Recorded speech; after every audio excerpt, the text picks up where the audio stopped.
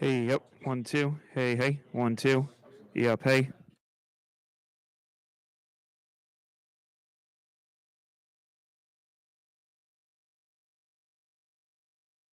1, 2. Hey, yep, yep, yep, yep, yep. 1, 2.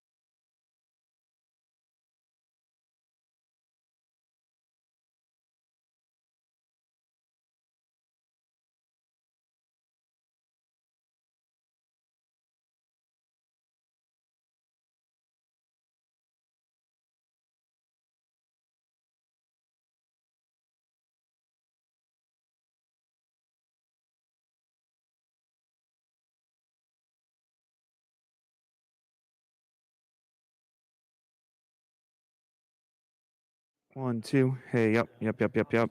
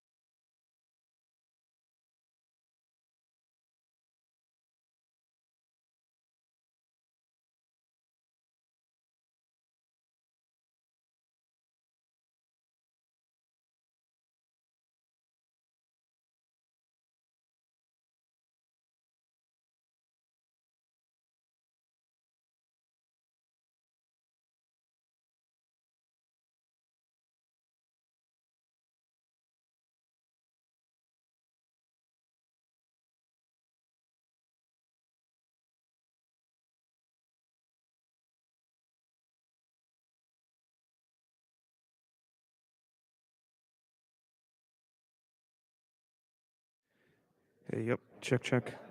Hey, yep.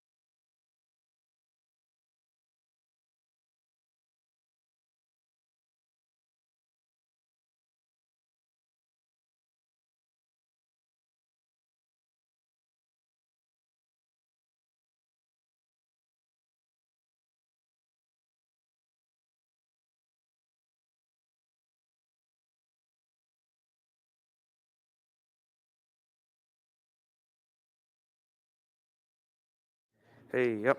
Hey, hey. 1, 2.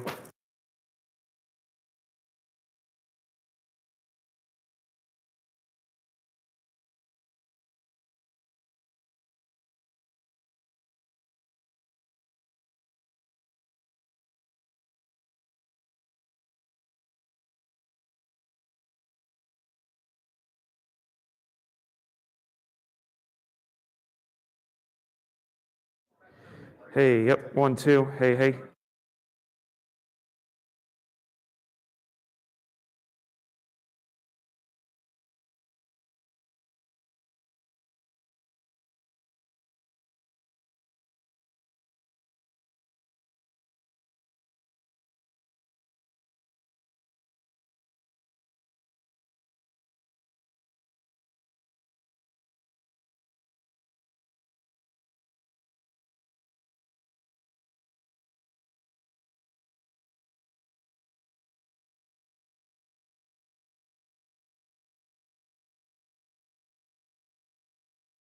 Hey, yep. 1, 2.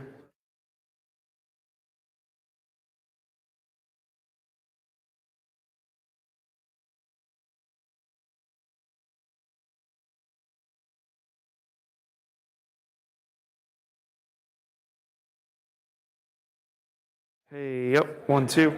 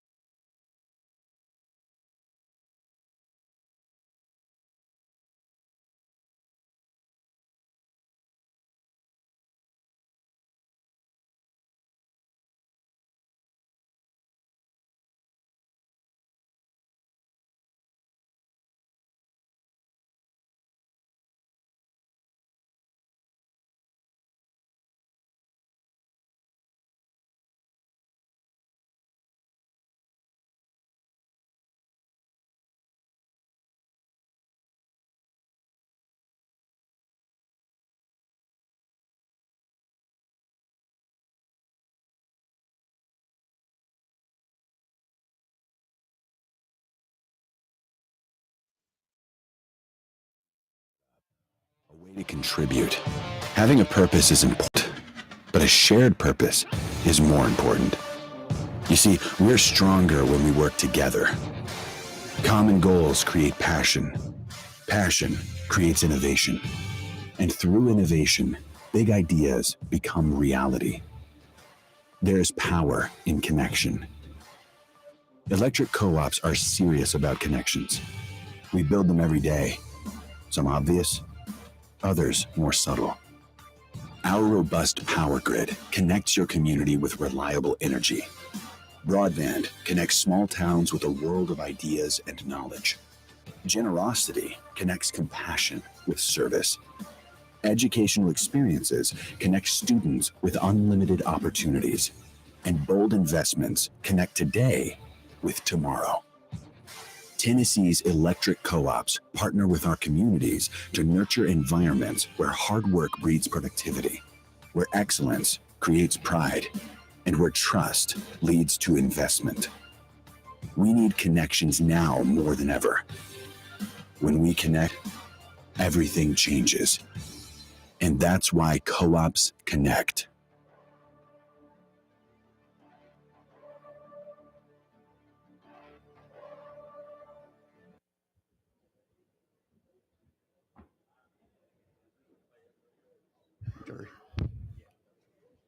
Good morning, everyone, and welcome to the 2022 TECA annual meeting.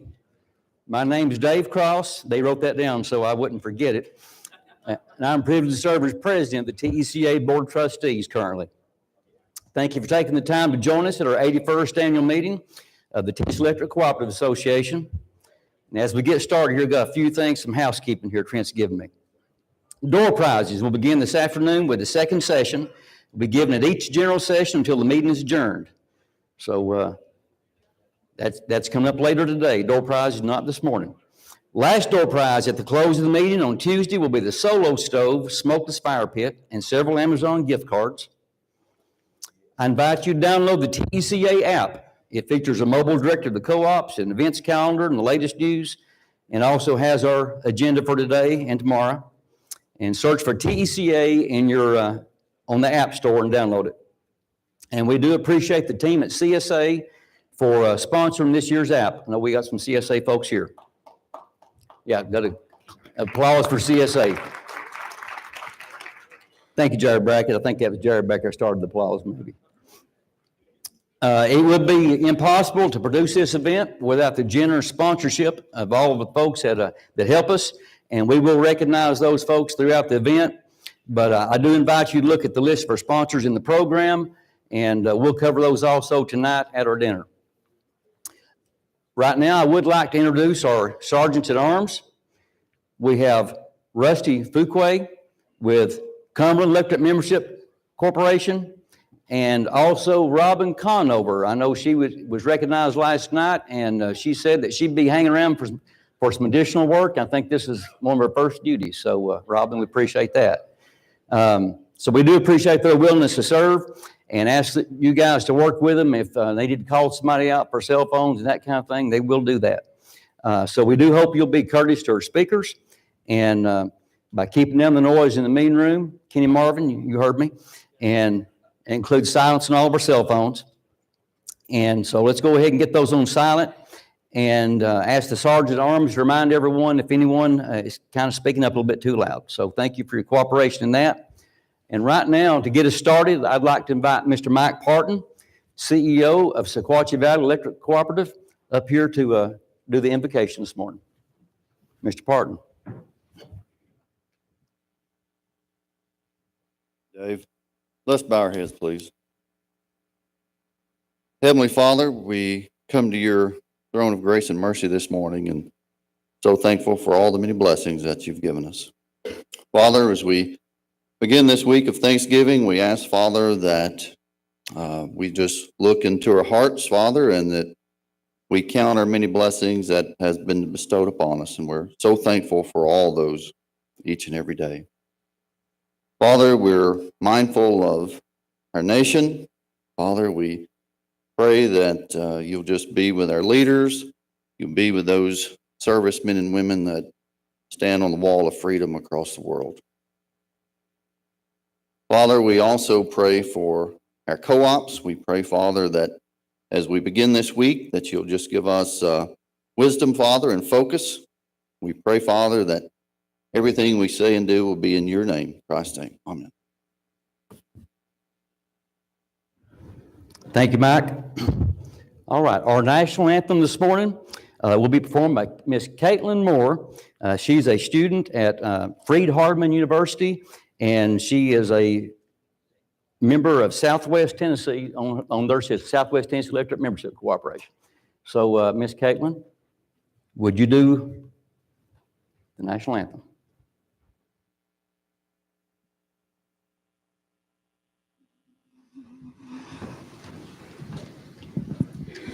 Oh, say, can you see how the dawn's light so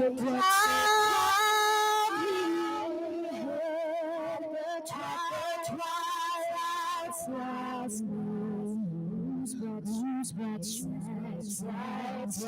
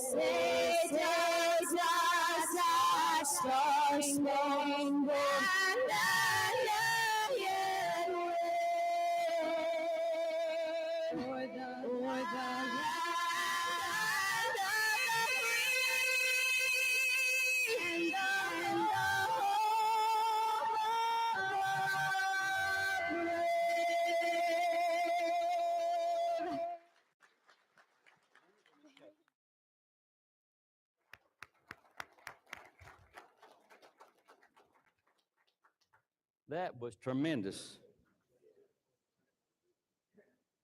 Or if you would, I'd like to ask the veterans, if you would please stand, all the veterans who've served. Thank you all. Remain standing, gentlemen.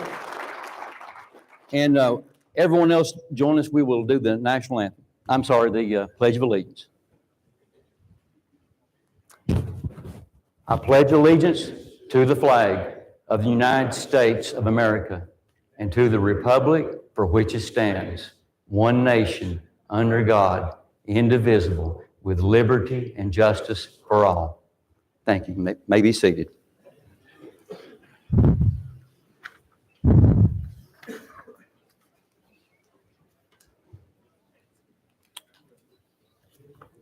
All right. We're ready to head into the business session. All right, as we enter into our business session, we do ask all voting delegates move to the reserved area here in front of the room. And we'll be doing that.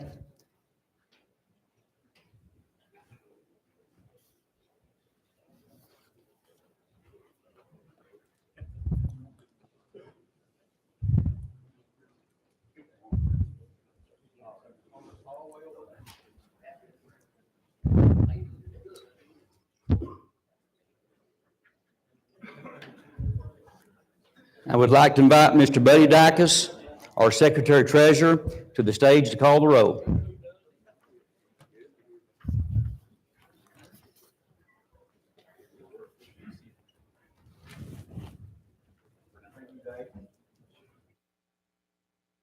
Appalachian Electric Cooperative, Caney Fork Electric Cooperative, Chickasaw Electric Cooperative, Chickasaw,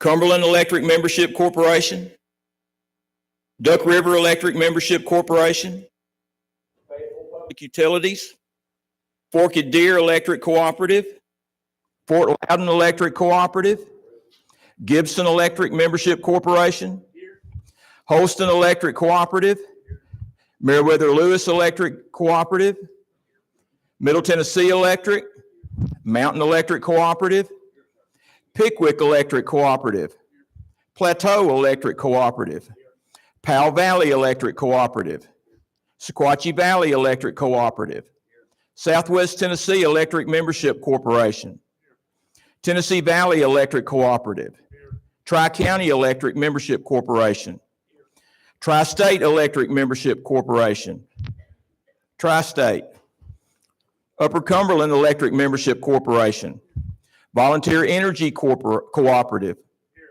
Blue Ridge Mountain Electric Membership Corporation, Blue Ridge, North Georgia Electric Membership Corporation. I'm going to now read the notice of the meeting. The annual membership business meeting of the Tennessee Electric Cooperative Association will be held at 3:30 p.m. Central Standard Time on Sunday, November 20th, 22, and concluding around noon on Tuesday, November 22nd, 22, at the Sonesta Nashville Airport, Nashville, Tennessee, to take action on the following matters. Number one, reports of officers and general manager. Number two, election of trustees. And number three, all other businesses which may properly come before the meeting and any adjournment or adjournments thereof. Okay, now I have in my hand the minutes, which I will gladly read unless somebody would please make a motion for me not to read them. Keith Carnahan, thank you. Do I have a second? John, anybody that really wants me to read them? Thank you.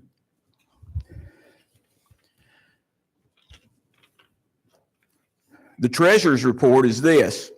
The certified public accountants, Dempsey, Van Treese, and Follis, PLLC, audited the accounts of Tennessee Electric Cooperative Association and subsidiary TECA Telecom, Inc.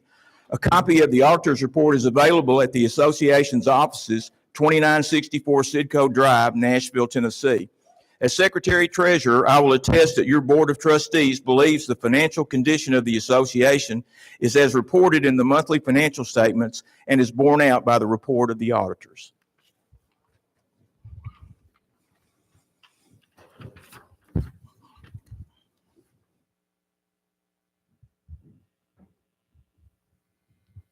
Thank you, buddy.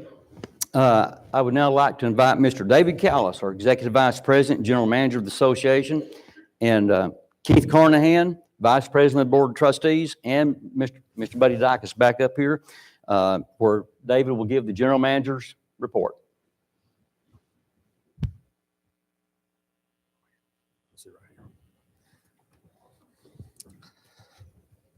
Good morning.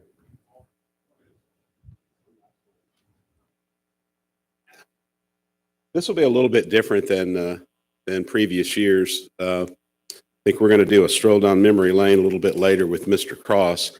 But what I'd like to do right now is kind of go over the highlights of the last year and kind of the last couple of years of things that we've had going on at the statewide.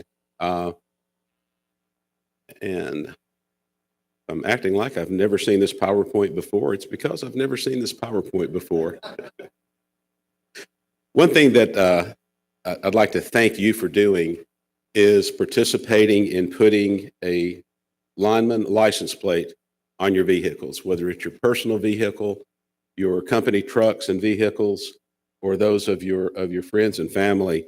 So far, there are 5,000 plates of those on the road. We needed 1,000 to be able to make the plate when we first did pre-orders, and we knocked that out in about 3 months. To date, we have raised over $180,000 to be used for the families of fallen linemen, and I'd like to give credit to TVA for contributing $15,000 to that fund. The first instance of making a contribution to the family of a fallen lineman will be for a TVA lineman that died in the course of his duties earlier this year. So we're happy to do that. Incredibly dangerous job. You know that, I know that, and I like us bringing attention to that lineman plate. And he hates when I do this, but remember when you see that plate, that's not a drawing. that's a photograph that Trent Scott put into a graphic. And one of the groundmen on there is Trent's father, who worked at Southwest Tennessee for a number of years. So he took that picture from a Southwest Tennessee annual meeting cover, probably back in the 1960s, before Trent was even born. So 1965. So appreciate that. I think I'm biased, obviously, but I think that's one of the finest ones of any of the states that have these. So again, thank you. I think that's one of the better things that we've done here at TECA. Other things that we've accomplished this year is mutual aid, which is absolutely truly the gift that keeps on giving. It does not matter what month of the year. This past year, we had snow in January that impacted a lot of the Southeast, not just Tennessee. And then we had a pretty significant ice storm in West Tennessee. For years, Gibson and Dan have been the poster child for ice and wind damage, and we appreciate you stepping up and doing that again over the years. Weather changes in Tennessee pretty frequently. We had two pretty big wind events. We had a wind event in April that again hit West Tennessee, Hurricane Amber in September, Hurricane Ian in September. Middle Tennessee sent crews that kind of worked their way down and ended up at Lee County, Florida, which is a cooperative that has not been involved in their statewide or NRECA for a number of years. And we're happy that NRECA made that contact with them and was able to help them recover. And I'll give credit to Todd Blocker, who does a fantastic job in coordinating our mutual aid. It's something I did for a number of years. It's gratifying. It's incredibly frustrating. There's nothing easy about it. I've got 2 cats at home, so I can say herding cats is definitely a thing. And that's kind of what doing disaster assistance is doing until we can get the crews where they need to be.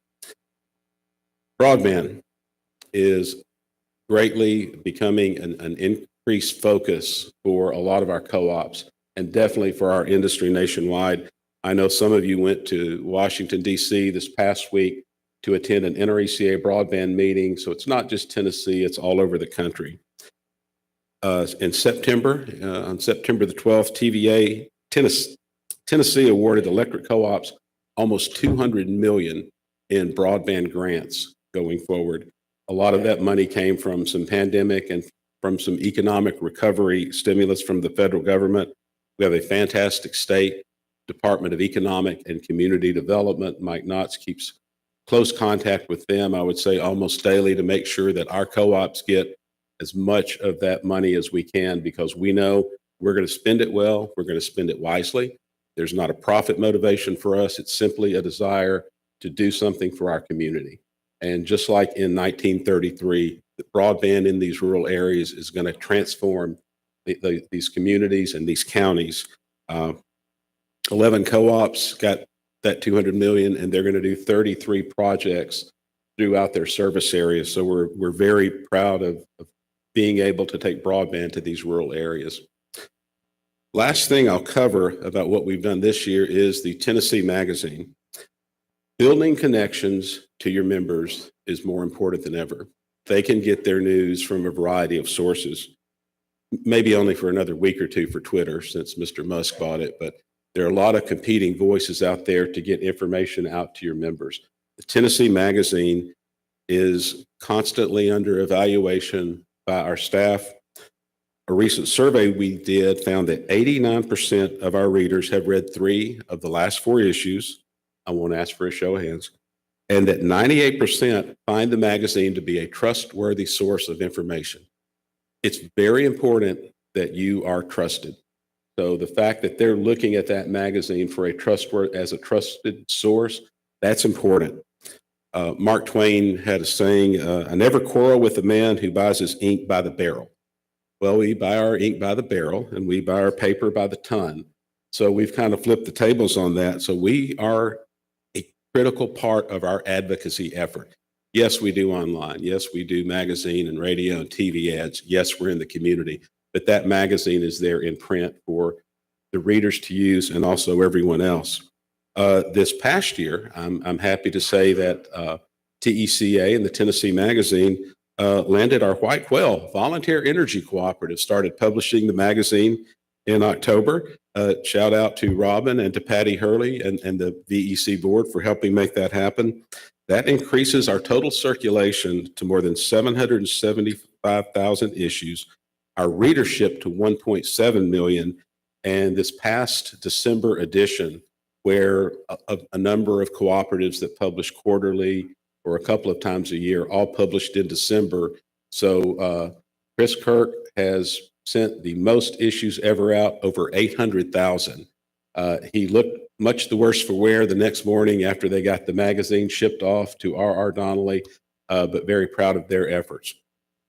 And that's what we've done for you lately. That's our report for this year. With that, I'll turn it over to Mr. Cross.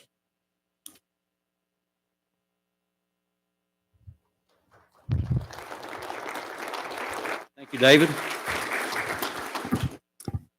As David mentioned, of course, he has announced his pending retirement. So we do appreciate his service to the organization, but we'll cover just a few things over his career, just a few things we made some notes about. You've been Executive Vice President, General Manager since 2011, 2012. It's been a couple of days ago now. But some of the things David's been involved in that's been real wins for our association, for the state. Dave was involved in the Tennessee Legislative Joint Committee on Theft of Precious Metals back in 2007. Served on the NRECA Resolutions Review Committee in 2011, where NRECA basically redone their entire resolutions process. And so David was a key part of that. We were able to pass the expanded move-over law in 2011, increase safety across the state for our linemen and all those folks that serve. The TECA headquarters relocation, 2013, really important thing that we've all kind of taken for granted. Some of us who, it's a little bit easier for us to travel to Spence Lane. But I will say, David, a little bit safer where we're at now. So we appreciate the efforts there. That was a big undertaking. And you never do something like that you don't get second guessed. I realize this in life. So anyway, that was an excellent thing that we're able to accomplish for the association. 2017, the Broadband Accessibility Act, which enabled our association members to offer broadband across the state. And so I know a lot of the systems are participating in that, and that's made a real difference for rural Tennesseans. So that's a real win, David, and we recognize that. And David, in just talking with me, said he's really proud of a lot of the employees, all the employees he's hired. And we have an association that's in good shape now. And Mr. Callis, on behalf of the board, we would like to present you just a little plaque, just a little token appreciation. And I'll read this, but in recognition of David Callis for dedicated service and bold leadership that shaped the future of Tennessee. And it's absolutely correct. Mr. Callis, thank you.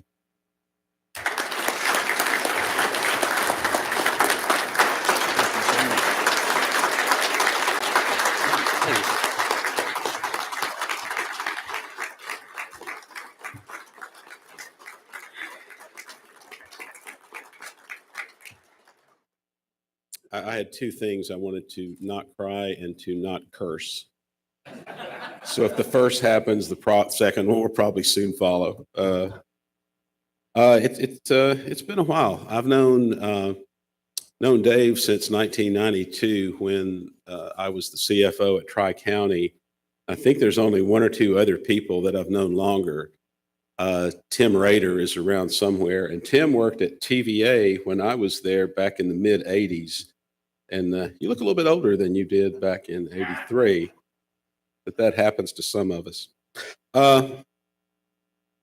One thing over the years, been to a lot of co-op annual meetings. I was thinking about that when I was driving to, when my wife and I were driving to McMinnville for Caney Forks meeting a few weeks ago.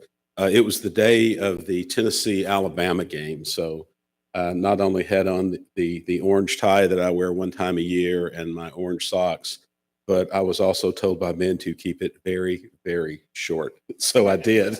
And I promised a victory, which happened. So that's my best one. But on that drive, I thought about the number of co-op annual meetings I have been to. I've been to a lot of annual meetings over the years, including when I was at Tri-County. I've eaten a lot of hot dogs, a lot of barbecue sandwiches, and I've had a lot of conversations with co-op members. And I always try to do that. I try to talk to the CEO. I try to talk to the board members, but I also try to talk to the members because ultimately those are the people I work for. I mean, I work for you, but I also work for them just as you do.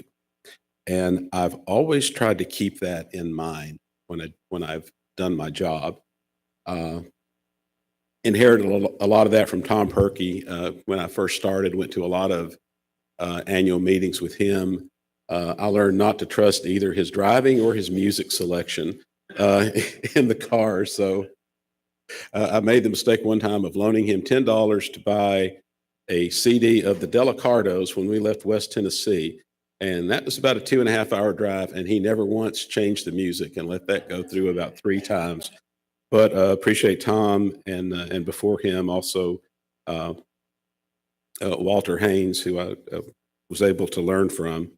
And I'm going to make this brief because I know over the years when I've heard people give retirement speeches, I think, okay, that's right. You should appreciate it, but you should head on now. It's yeah, I get that. It's truly been an honor, and I don't just say that. That's not a throwaway line. I've been fortunate in my career. I've worked hard, but I've also been very fortunate. No one is a successful leader without a group of dedicated coworkers and family, and I've had both. So I've been incredibly fortunate. Thank you again. It's been the honor of a lifetime to do this. I think I kind of stumbled into an electric utility career, put an application in at TVA as a backstop in case I didn't find my dream job at a CPA firm somewhere. So sorry, buddy, I ended up with the electric utilities instead of a CPA firm. But very glad that I did. So I'm sure you'll see me around from time to time, but thank you very much for this opportunity. Thank you to my employees and family. It's been an honor. Thank you.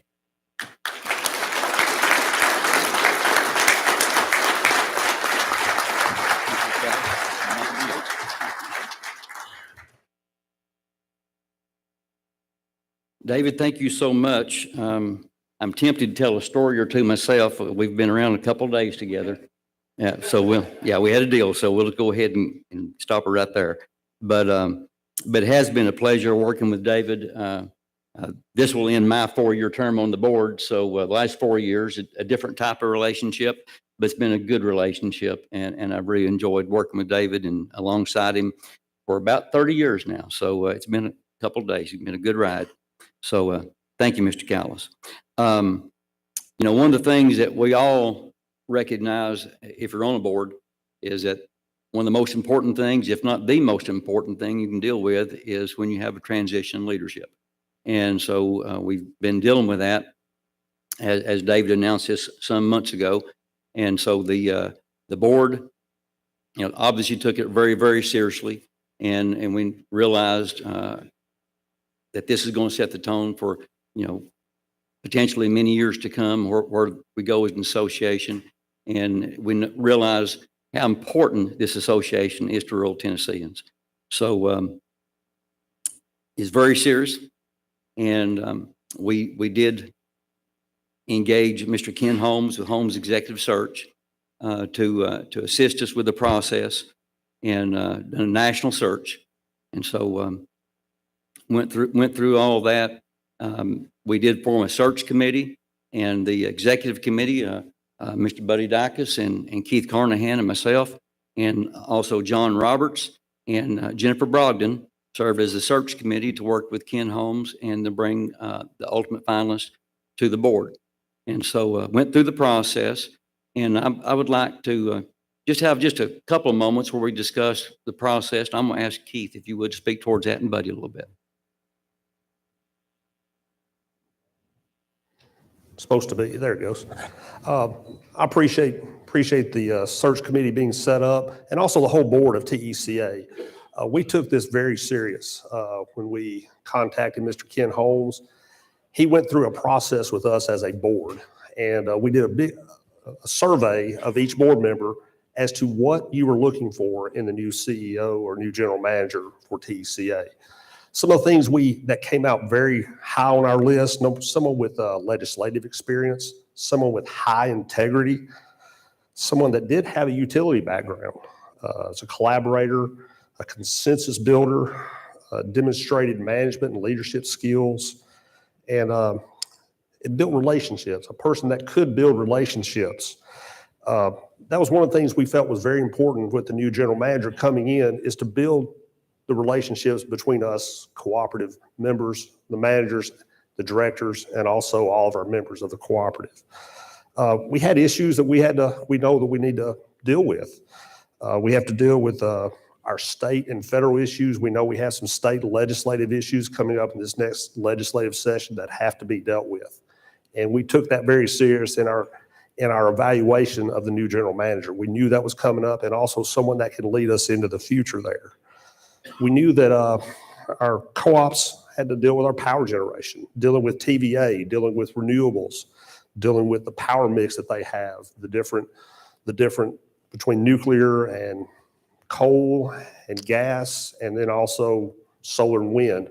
We knew this person had to have that knowledge about that, had to help us navigate through those issues, and also for all of us that are in broadband. We knew that we've got nearly $1 billion invested in the state in broadband and everyone that's in it. It is a huge investment by the co-ops, probably one of the biggest decisions by each co-op here that decided to go into it. I applaud and commend all the directors from the co-ops that went into it, because I know it was a tough decision. I know with my board it was a tough decision, and we've seen the fruits of that now. And we knew this person had to have that knowledge to help us lead in those issues going forward too. So I wanted you to know, as our members, that we took this very serious, and as a search committee and also as a full board, we really tried our best to bring the best person for the co-op, for our TECA membership, to serve all of us cooperatives. And one thing I want you to know is that while there were 3 managers on our search committee and then 2 directors, so the directors were represented in the whole process. And the managers get together all the time, or a lot, and they interact with each other. But the directors, I mean, some of you, this is the only time you see a lot of them. Even the ones that are on the board, we see each other quarterly. But John and I were involved in the search committee, and were fully involved. They involved us in every aspect of it. And then when we got to the final deal with the whole board, I mean, the whole board stepped up and participated. And we didn't just sit there and listen. We asked questions, went around the room, and talked about the things that were important to us. And one of the things that we asked each of the 4 people that we interviewed was, at some point during the year, your general manager is going to come back to you with an invoice for your TECA dues. How are we going to, what are you going to do to make them believe that this is a value to them? How do they, are they sure that they're getting their money's worth from TECA? And they all answered that and had good answers to that. And I think you're going to see, the fruits of that at some point as we go along. The last thing that I'm going to say is that we couldn't have, this was a process. It was a long, drawn out process. And, we had to have a liaison between us and Ken Holmes, who did the deal. And that was Tina. Tina really went above and beyond to help us all in this deal. She made sure that we had places to sleep, places to eat, and places to meet, and that we were kept informed about the whole process. So, like I say, this wasn't an overnight thing. This is something that took quite a bit of time to do, and we're very proud of the job that we did. I think we all are.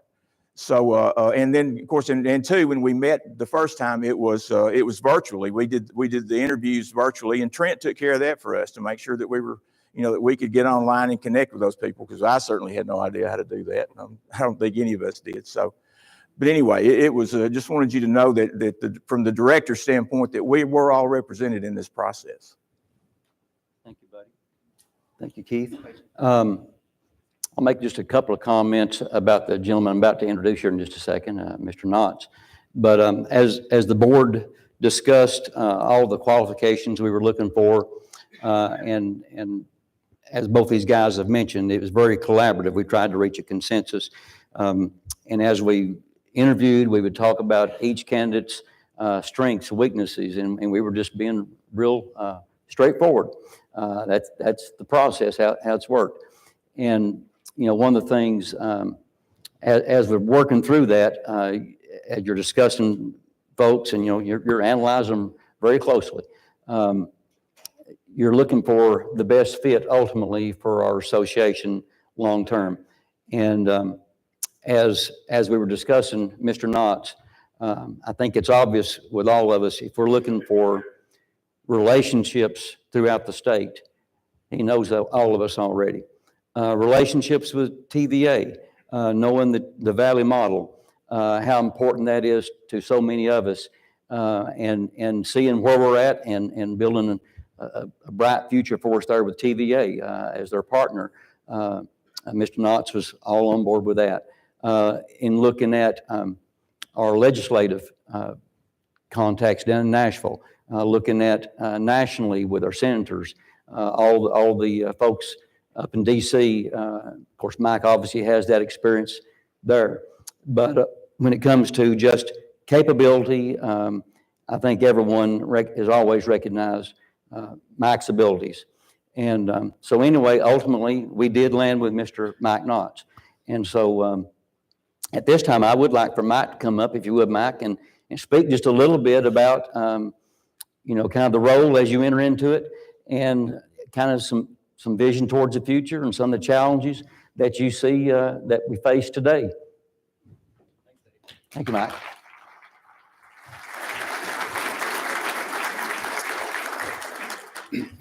Well, thank you, Dave. I'm really honored and humbled to be standing before you right now. And I can't start my comments without first saying a couple of thank yous myself. The first thank you I have to give is to David Callis.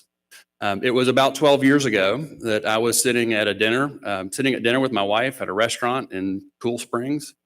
And I just had a chance meeting of a friend whose son had been in preschool with my oldest son. And as I was finishing yet another 2-year political cycle where I had been working for a politician and, you know, gone through the election cycle, and as every politico knows, you live your life in 2-year increments, and I had been living my life in 2-year increments. And I came across this friend who said, yeah, I got an email from my father today, something about Touchstone Energy or electric co-ops or something like that. I'll forward you that email. Well, that gentleman's father was the statewide manager in Kentucky at the time. And David had sent an email to his colleagues around the country saying that that TECA was seeking a new vice president of government relations. And so that email found its way to me. And here we are 12 years later. And so I want to say, David, thank you. Thank you for taking a chance on a guy that you didn't know, that none of you knew at that time. I had started my career at TVA, but had been away from the utility industry. And I walked into the front door with really no idea of what a tremendous group of people and family that we are as a co-op family across Tennessee. And so I feel like I was the luckiest guy on the planet that day. And so I need to start by saying that thanks first to David, but to all of you for making me feel so at home. And so, you know, over the last 12 years, I've really grown to love this organization because TECA is a service organization. We exist here and we all exist for the same purpose, which is to make life better for our members back at the end of the line. That's what we do.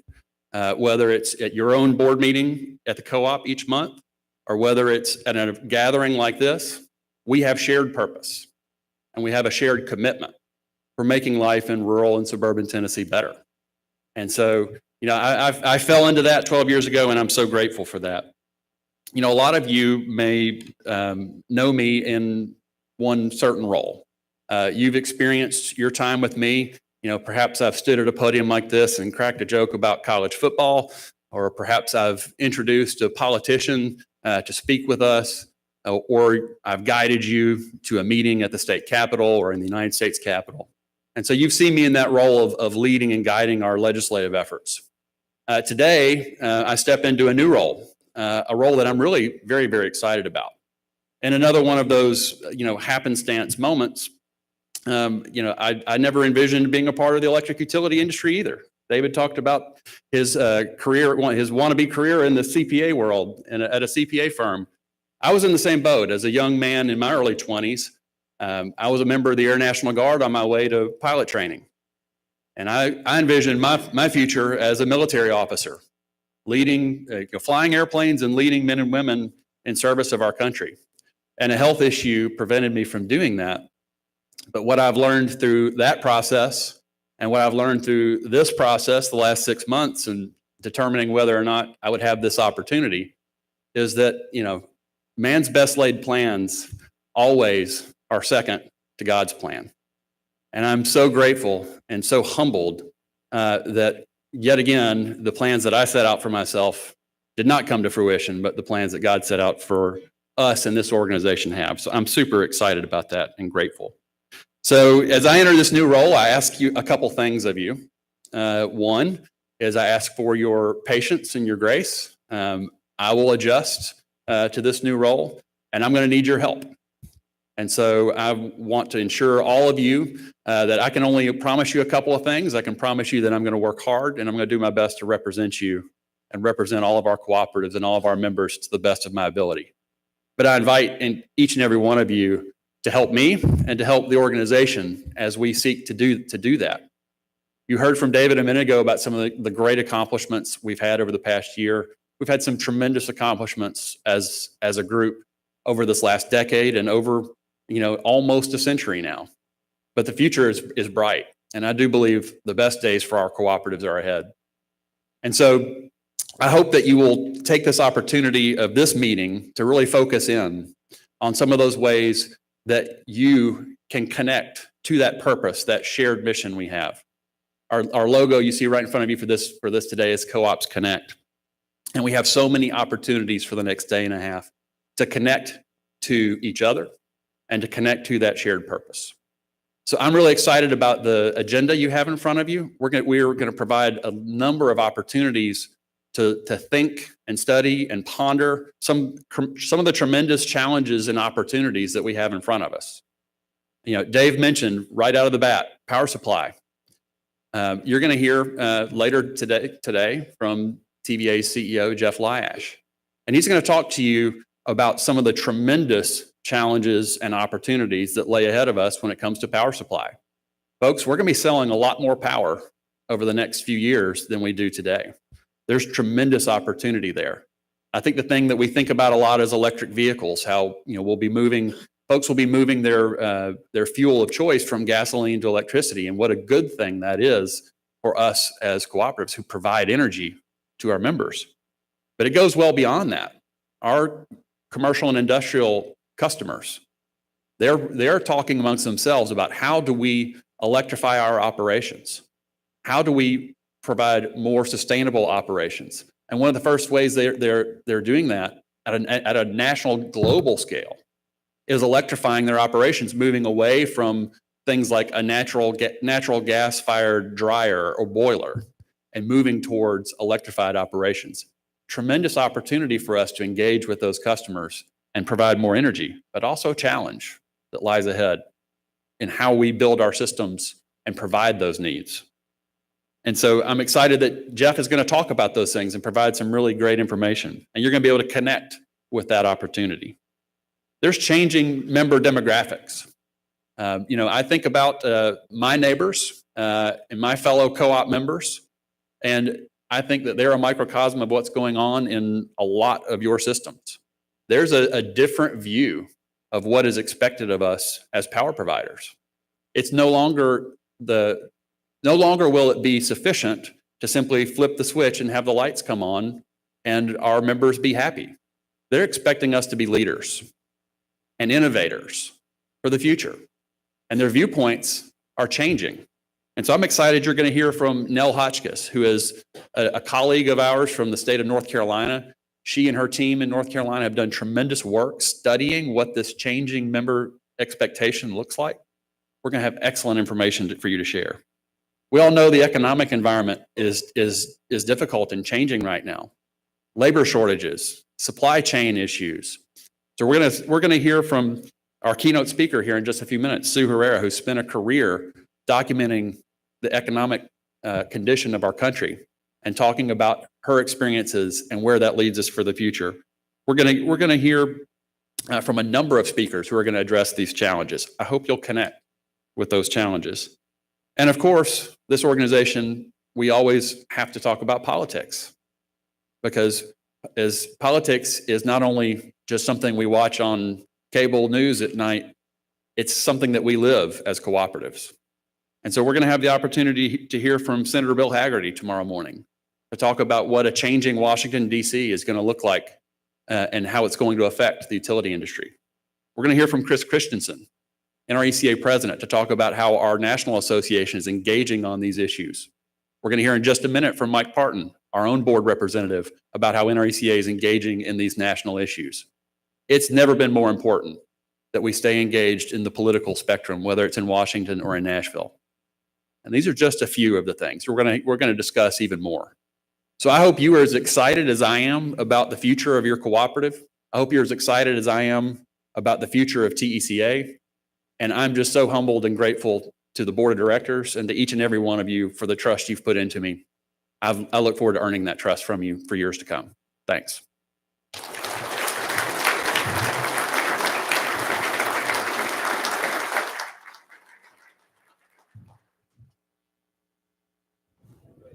Thank you, Mike.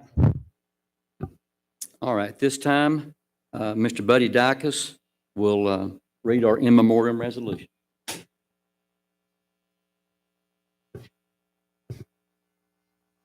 Each passing year takes from our midst many valued leaders and friends of electric cooperatives, a number of whom were pioneers and upon whose efforts and dedications our progress has been founded. It is with much sadness and a sense of great loss that we pay tribute to those who have passed away since our last annual meeting.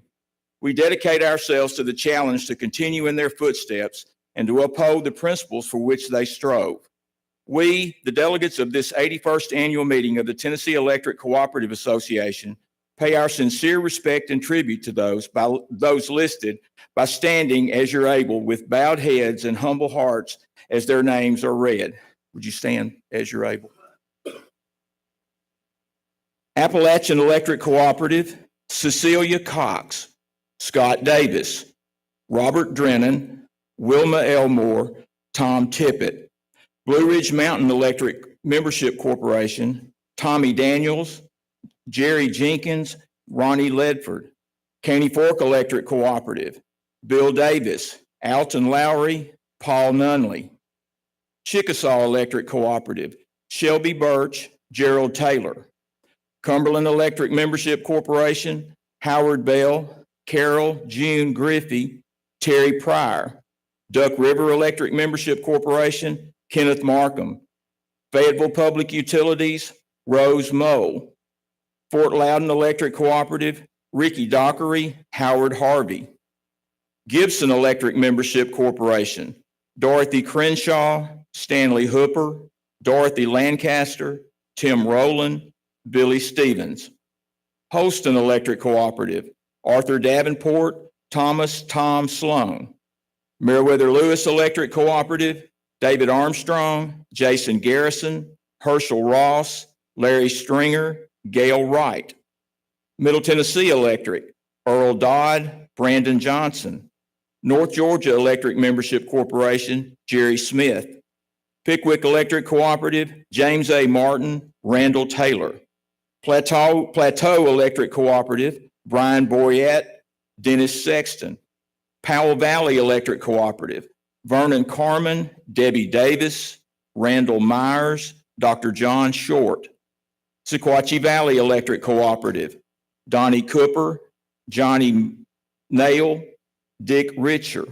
Southwest Tennessee Electric Membership Corporation, Jack Fox. Tennessee Valley Electric Cooperative, Hollis Odell Franks, Robert Joe Rich. Tri-County Electric Membership Corporation, Willie Preacher Blankenship, Betty Carter, Tommy Dice, Ray Oliver, Glennis Wheely. Upper Cumberland Electric Membership Corporation, Richard Davis, Mary Fleming. Volunteer Energy Cooperative, Selma Davis, Frank Smith. You may be seated.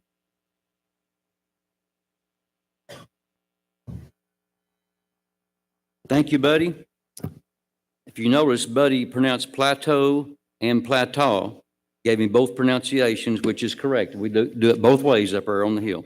So thank you, Buddy. It is now time to elect trustees for the association, and we have 3 nominees for 3 positions on the TECA board. The nominees are Region 1, Robert Kendrick, Southwest Tennessee Electric Membership Corporation, for the director position for a 4-year term. Region 2, Chris Jones, Middle Tennessee Electric Membership Corporation, for the manager position for a 4-year term. And Region 3, Jimmy Sandlin, Holston Electric Co-op, for the manager position for a 4-year term. These candidates are unopposed. I will entertain a motion from each region of the state for these nominees to be elected by acclamation. Do I have a motion from Region 1? So moved. Second. Without objection, Region 1, Robert Kendrick, will be elected by acclamation. Do I have a motion from Region 2? A motion and a second.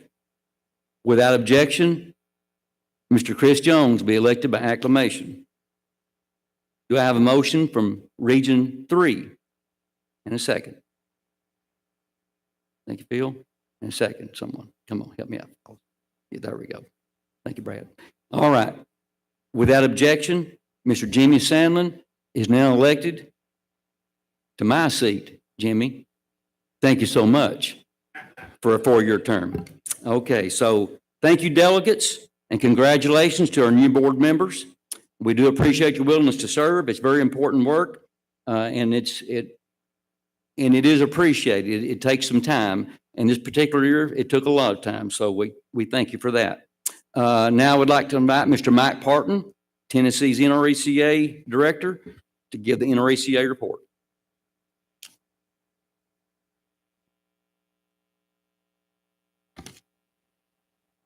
Thank you, Mr. Chairman. It'd be a lot better if we told David Callis jokes, I think, up here for a while. We've all got a lot of good David Callis stories throughout our tenure working with him, and hopefully we'll get an opportunity to share some of those. David is so well respected around the country, and so David, thank you for your service to the state of Tennessee and to the people of the electric co-ops around the state. Mike, you see that gray hair that David has? You know that's coming, buddy. So be prepared. Be prepared. So welcome. I'm Mike Parton. I'm your president and CEO at Sequatchie Valley Electric Cooperative, and also your NRECA state director. So it's my honor and privilege to serve. We've got with us our national board chairman, Chris Christensen. He's going to be doing an in-depth. He's the guy that walks around with a cowboy hat. In case you haven't noticed who the guy is with the cowboy hat. Chris is from Montana, and just doing a great job on our national board as our president. So we're certainly glad to have him here with us. He's going to go into depth and talk about the things that are going on at NRECA. But wow, what an amazing time to be in the electric distribution business. So many things that are taking place in our industry. And I can think of no better partner to help navigate those uncharted waters than NRECA. Our industry stands today at a crossroads. Probably no other time in our careers has it been more important for us to be engaged and to have good partners to help us navigate through the seismic shift that we're going through with new technology, with innovation, and with member demands. Our members are looking to us to be a solutions provider. And so with our partner NRECA, hopefully we can navigate those waters and give them exactly what they're looking for. You know, NRECA represents 42 million electric consumers around the country, served by 900 electric co-ops. They've been the catalyst and the driver for our voice in Washington, D.C. for 80 plus years. They've been our partner. And that's an exciting role that NRECA loves to do. Many of you have been engaged in those discussions. You've been a part of those discussions. Many of you have attended educational things that NRECA does. They handle our pension plan. They handle our health care plans for many of us. But now the conversation is changing. That 80-year tradition of NRECA helping us shape the landscape of rural energy ideas and rural energy policies, the conversation is changing. Mike talked about some of those changes. Advances in electrification in EVs, cybersecurity tools, rural broadband. These are the things that NRECA is helping us as that conversation changes. Chris is going to talk a whole lot more about some of those tomorrow, but it's certainly an honor to serve you. It's certainly an honor to sit on the national board with such great visionaries and leaders from around the country. So again, thank you. Look forward to serving you in the future.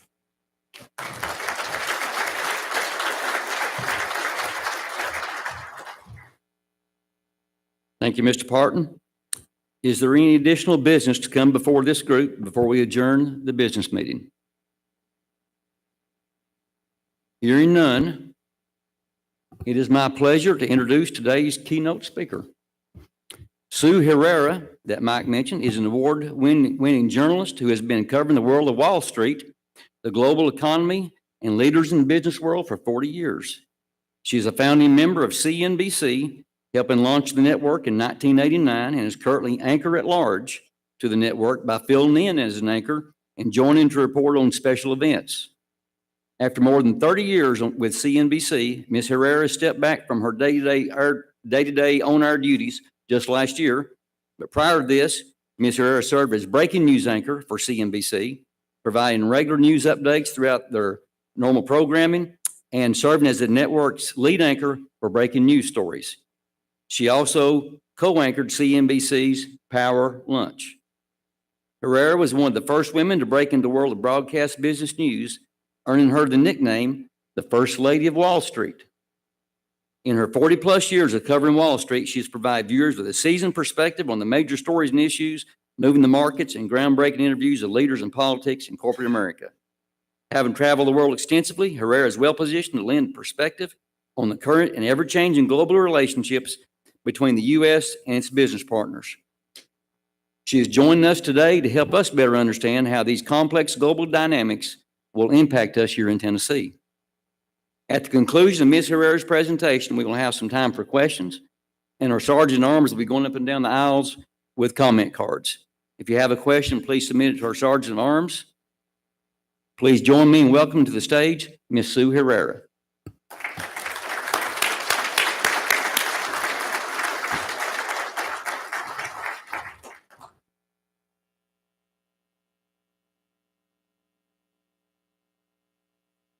I do, because that's happened before. Good morning, everybody. It's such a pleasure to be here. I was in Florida the other day in Jacksonville, and it was a beautiful place, and it was right on the beach. And as the waves came in, it was so cold, the foam froze on the beach. I know. And we were all dressed for Florida. It's the first time I've done a presentation in like a down vest because it was just so cold. So it's much better here in Tennessee. It's really lovely to be with you. I welcome your questions at the end. Nothing's, off the table. I can answer questions about CNBC, about the global environment, almost anything that you would like. As was mentioned, my role at CNBC has kind of changed. I'm now anchor at large. versus large anchor. That's kind of it's a dicey title. You never know which way it's going to go. But my years at CNBC have been absolutely fantastic. And it's been a great privilege, really, to work for a company. I know it sounds cliche, but it really is like family. Just briefly, my co-anchor Bill Griffith and I, Bill stepped back 2 years ago, we went to college together. My other co-anchor, Ron Insana, also went to college with me. So I've been a very, very fortunate person in that I have worked with people who were basically my best friends for a long, long time. And that does not happen in broadcast. Broadcast can be a pretty difficult environment to work in, and I never, luckily, have had to experience that. The other thing that has been so amazing about my tenure at CNBC was the fact that I was hired by Jack Welch of GE and Bob Wright, who at that point was the chairman of NBC. And they decided that they wanted to start a competing business news network to Financial News Network, which is where I was at the time. So Jack, if you've ever seen Jack, God rest his soul, he was kind of curmudgeon-y, and he was determined that he was going to start this news network. So I applied for the job, and there are things that you do when you're 21 that if you really knew what you were in for, you might not do.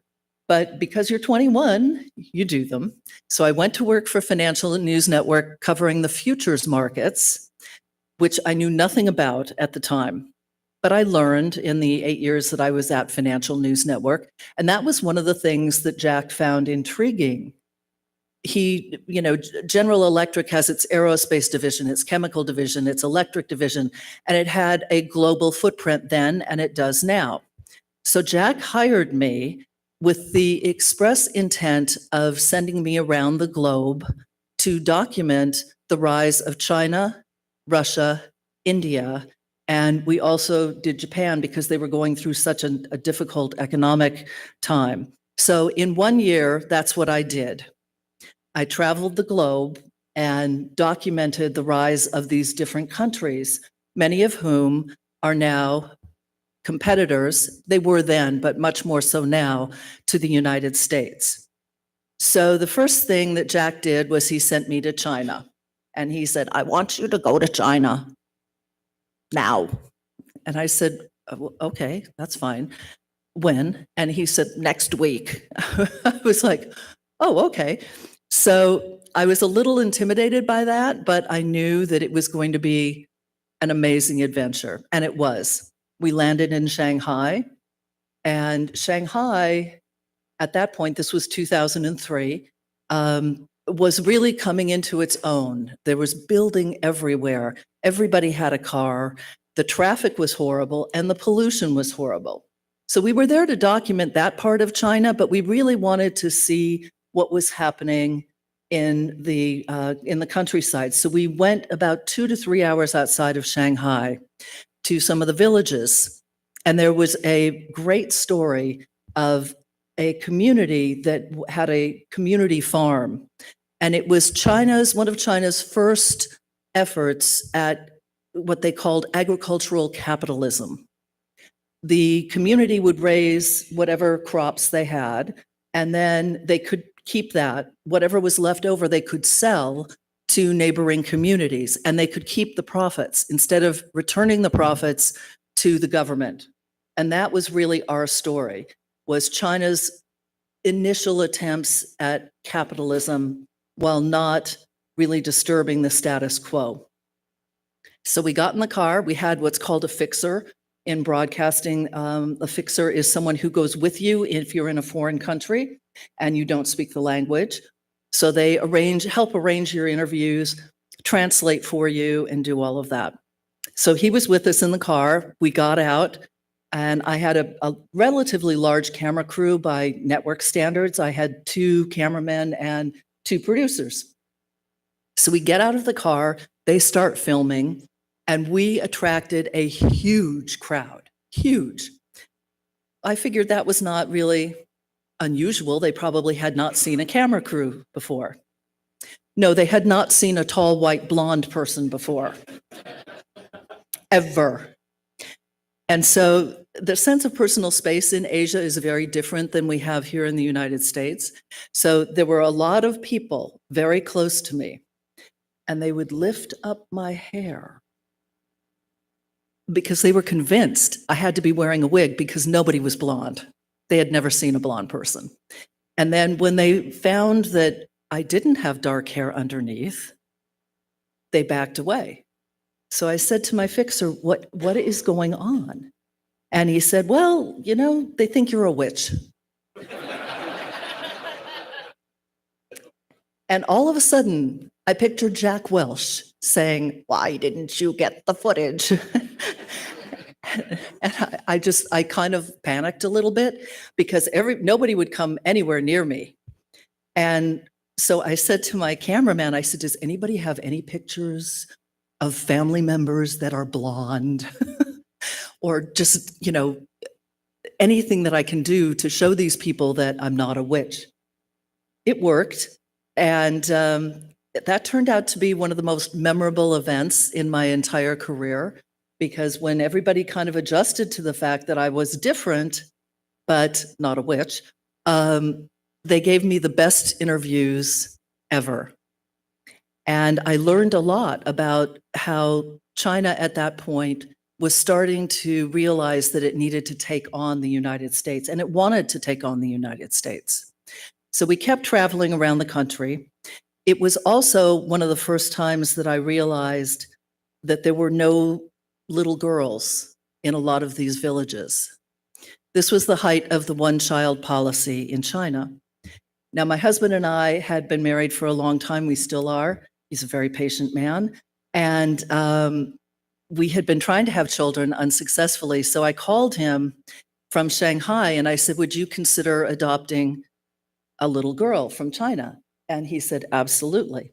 So I wrapped everything up in China. We flew back home. And 18 months later, we flew back to pick up my daughters, Victoria and Jacqueline. So China, I know. It gets better because, of course, I got pregnant. 5 years, it didn't work, and all of a sudden it worked. That's what they say. Anyway, so I actually flew to China pregnant, and long story short, I came home, and 3 months after I came home, my son Daniel was born. So it was, to say it was complete chaos is an understatement. However, it was a happy chaos. So needless to say, China will always have a special place in my heart for many reasons, but of course, because my daughters come from there. China today, however, is not the China that I knew. Its authoritarian actions at home, its brutality in Hong Kong, its attempts to reclaim Taiwan, its isolating it, its alliance with Russia in the Ukraine war, is isolating it from the rest of the world.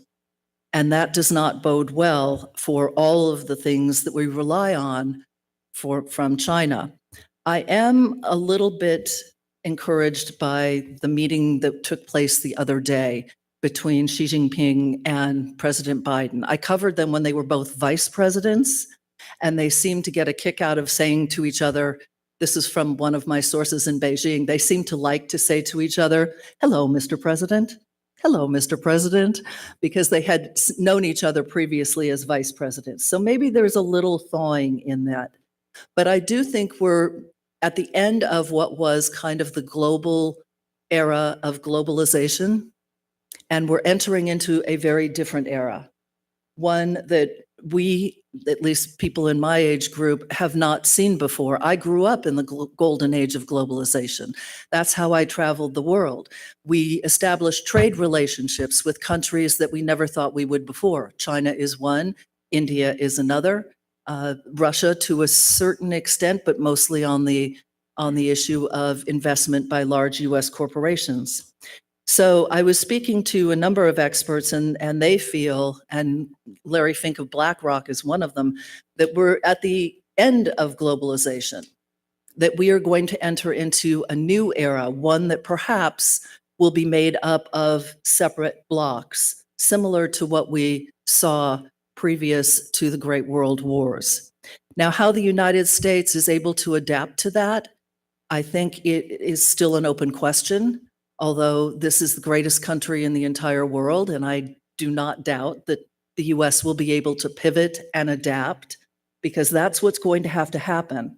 Whether you're a European country, whether you're this country, whether you're a country on the Asian rim, if you are not able to adapt and pivot to this new reality, I think trade will become very difficult.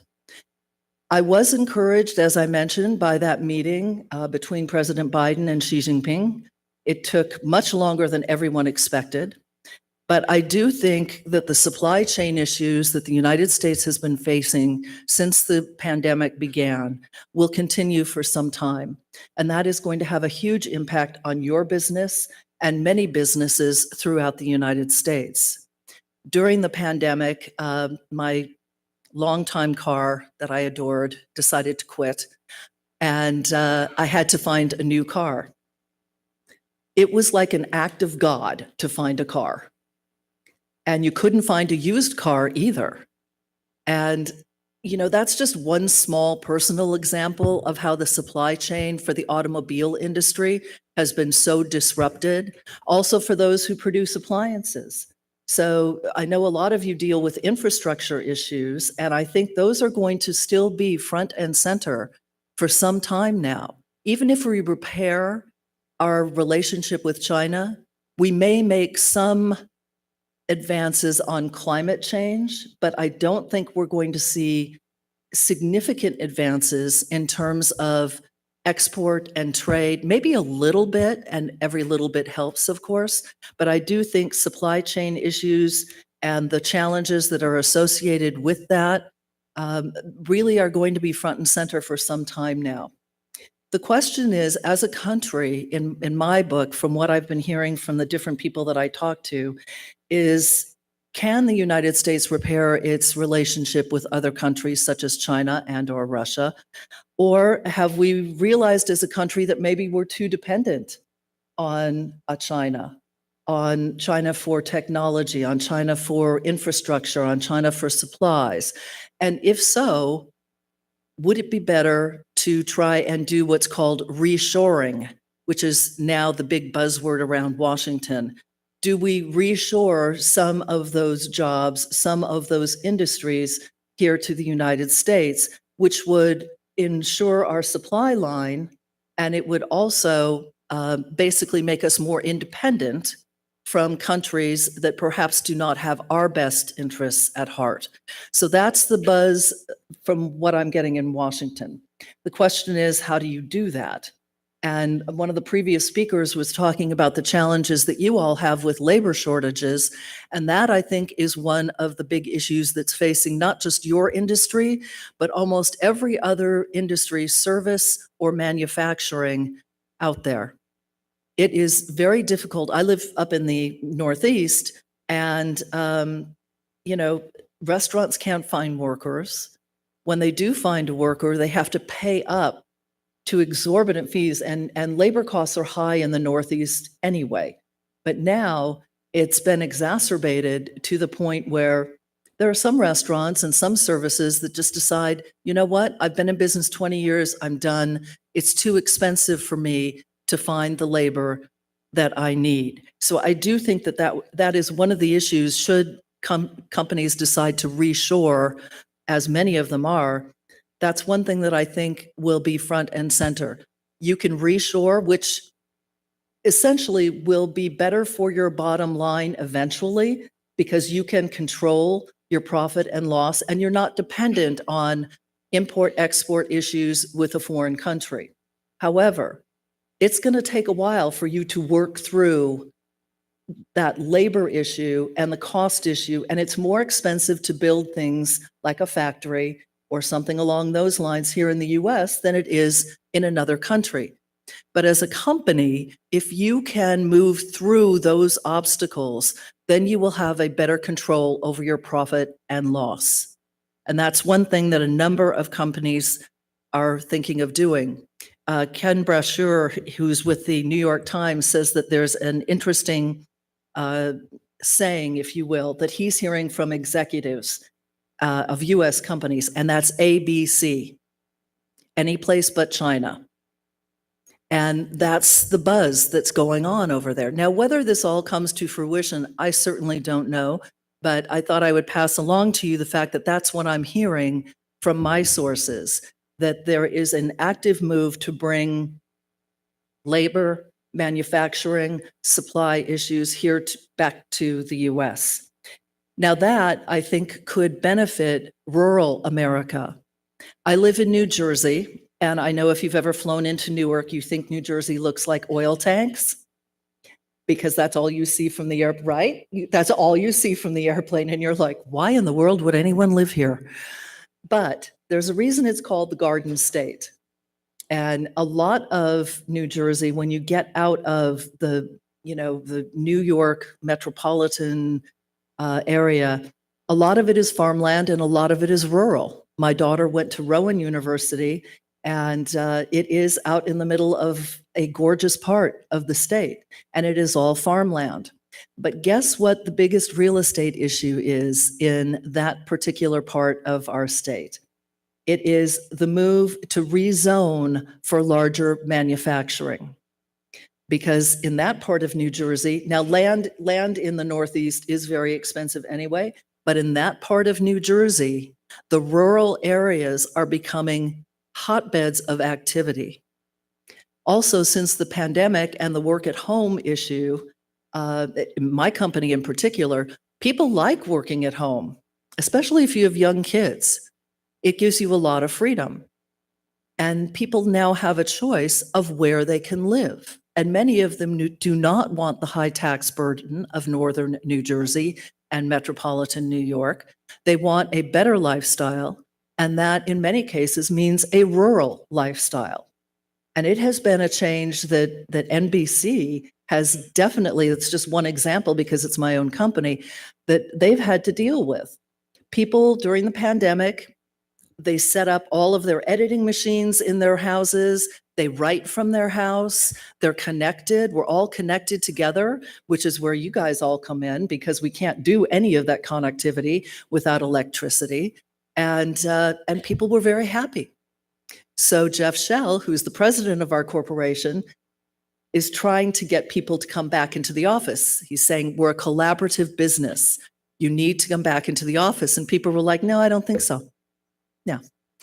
And with the labor shortage, they have choices. They can go work other places.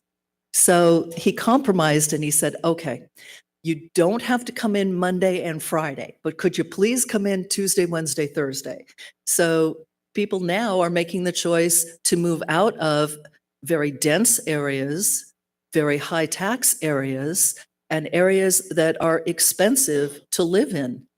It'll cost you $20 to get into Manhattan over the bridge, and then you have to park. Don't even get me started on the parking. It's ridiculous. But for someone who's not making a lot of money, if you have a choice and you can work at home, that is a cost saving that is unbelievable in high cost areas.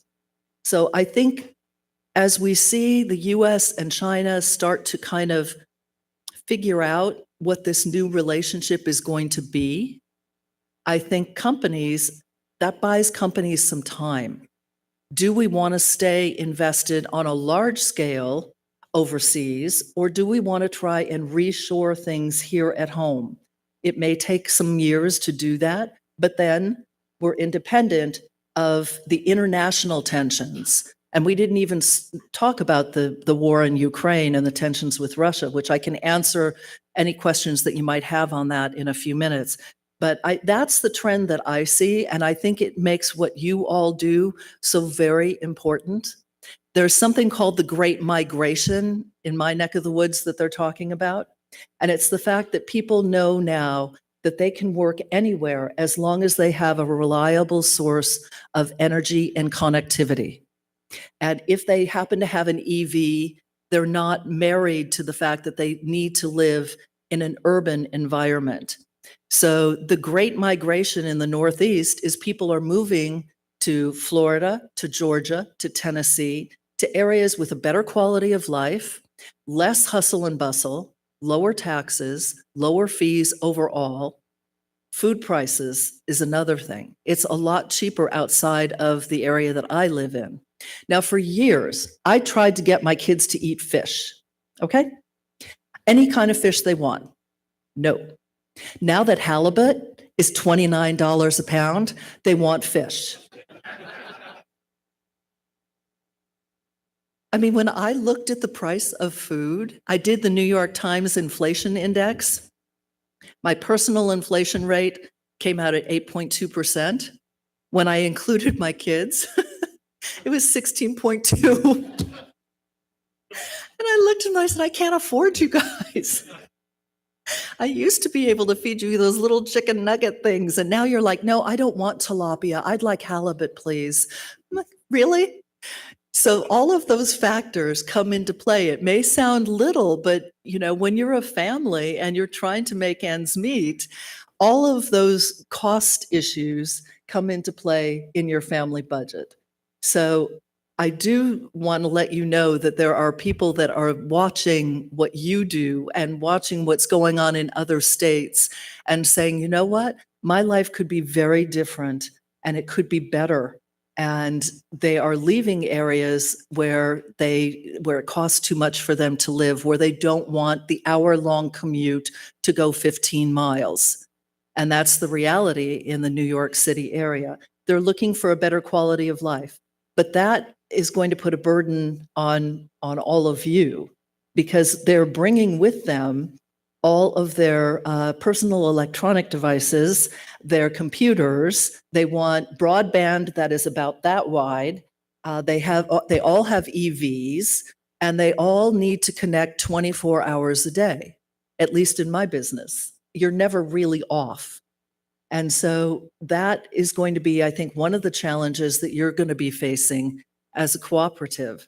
But in a way, it's a good thing. It's going to be difficult, I think, but it means that there are people who want to have a better quality of life, and they're looking at your neck of the woods as a result of that.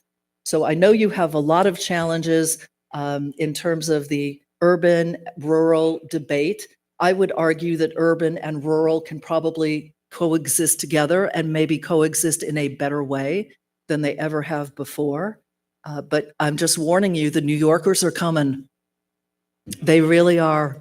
Because when I said I'm going to Nashville, like 5 people said, oh, I've always wanted to go to Nashville. As a matter of fact, my wife wants to live outside of Nashville. So they're coming. So be prepared, because they're going to bring a lot of stuff with them, and they're going to need your electricity to help them survive.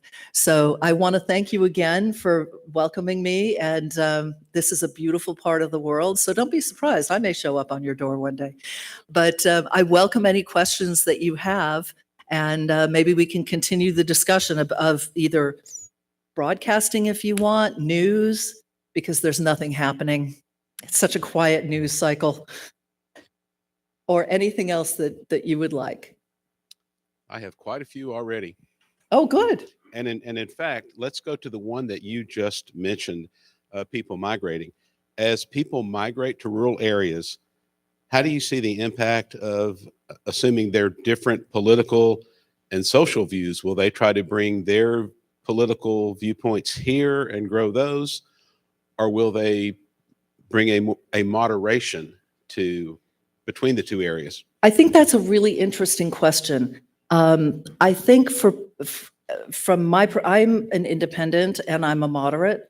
And part of my being an independent is because I'm a journalist and I feel very strongly that I should not take a party affiliation, especially if I end up covering an election, which in business news, you cover the business side of the economy and what's happening and what a particular candidate may have in store. I do think that there are some people who will definitely bring their political point of view, and hopefully they are tolerant of everyone's point of view. I also think, though, that people are moving to parts of the world and parts of this country where they can actually have a political conversation that is not so divided. And in the Northeast, it's pretty much, left, Democrat.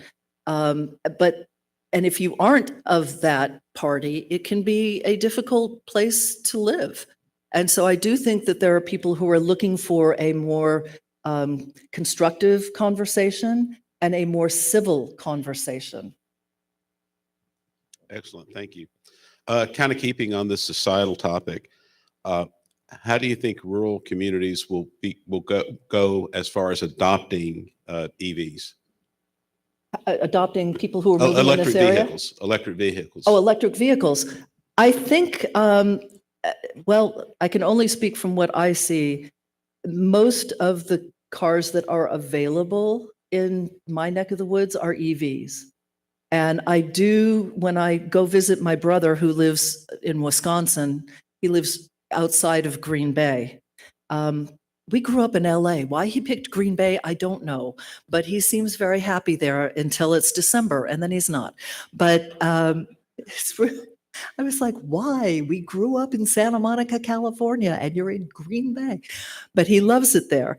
And one of the things that he has told me is that EVs are really kind of on the rise in his neck of the woods.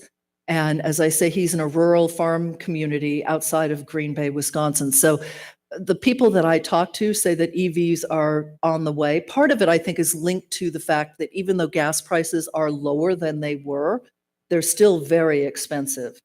And I think for a lot of people with inflation on food prices, and then you add to that gasoline, I think the EV is looking much more economical. And as you know, the last time we talked, I was in California. And Yes, tell In your and Out? husband I never made it to Pollo Loco, but I'll do that on the next trip.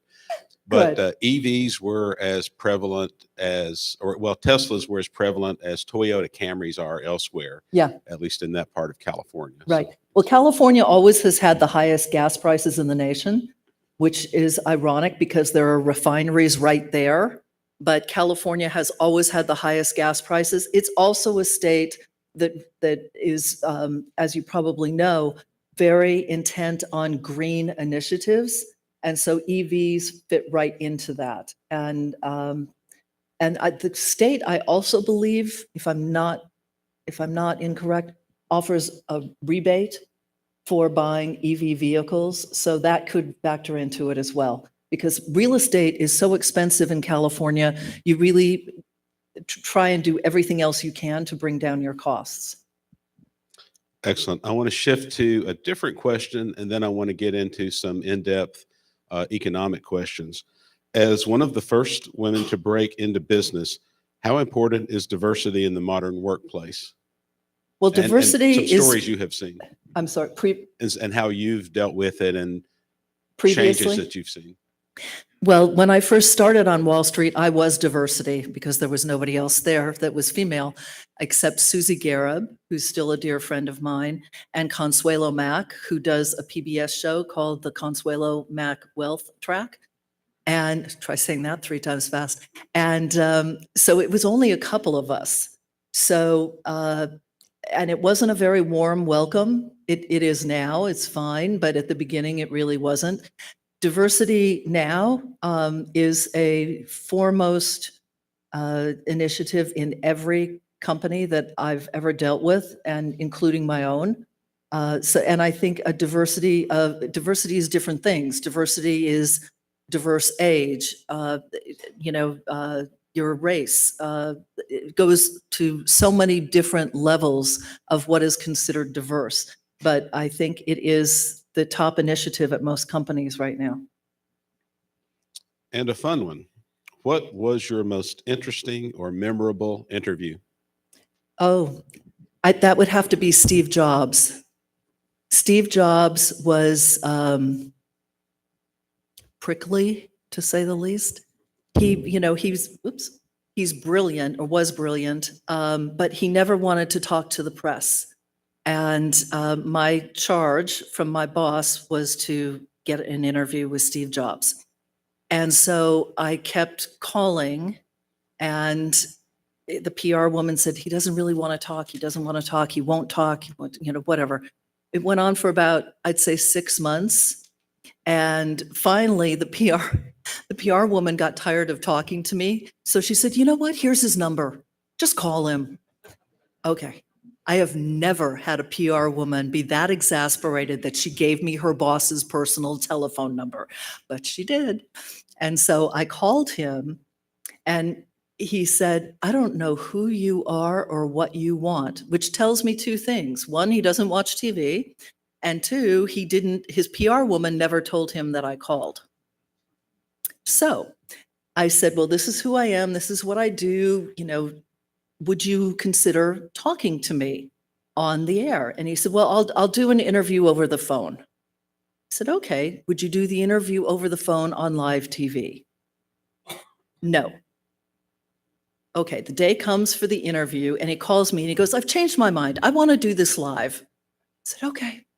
So we put him on the air live, and we talked at length about technology and what he saw in the future. And I said to him, I said, Steve, tell me one reason why I should give you more airtime than somebody else. And he said, because I'm going to change your life, and I'm going to change everybody else's life, because I have technology that will connect everyone to everything they really care about. Music, media, each other. That's why you should talk to me. And we actually became pretty good friends. He was mercurial in some ways. However, he was also the most honest and genuine person I ever interviewed. When he didn't want to answer a question, he didn't talk around it. He just said, I don't want to answer that. Okay. So he called me and he said, I'd like to meet you in person. I said, okay. He goes, I'm opening an Apple store in the meatpacking district in Manhattan. It's going to be our first store. Would you like to come? I said, sure, I'd love to. He goes, okay, I'll have my wife call you and we'll set up something. So I went, and it was his wife, his kids, himself, and some Apple employees and me. And we sat around and talked about what was going to happen next.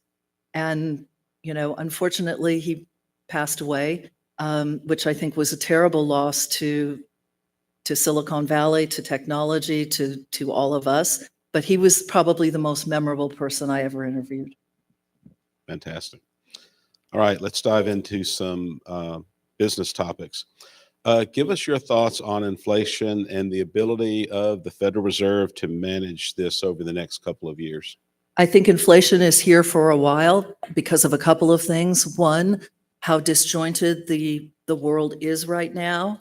I think that's one issue. The other issue is when you mention the Fed, I think the Fed, it's the most aggressive Federal Reserve we've had in history. Everyone was very excited about the latest inflation report and thought that the Fed would stop raising rates. I would argue, having interviewed a number of the Fed officials, that one report is not going to be enough for them to stop raising rates. I think it will take 2 or 3 reports in a row before they feel like they can pull back. Inflation, I think, is going to be persistent, maybe not at its highest levels, but you have interruptions in grain supply because of Ukraine. You have interruption in food supply because of trade tensions between the United States and its different trading partners. So you have all of that still needs to be worked out. And I think inflation is going to remain persistent, maybe not at its highs, but persistent. Okay, this is a lengthy question, and I'll just read it verbatim. The 90-day Treasury rate is higher than the 10, 20, and 30-year interest rate, inverted yield curve. Implications of that, and then the question, when to retire, not from me, because this person's 70 years old. So what is the crux of the question? I'm sorry. Crux of the question is, what are the implications of that? Is that ushering in, is that part of the recession that we're Okay. tinkering with? I do think that the yield curve, which is the difference between short-term rates and long-term rates, is a harbinger right now of recession. However, I think recessions are local. And I actually was talking to an economist the other day, David Kelly, about this, and we were kind of going back and forth. I think if you have a diverse socioeconomic income base in your community, you will fare better than if you do not. I think if you can spread out the pain of a recession between the higher income workers and the lower income workers, it will even it out a little bit. If you have a community that skews one way or the other, I think a recession will be harder and perhaps a little bit longer than it would be otherwise. If you're at the age of retirement, this is a very difficult environment in which to try and retire. Interest rates are high. Yes, you get a little bit more on Social Security. Yes, you may get a little bit more in your deposits, but the market is extremely volatile. And if you are still heavily invested for income, I think it's a very difficult time. Is the market volatility over? No, I don't think it is. Will it be a deep bear market? No, I don't think it will be. But if you look at our ratings at CNBC, and I always find this fascinating because everybody thinks that when the market is terrible, our ratings should be through the roof. Actually, they go down because no one wants to tune in every single day and see the market called down 200 points. 200, 200, 200, 200, 200, right? They want 200, 200, 200. You know, our ratings are best when the market goes up. Our ratings are the worst when the market, not when it goes down like by, you know, when it would go down 1,000 points and then it would be up 1,000 points and then down 1,000 points. That is interesting because of the volatility, but it's that slow grind to the downside that's just difficult to watch. And it gets scary, especially if you're, you know, at retirement age, or in my case, you know, next year I have 2 girls in college, my twins, Jackie and Vicky, they're sophomores, and Daniel's a senior. I'm going to have 3 kids in college next year. It's frightening. It really is. And you're not immune to being worried about things when the market is as difficult as it is. And also the other thing about the market, it used to be, there are a lot of market professionals that have never seen the environment that we're in. It's a high interest rate environment and nothing is correlated. It used to be that if you had, you know, the majority of your portfolio in stocks, you could hedge it in bonds because they moved inversely to each other. So if you were losing on the equity side, you were gaining on the fixed income side. But that's not happening this time. And there are a number of professionals out there who are managing money that have never seen this environment before and they don't know what to do. And it's not uncommon, it's not their fault, but it is not a market that is highly correlated as other markets have been in the past. At least with your kids at college, they'll learn to eat fish sticks instead of the $29 per pound halibut. I pray to God they like fish sticks by the time they get there. I really do. Along those lines, and you touched on this, how does a recession impact rural areas differently than urban areas? I think so. I think rural areas, I think, are a little more vulnerable, partly because of the lack of diversity in terms of businesses and larger businesses versus smaller businesses.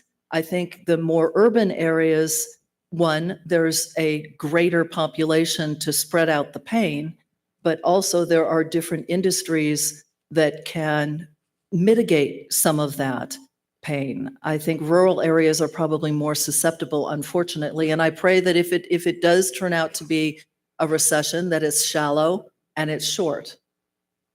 I think that's the best that we can hope for.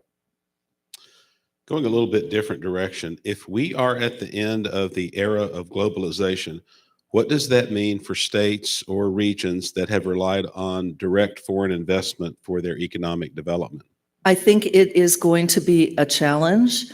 I think that as the U.S. tries to pivot and figure out how they're going to handle the changing relationship between us and them, for the lack of better word, I think that that will certainly affect decisions that states have to make about whether or not they want to do a deal with a company that's based overseas. I will say that the likes, you have to look at what industry you're talking about. Are you talking about the automobile industry where you may be dealing with a German company? That's a very different situation than perhaps dealing with a Chinese company or a Russian company. I think those are decisions that are going to be made probably on the statewide level. But I know, for instance, in the Carolinas, there's a large German auto presence. I don't see that changing because of the alliances that the U.S. has with Europe. But I think if it's an investment by a Chinese company, first of all, you do have certain regulations around Chinese investment. So I think it's kind of a case-by-case basis. And the inverse of that, do you have any examples of companies that have successfully reshored? And what can our local, state, national governments do to incentivize that process? One company that I reached out to before I came here was New Balance. Right now, they're privately held, they're not publicly held. However, they were one of the first companies who decided when China locked everything down, which is what started the whole supply chain problem with ports. Ports were shut down, Shanghai was shut down. All of the major cities in China were isolated and shut down, so the ports couldn't function, and that kind of started the whole supply chain issue. And so New Balance was one of the companies that decided that they could do this partly because they are privately held, they wanted more control over their profit and loss statement, and they wanted more control over their product. And so they decided they were on the verge of building a new factory, and they were considering doing it in China, but they changed their mind, and instead they did it here in the United States, simply because at that point, there was no indication from China as to how long the lockdown was going to go on. And so there was no indication of when their goods would ship or whether they would ship. And they made the decision to reshore and to build here in the US. They're still in the process of building that factory, but they made the decision to exit instead of reinvest. So long-term, and this may be an example of that, how do issues playing out in China, Ukraine, Russia impact our supply chain here? I think it already has.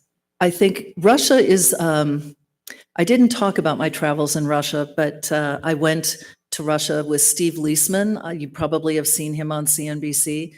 He's an amazing friend and colleague, but he also was the Wall Street bureau chief for the Wall Street Journal in Moscow. He speaks fluent Russian.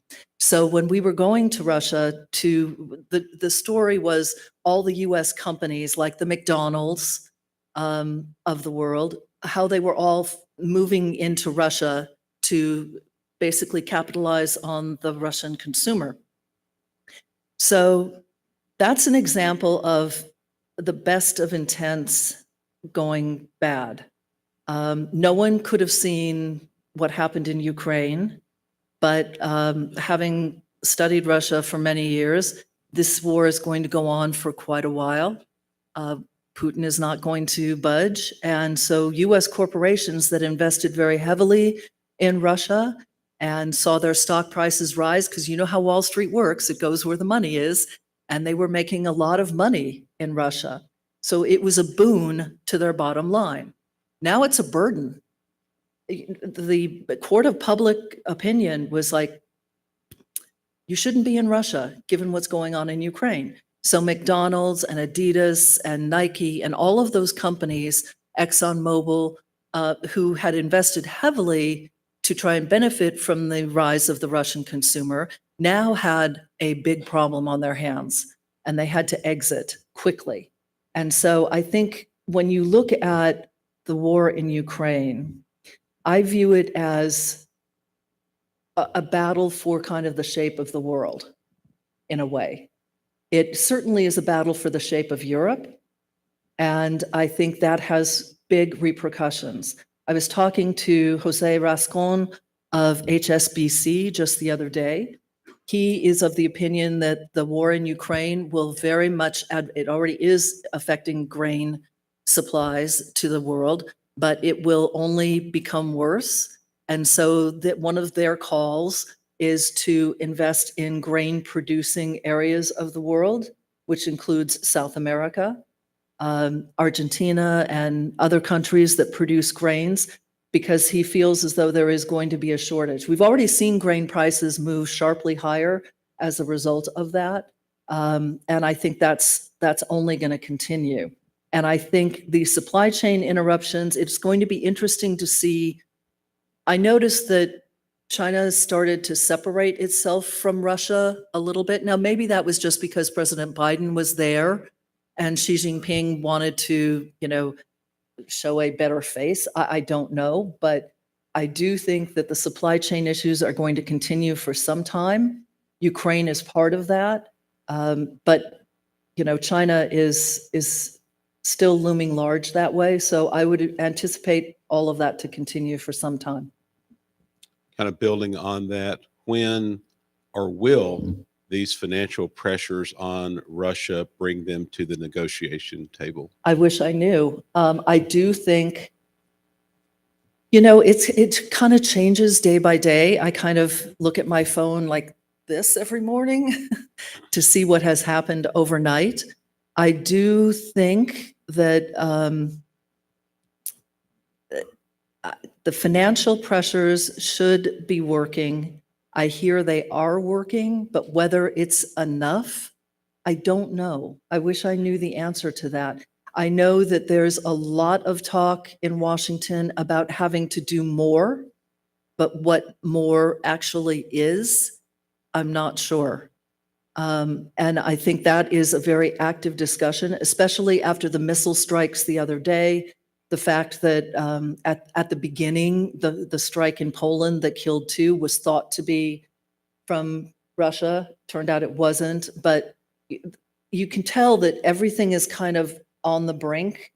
And I don't know what it would take to bring Russia to the negotiating table.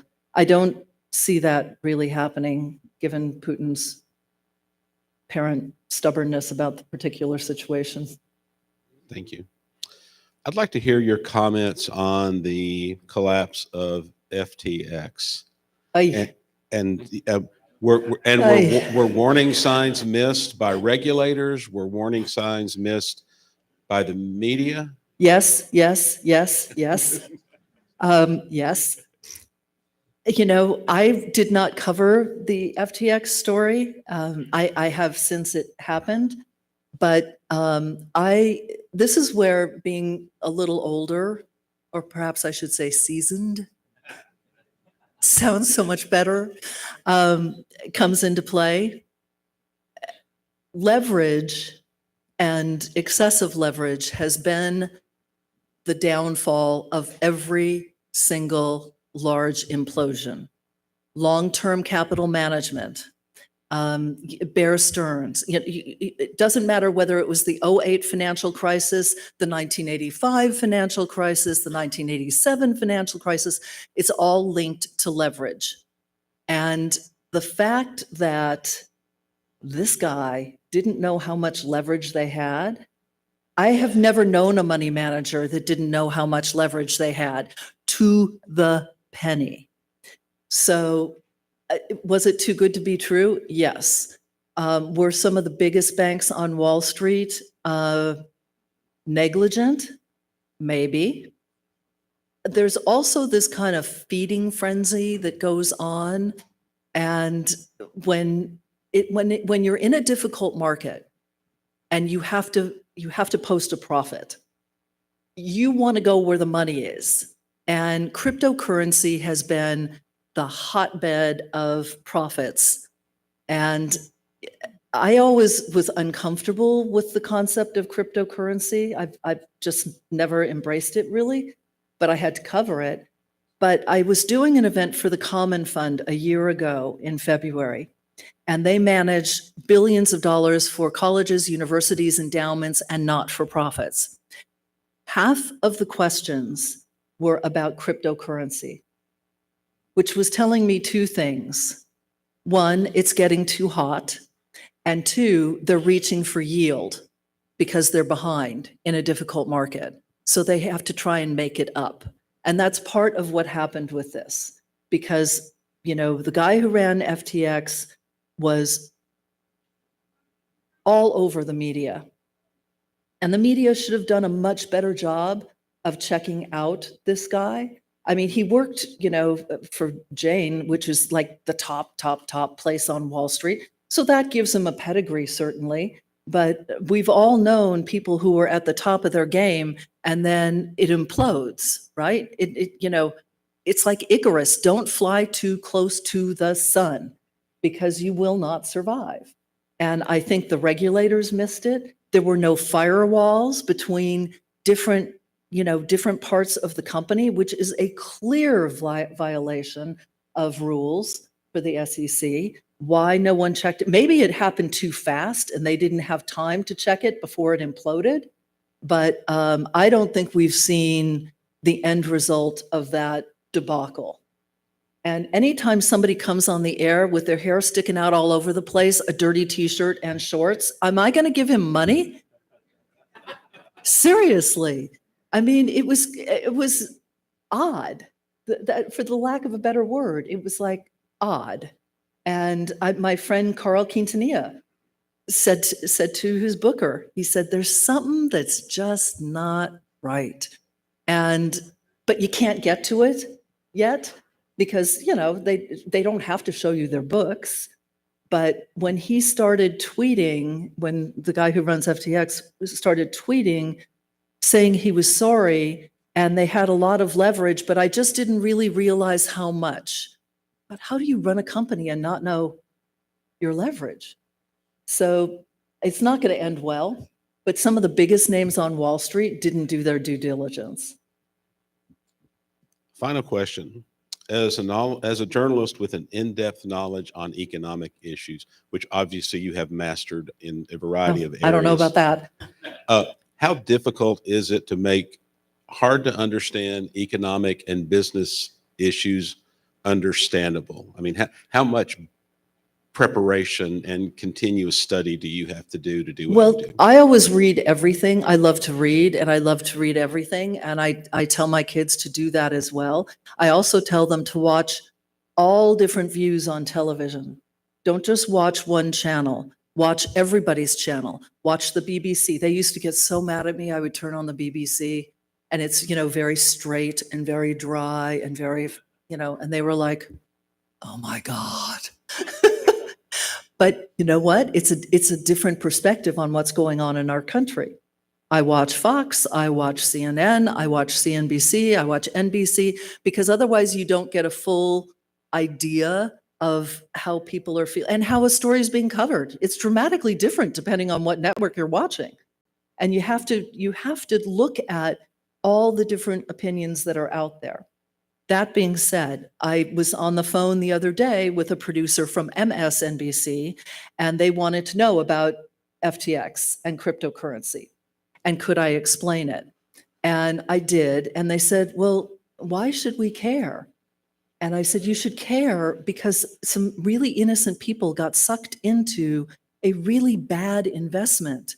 And let's hope there's no hospitals or, you know, pension funds that decided to invest in FTX. We still don't know that. And you should care about it because this guy and the people that worked for him basically were running an organization that they had no control over, and they were attracting huge amounts of money. That money has to come from somewhere.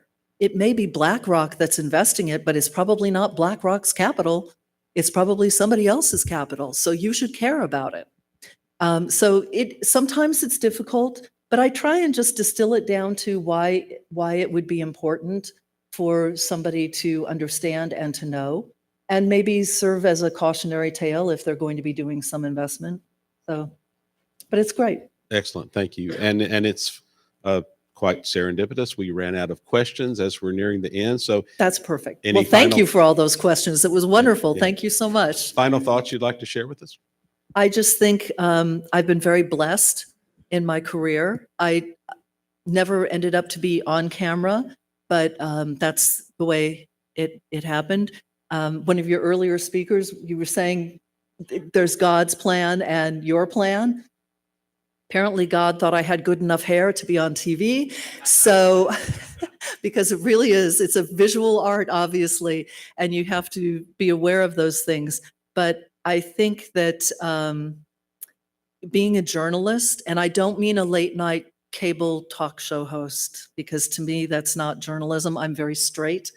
I'll probably get fired for saying that, but I feel it's a privilege to be able to interview some people that I have had in my career that I would never have gotten to know or gotten to talk to travel the world, to see people from other countries.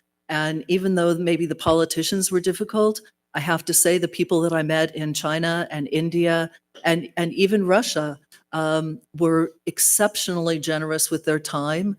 And it's a privilege to be able to go document people and their lives in this country and also, in other countries. Some of the most poignant interviews I did was after 9/11. I worked down on Wall Street and walked past the carnage in Lower Manhattan every day. And it's something that is burned into my memory. And one of the toughest things that I was ever tasked to do was to interview surviving family members. This was for NBC after 9/11. And they were all so incredibly gracious and kind. And those were the most difficult things I've ever had to do. But their stories were important for people in the country to get to know and to understand.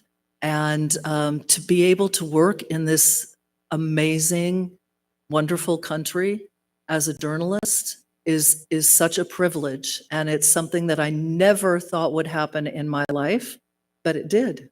And it's why I'm here. And I thank you so much for your hospitality, your warmth, your kindness, and for having me here today. Thank you.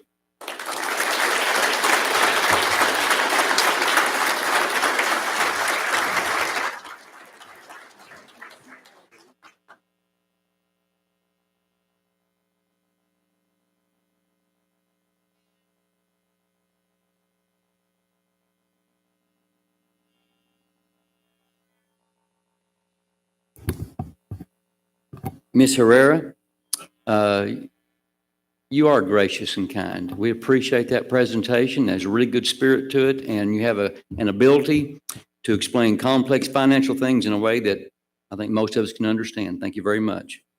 We would also like to thank CFC, whose generous support made Ms. Herrera's presentation possible. Thank you, Ty, and the team at CFC. Hotty toddy.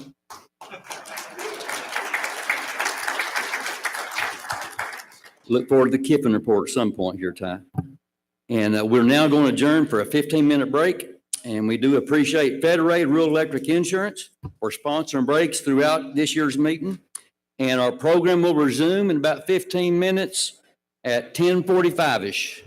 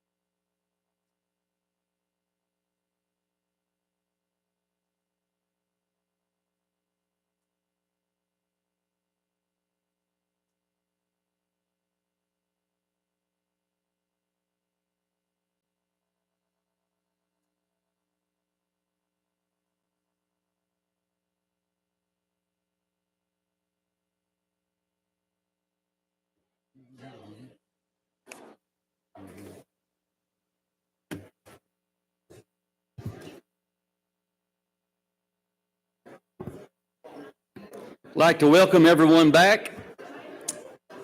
And if you could, please be moving toward your seats, and we'll try to get started here in just a second.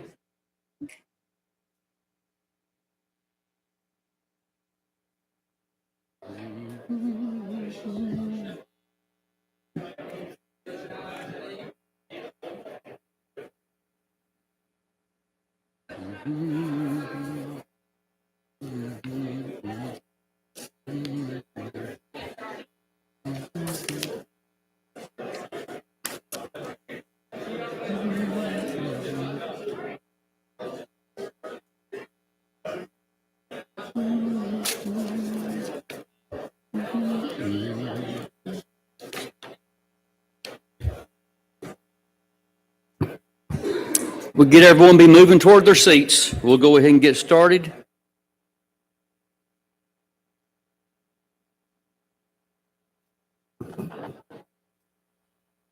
And I'll ask Terry Merriman to join me on stage. Where are you at, Terry?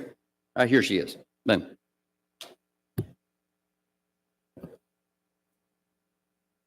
Some of you here in Middle Tennessee may recognize Terry.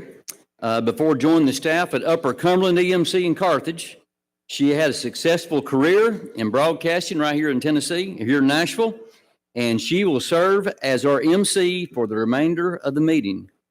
Terry, I'm going to turn it over to you. Thank you so much, Terry. Right, thank you so much.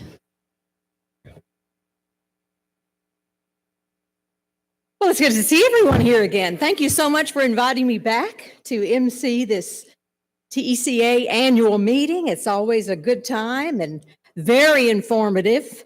Really enjoyed Sue Herrera. Let's give her another round of applause.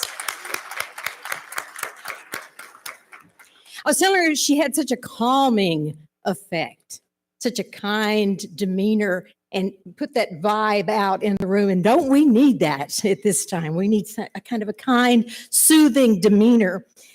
After decades long anchoring myself here in the Nashville area, in Philadelphia, Miami, Atlanta, and other parts away from Tennessee, I missed my family, wanted to come back home. And after spending some time in tourism, I found the perfect job for myself, PR and communications at Upper Cumberland EMC.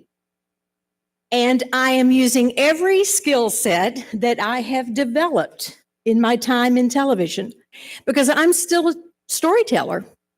It's my job to tell the story of our cooperative and our function in the community.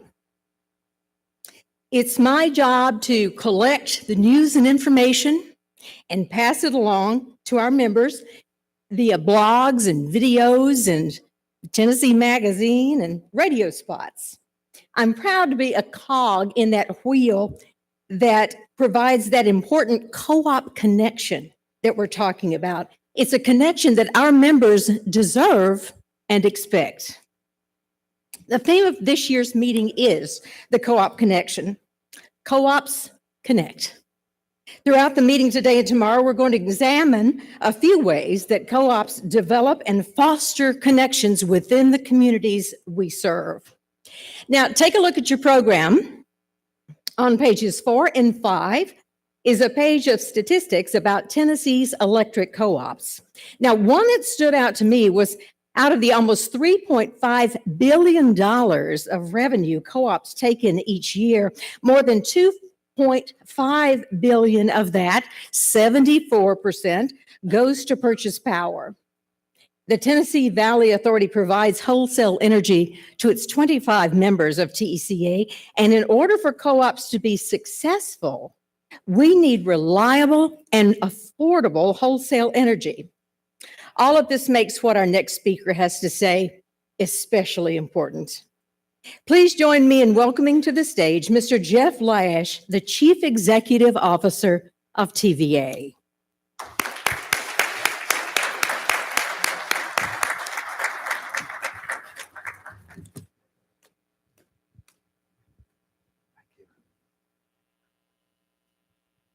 Good morning.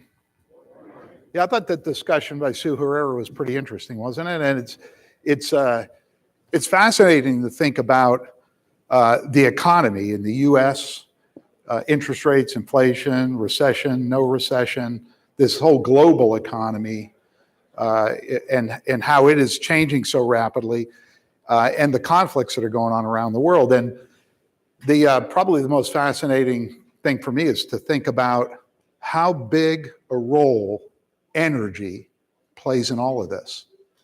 It's at the center of all of these discussions. And I'll share a few thoughts with you on that. I'll maybe make a few comments, try to create a little bit of controversy, and then hopefully you have some hard questions I can answer for you. I'm looking around the audience and I see a lot of friends, a lot of colleagues, people who I admire and respect. So I want to start out with them. This is the most important thing I'm going to say in the little time that I have here. It's thank you. Thank you to every one of these cooperatives. Thank you to your management teams. Thank you to the boards. Thank you for what you do. And thank you most of all for your partnership. It's making your partnership with TVA, our partnership together, I can see getting stronger and every day making a bigger and bigger difference in the way TVA is approaching issues. And so I wanted to let you know that I appreciate that. I'm thank you to each of you individually, but as an example, the very first cooperative to adopt the long-term partnership agreement, if I recall correctly, was Dave Cross out at Plateau. I don't think I've seen Dave this morning, but I'm sure you're here. Where are you, Dave? Oh, there you are. Oh, what am I thinking about? You're up here emceeing earlier today. So Dave Cross at Plateau. And the most recent one is Dan Rodemaker and the Gibson Group. Dan, thank you very much. We're just so glad to have you in that partnership. But whether you're a long-term partner or not, you're an important part of this public power model. So let me talk a little bit about this model, TVA, maybe where we've been, where we are, and where we might go. It was another strong year for TVA and the Valley Public Power model in 2022 rather. We delivered on our capital budget. We delivered on our O&M budget. Our reliability numbers were very strong, and it turned out to be a very good year. Just a few highlights. So 3 years ago, our nuclear fleet was in the fourth quartile in performance. Today, it's first quartile, and as a matter of fact, for the last 2 quarters, had the best performance metrics of any nuclear fleet in the country. That was a challenge I gave the team to reach by 2025. They delivered in 2022. Now the challenge is to deliver the same thing every single quarter, every single year. And to that end, we made a lot of investment in the nuclear fleet in 2022. We finished the uprates on Browns Ferry. We invested a lot in reliability there. One of the Browns Ferry units ran for 690 days consecutively. That's the longest run of any TVA nuclear plant in its history and one of the longest runs in the country, reliably, before we shut it down to refuel it. We finished the Watts Bar Unit 2 steam generator replacement. That was about a $400 million project. And not only does it set the plant up for another 40 years of operation, but the efficiency of those steam generators is delivering 25 megawatts in addition to what it was before that investment was made. So that's a pretty substantial amount of zero cost, zero carbon electricity. It's not burning any more fuel, it's just more efficient.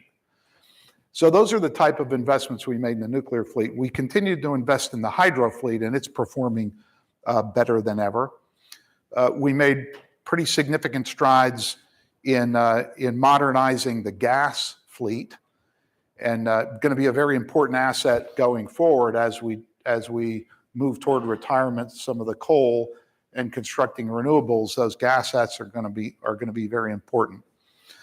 From a financial point of view, the team did an excellent job of offsetting inflation and interest rates so that we were able to find efficiencies, pull forward technology projects, and come in under our operating and maintenance budgets. We also came in under our capital budgets, but frankly, that was in large part due to delays because of supply chain issues. And so you can't spend the capital if you can't get the part. So nothing significant there. That was driven by some of the solar projects where either the panel prices were just too high to strike, or they couldn't deliver because of supply chain issues. A bit on the gas combustion turbines we're building, some delays in supply. But if I take out those timing issues, pretty much right on for the capital performance. I'll tell you that economic development was, we had a tremendous year in 2022, and it's continuing. I'll talk a little bit more about that. But if you just think of some of the wins here, we've already talked about Blue Oval City, about a $6 billion investment, Ford in EVs. If I go over to Chattanooga, a big announcement with Volkswagen and the expansion of their EV program there. A $2.5 billion investment by Steel Dynamics down in Columbus, Mississippi, to expand their operation there. Just last week, we announced that we will be siting a first solar panel manufacturing facility down in Alabama. That's about $1 billion, about 800 jobs, and it'll be one of the biggest solar panel manufacturing facilities in the U.S. And hopefully we're going to partner pretty closely with First Solar and do some research and development, maybe even try to work with them on some things at that Lawrence solar facility that we're going to be building. So a great economic development year, record year, really. And the net result of this in migration, economic development is we saw about 3% load growth last year. So we made the transition from flat load, where energy efficiency has been offsetting load growth. And we're at the point now where economic development and in-migration have turned that. And on average across the system, we saw 3% weather-adjusted load growth last year. And we think this is the beginning of a trend. Now, you have to be careful with this. You know, utility folks like us, we can fall into the trap, a directional bias, meaning if the load's flat, we think it's going to be flat forever. If it starts going up, we think it's going to go up forever, and we get caught. So we're going to be careful. But I do think we've shifted into a period here, and this was the turning point year, where energy efficiency is going to continue to be vitally important, but it is not going to be enough to offset load growth.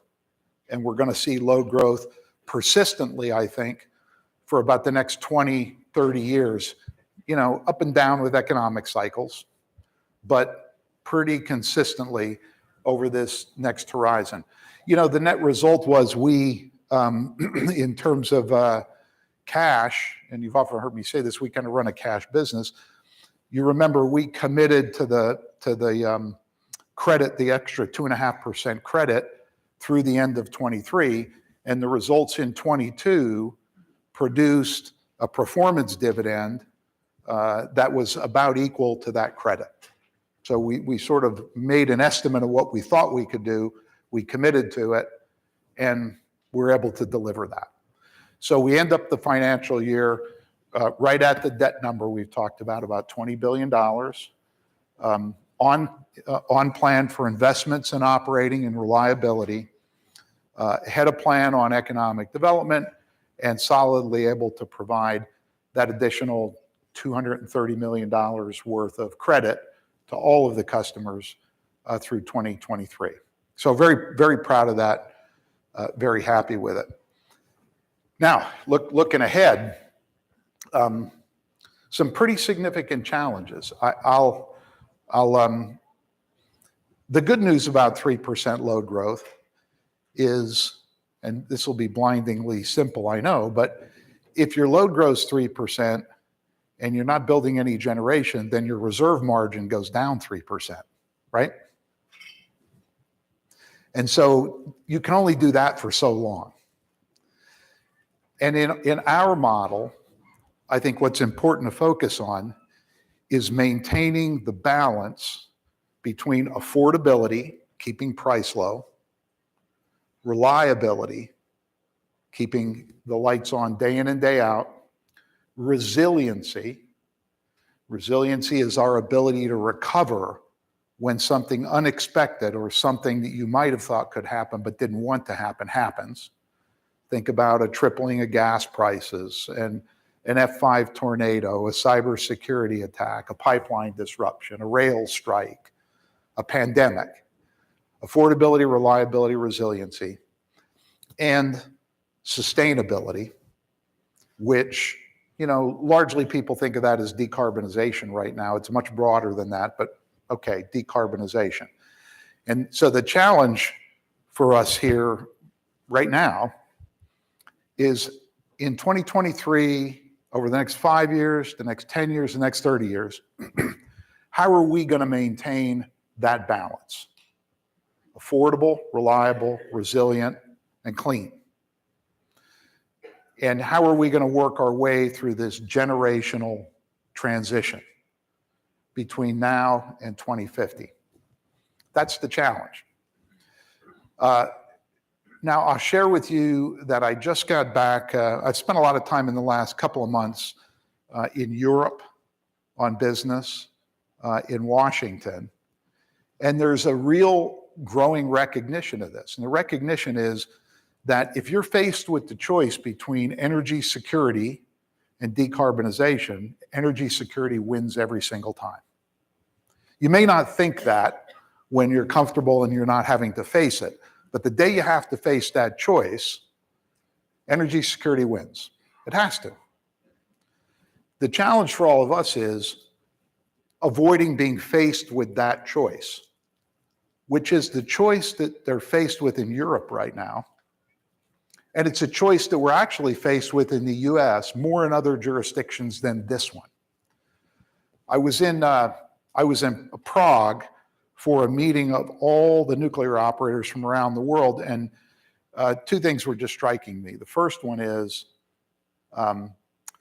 there was no air conditioning in the hotel. There was no hot water between 10 at night and 8 in the morning, and they had adjusted all their business hours to end business early and on weekends because the price of their electricity and their other energy sources had gone up by a factor of 8. And they're facing a very difficult winter, not sure how they're going to handle it. And they're actually more worried about next winter because they've been successful refilling a lot of their oil and gas reserves that they'll burn off in the winter. But where it comes from beyond that is very difficult for them to tell. That's energy security. And so there's suddenly, those who are going to shut down their nuclear plants are suddenly continuing to run them. And I literally met with, at their request, a dozen ministers of energy, the equivalent to Jennifer Granholm, from the Czech Republic, from Germany, from Romania, from Hungary, to talk about this public power model and how we think about long-term energy planning and what's the role of nuclear in the mix. Over and over and over again, same conversation. So this is the backdrop we're running our businesses against. I think we're in for a period here where we're going to see load growth. We're going to see electrification, which is going to take the form of things like electric transportation, but it's more than that. Businesses now, chemical companies, for example, concrete companies, a week doesn't go by I don't have a discussion with them about how can we decarbonize our business? Can electricity play a significant role in that? Can things like hydrogen or ammonia play a role in that? And they recognize that the way you produce those things is with electricity. You know, I was in Washington at a meeting of all the energy ministers from around the world, and we were doing a Q&A, and it dawned on me, this sounds simple, but I said to the audience, you all do realize as we talk about decarbonization technologies, energy storage, hydrogen, carbon capture, economy electrification, all of these things are net consumers of energy, right? They don't produce a kilowatt hour, they consume it. if you think about, well, how are we going to produce the electricity? There are really only two carbon-free energy resources, renewables and nuclear. And so as I think about this, we're focused very intently on how do we make this transition and still maintain it affordable, reliable, and resilient, even as we decarbonize it over the next 30 years. And so I won't dwell on it. You heard me say that before. For us, it's going to be to very carefully retire the coal plants. Maybe there'll be a coal technology we build in the future. It's just not on the practical scale right now. We will build renewables, wind, solar. We'll optimize our hydroelectric fleet. We'll build storage. Perhaps that'll be batteries. Perhaps that'll be pumped hydro storage like Raccoon Mountain. I hope so. We will build gas. We will be opposed at every step building the gas. But we've got to build it because it takes that to integrate the renewables.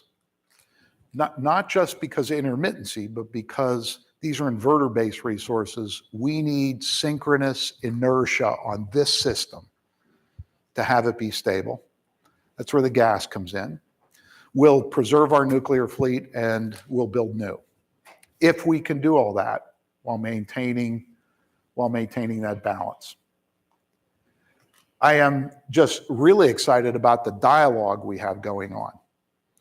This Valley Vision 2035, the partner discussions we have, I hope you can see it. I can tell you from inside TVA, your views and your partnership in working it through these vehicles is having a huge impact on our thinking. We're going to add a process to this.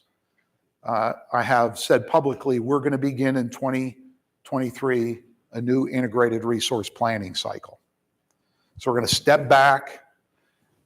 We've got a lot of things in motion on technology, on generation, as I mentioned.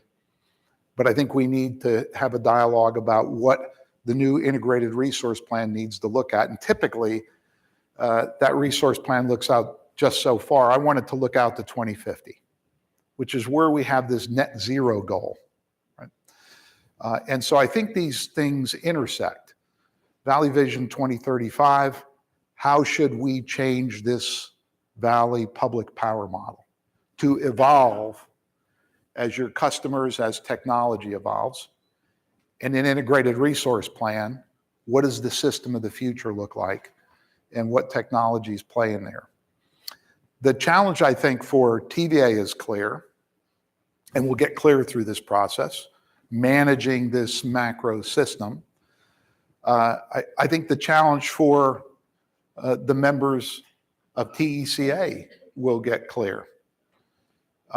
You're going to see demand from customers for just what I said, affordable, reliable, resilient, and decarbonized. You're going to see electrification in your businesses. Do I think everybody's going to be driving an electric vehicle in 20 years? No. Do I think the market penetration is going to be very high and we're going to have to deal with that? Yes. And that these businesses are going to want to decarbonize and they're going to look to electrify. And the two issues there for us will be how will we serve that increasing electric density that business is going to require? And how will we use that to our advantage in economic development? I think it's in the potential that's there for us to unlock. You know, on that last point, I'll share a good example with you. So we've been very successful over the last few years at landing electric vehicle manufacturing. That gets the headline. Ford, GM, Volkswagen, right?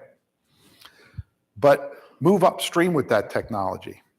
Along with that, LG, SK, battery manufacturers.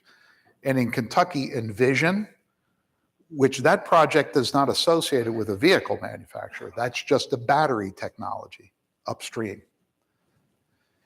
Just recently, a big expansion of Novonix in Chattanooga. Novonix is making the synthetic material for battery anodes to eliminate the reliance on those rare earth metals that we don't have here. to make it less risky and less expensive. It's a carbon graphene approach to battery anodes. So you can see this electrification driving into economic development. And I like where we're positioned, which is working upstream. We announced just a couple weeks ago a partnership with several other utilities on a hydrogen hub, which I don't know if we said where it would be located, but the location is not that far from here. And where we'll take DOE money if we win this bid. We'll build electrolyzers. We'll build renewables. We will take hydrogen and blend it into combustion turbine fuel to lower their carbon intensity. We may even do a pilot carbon sequestration pilot project. And there are several chemical companies engaged with us on this as off-takers, because they can use the hydrogen for their chemical processes. And to the extent it's produced with low carbon electricity, which TVA is about the third lowest carbon intensity of a major utility in the country, that helps them with their carbon reduction trajectory. So the future for me is both really challenging and really bright. I think we could see in the next 25 years a 50% increase in electricity consumption here in the Valley, served by this group of people, plus our peers with the municipals. And if we can keep it affordable, keep our top quartile cost performance, our top decile reliability performance, make this system highly resilient so that when the inevitable thing happens, we recover well, and keep that in balance as we decarbonize, all this will come together. And in doing so, we'll work together to remake the model, the business model here, to reflect what customers want and what we all need. And I want to thank you for what you've been doing along those lines already, and thank you in advance for your continued partnership and participation. I'll just point out one last thing, and then I thought I'd just pause and talk about issues you may want to talk about. I was thinking on the way over here, you know, I love to study history, love to read, and I was reading a few weeks ago, just got curious about the lifespan of a corporation. And so here's an interesting statistic. When TVA was 25 years old in 1958, the average age of a company in the Standard & Poor's 500 was 61 years. So we were young in 1958. Today, when TVA is 90 years old, the average lifespan of a Standard & Poor's 500 company is 18 years. We're really old, but we're really not. Well, why is that? What is if TVA is 90, if this public power model, because it's not just TVA, this model is 90 years old, and how has it survived, even as others have fallen by the wayside? Well, I don't know. It's a good question. Somebody will write a doctoral thesis on it. I can tell you what my gut tells me. This group of people, the aggregate of these businesses, have a clear and compelling and enduring mission. We're not in this to chase a profit, because when you're in it to chase a profit, you don't know where that chase is going to lead you. You may be in a different business 10 years from now than you are today. This model focuses on the 10 million people in the Tennessee Valley, the critical nature of the environment, energy, and economic development to those people. And although the way we do it has to change over time, what we're focused on doesn't change at all. And I think that's why 90 years later, I don't know if we're the longest surviving business of this scale, but we may well be. And I think if we lay the groundwork over the next 20 years here, our our successors 90 years from now will be making some similar remarks. So let me just stop there. I wanted to leave at least 15, 20 minutes for questions and see what's on your mind.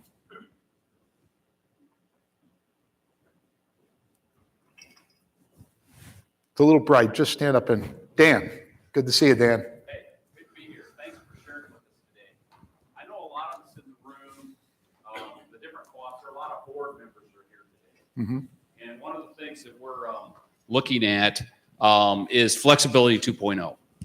And so we've heard a lot about the IRA, the Inflation Reduction Act, and the ability for cooperatives specifically to be able to have some direct payments if we put in some generation. And I'm not going to pick on Eric Marcagiani. He's right in front of me here that represents USDA through RUS. We think there's some availability of some dollars there, but the rules are yet to be written for us. So what I think a lot of us would like to know, because we have not engaged yet in our 5% on flexibility, is as of today, which we won't hold you to tomorrow, tell us where TVA is, and we're very interested in being able to get that money back here in the Valley, either through generation that is in partnership with TVA or generation we own on our own. But we think it's a point in time where we need to seize the moment. So we'd like to hear from you, our partner, what your thoughts are on that. Thanks, Dan. That's a really good question. And I'll tell you what I think, but I got to confess up front, I don't have all the answers on this.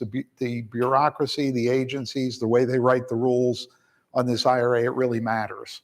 And a lot of them aren't written yet. But if I just start with flexibility, so, we went down the path of flexibility 5%. We put some principles, we got some experience. I think we have 75 or so LPCs that are participating and building projects. And we ran up against some issues that weren't even going to let us get to a 5%. This is what I meant at the outset when I said we have a lot to learn. And they revolved around things like, gosh, I don't really have real estate that's cost effective to build this in my footprint. Can I go outside my footprint? I see Chris Jones here, and if Teresa were here from NES, it's hard, right? In this particular real estate's expensive, it's difficult. So with 2.0, we opened up that aperture. And then some of the feedback was, it's really not cost effective for me to build a small solar facility. Example, can I be a part owner of a bigger one? Go get 2 or 3 parties together. Yeah, let's do that. That's another learning. So with flexibility 2.0, we opened up the aperture. As good a move as that is, Dan, I don't think we're anywhere near done, right? That 5% is 2,000 megawatts. We're going to need all that 2,000 megawatts plus some. The IRA, let me turn to that for a second. The powerful part of the IRA, one of the powerful parts of the IRA is that now entities without a tax appetite, like us, we used to have to, the playing field wasn't level. For-profits who had a tax appetite could take advantage of the tax credit. We couldn't. We tried to get around that by contracting and building some of that flowing through the price. Now it's very clear. We can, when the rules are written, hopefully it'll be very clear. And so that should, I wouldn't say it would generate a lot more renewables in our footprint. We're going to saturate with renewables anyway, but it might make it cheaper. It might make it easier. It might create new ways to do this. I think Andy Burke's on the agenda later today, isn't he? Right. So Andy, you should ask him some questions. I went up and met with Andy in Washington.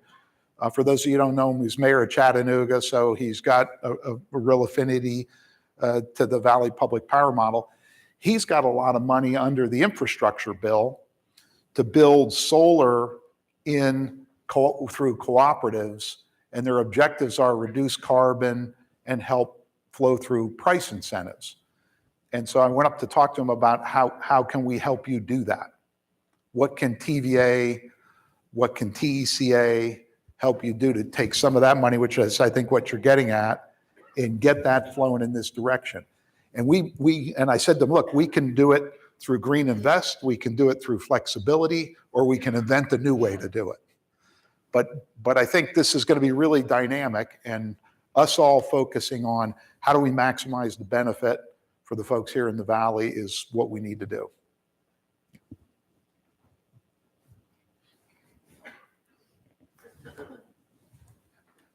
Jared? I think everybody can probably hear me, but I'll speak loud so we all can.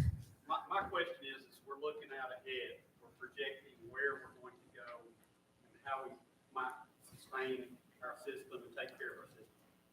What does the debt situation look like in your view? I know that in the recent financial call, there was a call for increased debt, about $1 billion over the next few years, but at the same time, I'm just curious what your outlook is.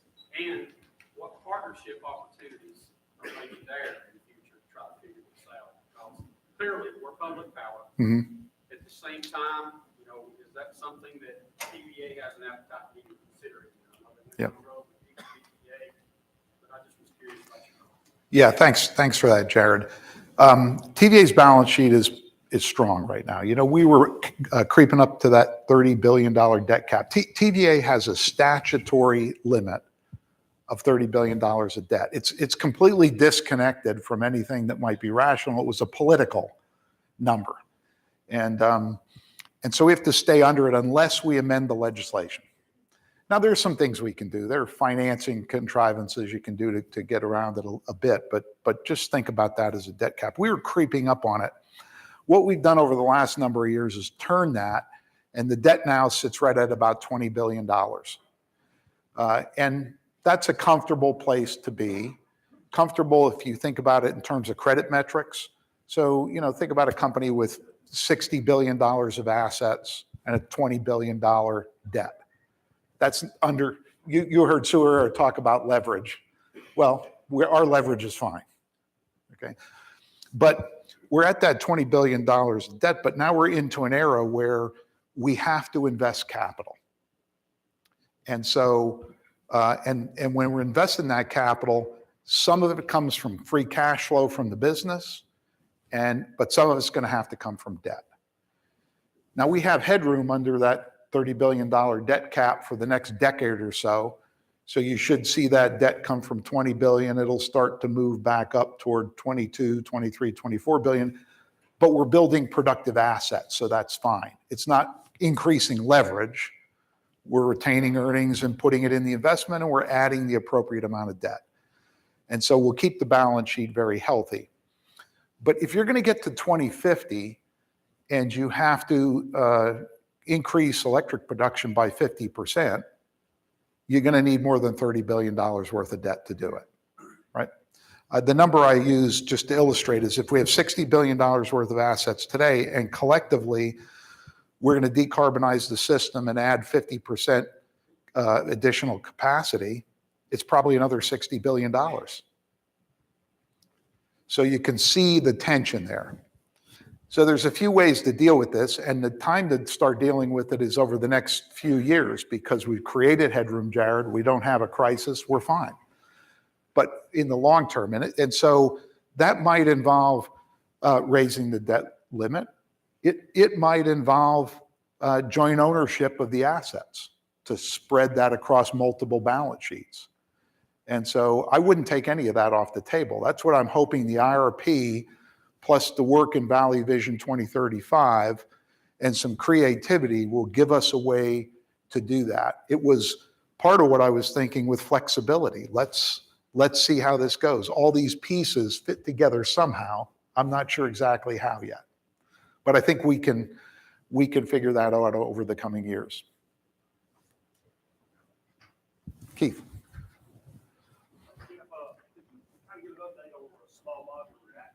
Mm-hmm. And how that works into the plans for. Yeah, pretty remarkable move on nuclear around the world. So, you know, there was this, just to give people the sort of the arc of history here, the US still operates the largest fleet of nuclear reactors in the world, a little less than 100. And we built all of those in about 15 years. You know, there were some stragglers. Watts Bar Unit 2 came on much later, right? That was actually the newest plant built. And then we went through a period where we didn't build anymore for lots of reasons. Initially, it was inflation and energy efficiency standards turned load growth down, and there was controversy. Okay. back a number of years ago, there was a thing that people started referring to as the nuclear renaissance. We started building new plants all around the world. We built only 2 in the US, Vogtle 3 and 4, which will come into service over the next year or so. But the rest of the world built quite a lot and never actually stopped building. But it was at a fairly small scale.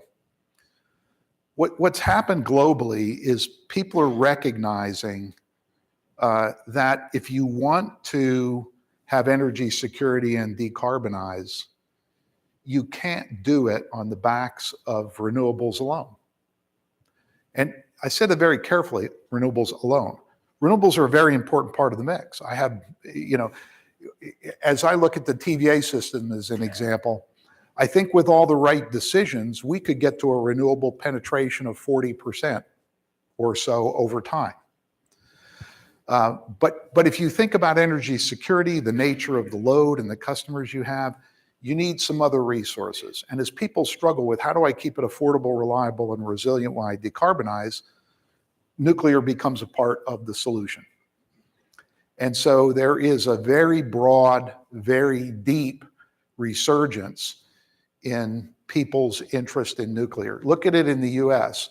They finally are working to try to fix the market to compensate the existing nuclear fleet for the value they provide. Even in California, where they were slated to close down Diablo Canyon, they've reversed course. Germany, who was trying to phase out nuclear, has reversed course and is going to continue to try to keep the remaining nuclear units operating.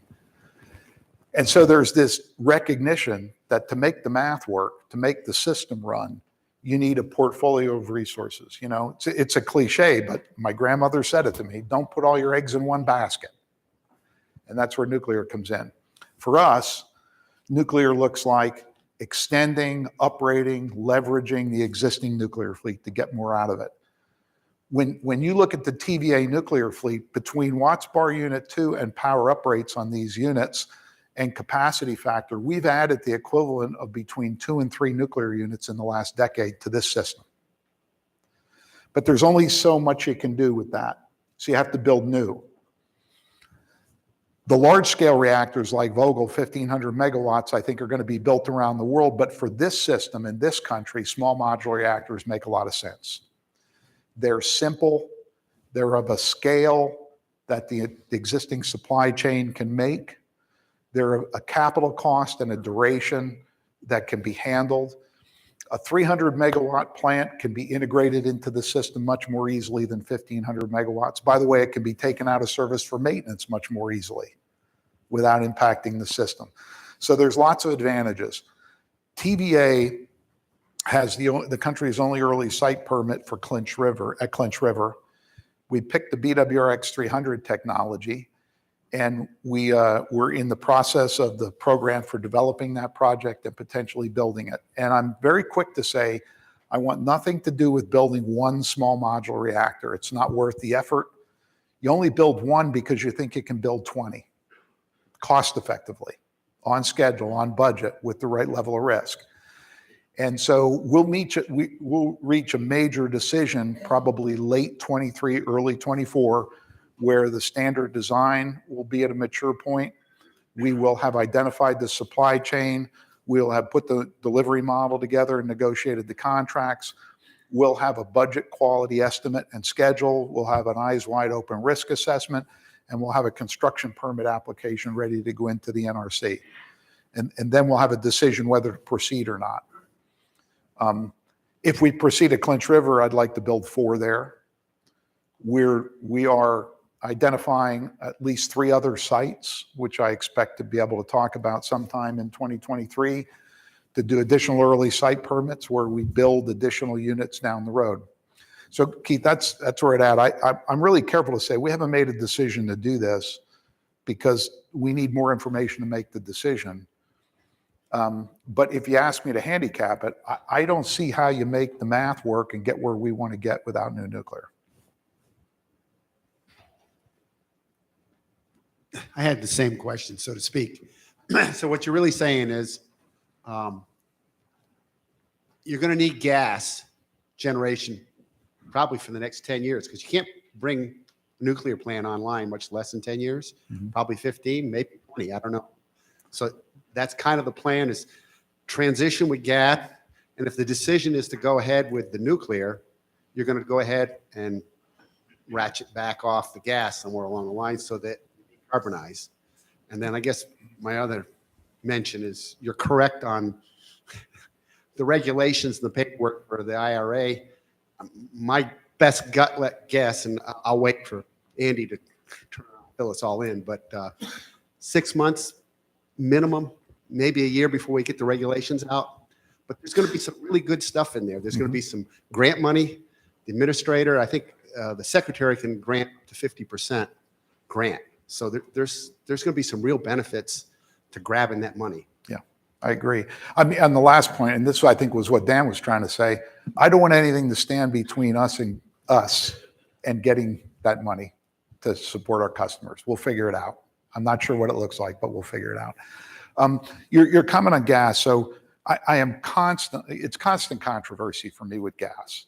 There's a group of ENGOs out there who think emitting any carbon atom is a cardinal sin and you shouldn't do it. If I agree with that philosophically, it doesn't matter. You have to, right? If we're going to retire the coal, you need to replace the capacity.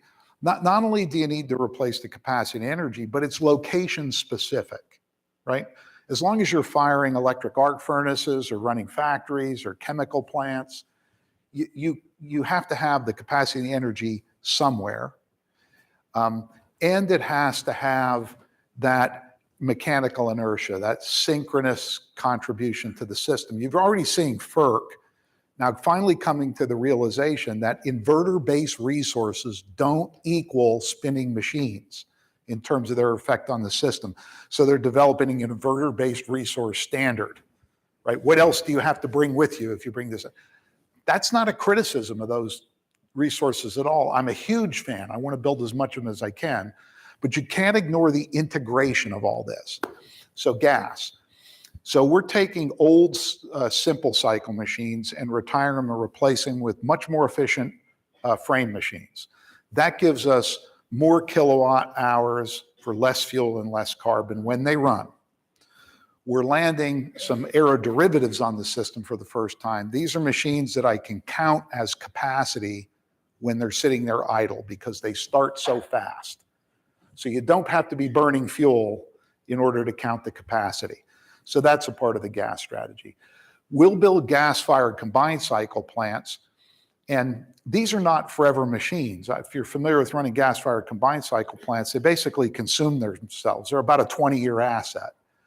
Okay, so you put these things in service and you financially amortize them over 20 years during this transition period, and maybe they start out running at 75% capacity factor when the coal retires, but as the renewables build, they'll run less and less and less. They're still economic down to a fairly low capacity factor. And the less they run, the less carbon they emit. So as the renewables come online and gobble up that energy, the gas-fired machine runs less, it emits less carbon, but it's still guaranteeing reliability and resiliency, right? And we'll do this in order to get to the next set of resources, which I think is new nuclear. I believe we need some very large-scale energy storage. We could use 3 more Raccoon Mountains. We could use 5 more Raccoon Mountains. Big storage facilities. And so I think our challenge is we've added in economic development loads. In the last 18 months, we've added 3,500 megawatts at a high load factor. Something's got to serve that load, right? And so if you don't build these kind of resources, there's only a few choices. If you don't build them, you either erode your reserve margin and your reliability suffers, right? Or you put a cap on economic development and load growth. And instead of incentivizing it, you disincentivize it. I don't want either of those. And so that's where gas comes in. Now, we'll look at some technologies to help minimize the gas impact on carbon further. This is where hydrogen as a fuel can be blended with natural gas to lower the overall carbon emission of the machine. I think carbon capture off the natural gas effluent is a lot easier than carbon capture and sequestration off of coal. So we'll explore those technologies. But I think the key here is take advantage of every technology, get it in the right mix, and keep it moving forward, and focus on economy-wide decarbonization, not just the electric sector. And I think you're seeing people realize this. Think about Germany, often tout it for a large renewables program, but really didn't reduce carbon very much and created a dependence on Russian gas for themselves. We don't want to do that. We want to make sure that the portfolio is right here. All right, I'm going to ask the second question. I'm not allowed to do that normally, but I'm going to ask it. I'm Jared Brackett, so you're my friend, Jeff. The thing we've got that I'm concerned about, and that others in the valley I've heard talk about too, is are we pushing out the life potentially of these coal resources before their time? And I know there's pressure, and I guess I'll say this.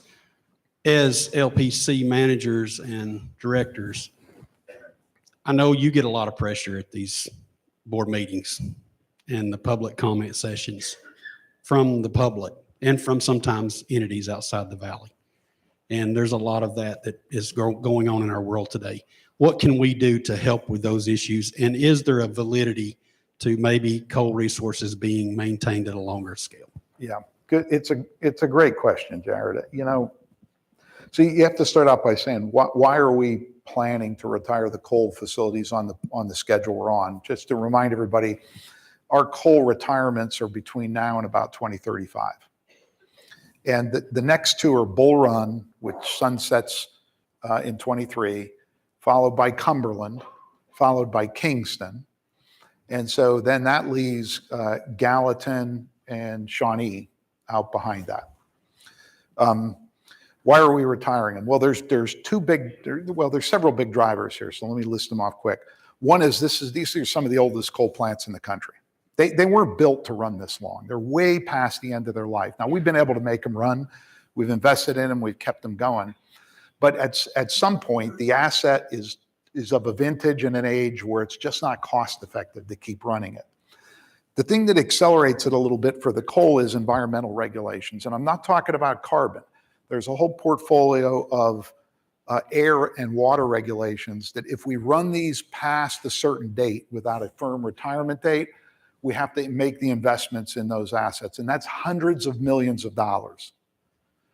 So I would really prefer not to invest hundreds of millions of dollars in an asset that I know is old and can't operate for 10, 20 years. You're faced with the decision. If I invest that money, I have to invest a lot more to make it reliable and run it. And that's the tension here. But we can do that, and it's not too late to do that. So we're making some investments in Shawnee right now so that we can have it available for greater run times and more energy because of the high natural gas price, the ability to balance that. We're doing that right now. So we'll do this smartly, but that's the tension. The other risk you have with this is if there's regulation that does put a price on carbon, that's a risk. The rest of the country is moving rapidly off of coal, so there's a lot of pressures on the miners and the barge companies. We're having a difficult time getting coal. So we have been preferentially burning gas in the last couple months to build up our coal piles because it's difficult to get the coal. And I want the coal piles full as we get into the winter so that if you have a gas pipeline disruption or you have a constraint, we can switch fuels. So Jared, I think we can't do this blindly. We've announced some timelines, but if we need to, we'll extend the coal. One of the arguments I make, and I've made it in Washington, I get a lot of pressure not to build gas pipelines, Cumberland right here. One of the options is a 35-mile gas pipeline on existing right-of-way and a gas-fired combined cycle. Along with that, we'll do 10,000 megawatts of solar. I can tell you, if we can't build those gas assets, I'm going to extend the coal. I mean, well, I would think we would. I don't want to presuppose, but I've been doing this a while. You're going to have to extend the coal. And so that's kind of where we're at. Okay. I think I'm over my time, so I'm gonna wrap it up here. I just want to thank all of you for your time. I want to thank you for your partnership. Thanks to Mr. Knotts and Mr. Callis. And before I go, David, would you come up here? I got something I want to give you.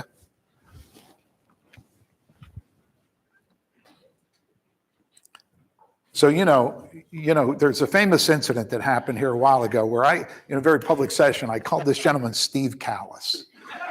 Who was there for that? Y'all, great. Okay. Yeah. So I have a lifelong friend who's a nuclear licensing engineer out on the coast of North Carolina named Steve Callis. He's the only other guy named Callis I know. So do you ever get wires crossed like that where about 50% of the time I still call him Steve? So the very first thing I did when I got this plaque, which is recognition from the Tennessee Valley Authority. This is an award of appreciation. And I wanted to make sure that it said David Callis on it. And it does. Thank you for your years of work, a decade at TECA. You should be very proud of what you did. And best of luck to your successor. Thank you, my friend. So let's get a picture.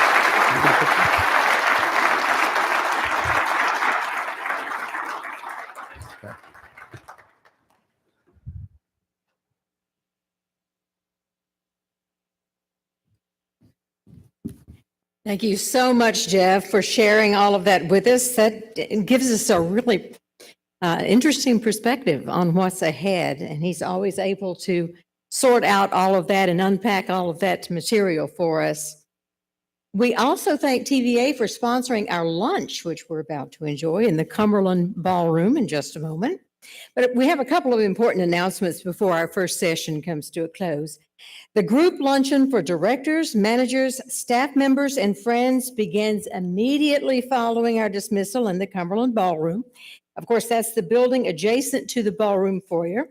Your badge will serve as your ticket. And once again, we appreciate TVA for the sponsorship of today's luncheon. And there's a separate luncheon and meeting for attorneys sponsored by Bass, Berry, and Sims in the Stones River Room. We hope all of you plan to stay with us this afternoon and join us for the hospitality hour and, of course, the banquet tonight. Now, this evening's hospitality hour is sponsored by the companies listed on the back of your program. We express our appreciation and thanks to these supporters. Our second general session will begin at 1 this afternoon promptly. We ask that all members of the TECA Board of Trustees, including the newly elected members, meet immediately following adjournment of this session for its reorganizational meeting. With that, we are dismissed. See you at 1.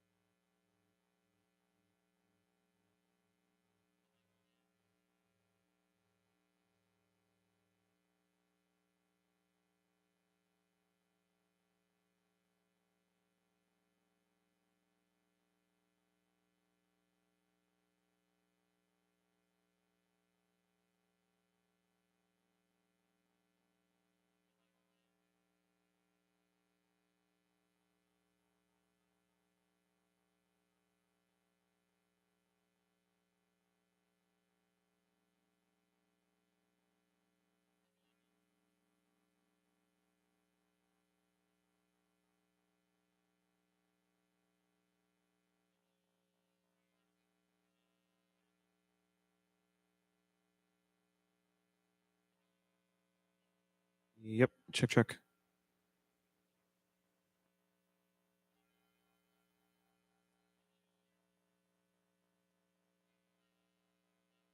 Hey, check 1, 2.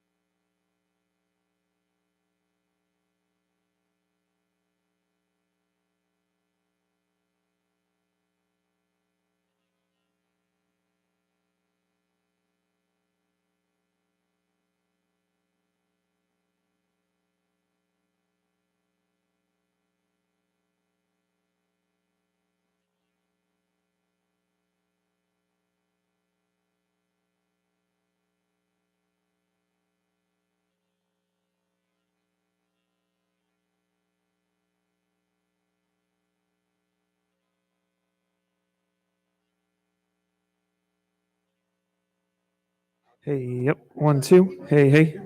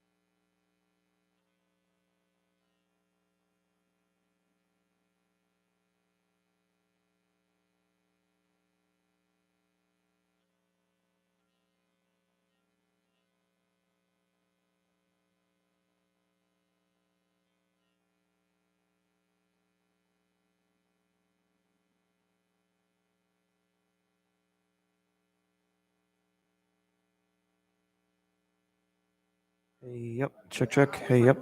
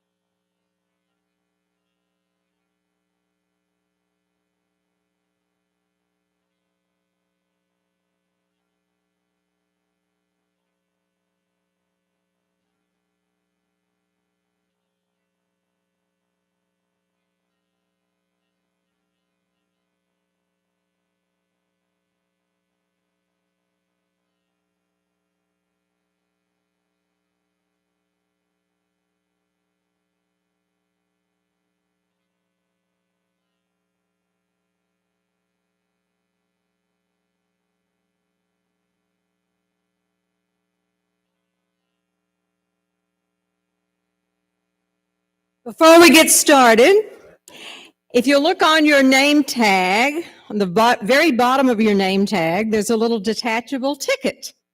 That's your door prize ticket. If you have not turned that in, if you have not detached it and turned it in, some of our TECA crew will be around to gather that from you. If you're missing one, that means you've already turned it in. It's already been taken from you. But you have to be in this room to win a door prize.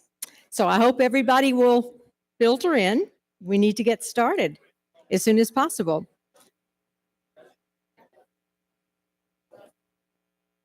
Okay.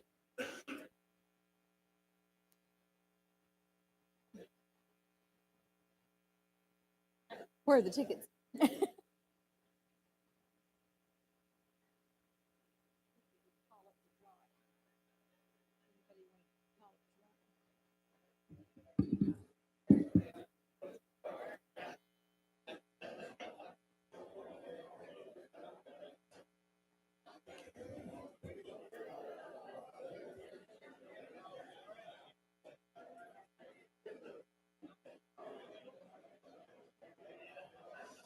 Want to welcome everyone back. I hope you enjoyed your lunch, sponsored by TVA. Thank them once again for sponsoring that luncheon for us. Let me remind you to download the TECA app for a detailed agenda for this and other TECA meetings, as well as a directory of co-ops and the latest news. Search TECA in your app store. Now, it pays to get back to the meeting on time. We're going to draw two $100 cash prizes. Once again, you must be in the room to be eligible. So here's the magic basket. You must be in the room to be eligible for a door prize. So let's see who wins the first $100. Tommy Whitaker, Cumberland Electric Membership Corporation. Is Tommy here? There he is. Okay, Tommy. It pays to follow the rules, doesn't it?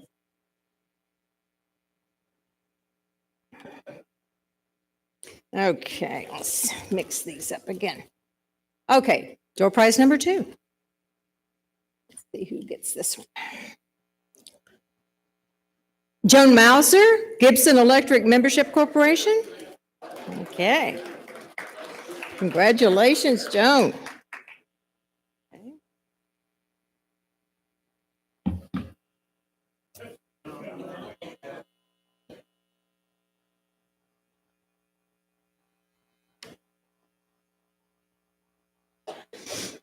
In 2022, Tennessee Magazine will distribute more than 8.3 million magazines, making it the most widely circulated monthly periodical in the state and an incredible tool to connect with co-op members.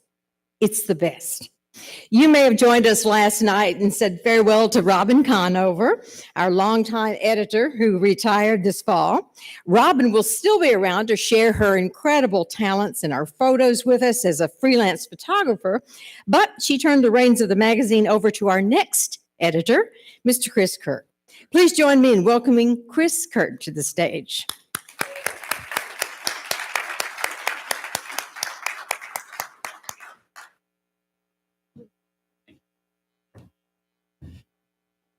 Thank you very much, Terry. Like she said, my name's Chris Kirk, and since September, I've been editor of the magazine, humbly taking over for the irreplaceable Robin Conover, who we all celebrated last night. I joined the staff in 2005, and most recently, I was associate editor. As Terry said, Tennessee Magazine is the most widely circulated monthly periodical in the state. And we just finished up the December magazine. It fought us a little bit, but we have a print run of 824,000. That's the largest, most magazines we've ever sent out. The magazine and communications staff has already met and planned out a full year of interesting articles, features, and contests that will keep our readers engaged. And bottom line is that the readers get it when they receive the magazine. It's reaching your members. They're spending time with it and enjoying it, and they know where it comes from. So now to put some numbers to those claims, we've got the two most qualified fellows that I know to talk about the magazine's reach and influence. So I will hand this off now to Mark Adesco with American Main Street Publications and Paul Sammons with GFK MRI.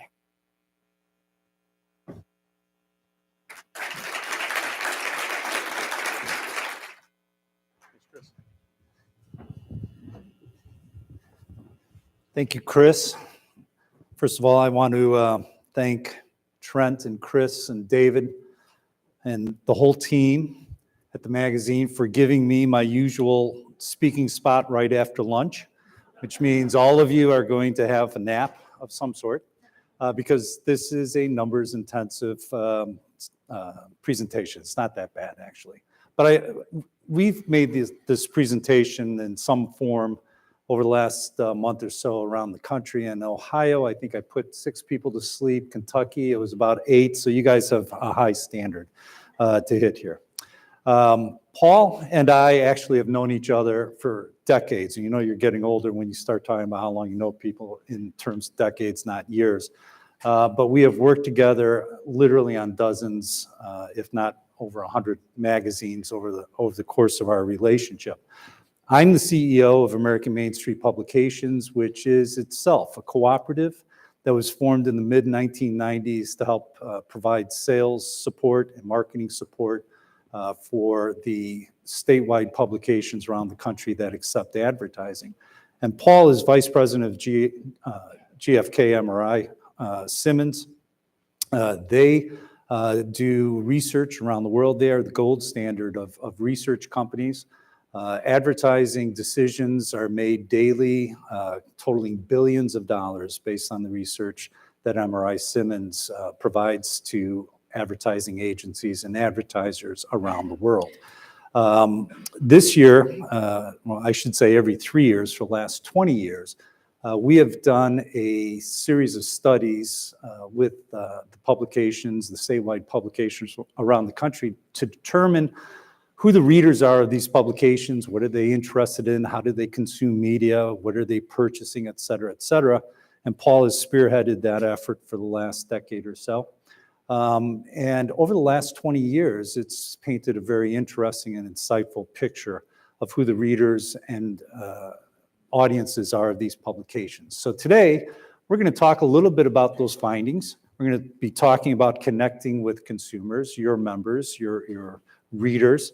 But I want to take a moment and talk about effective communication in terms of fishing.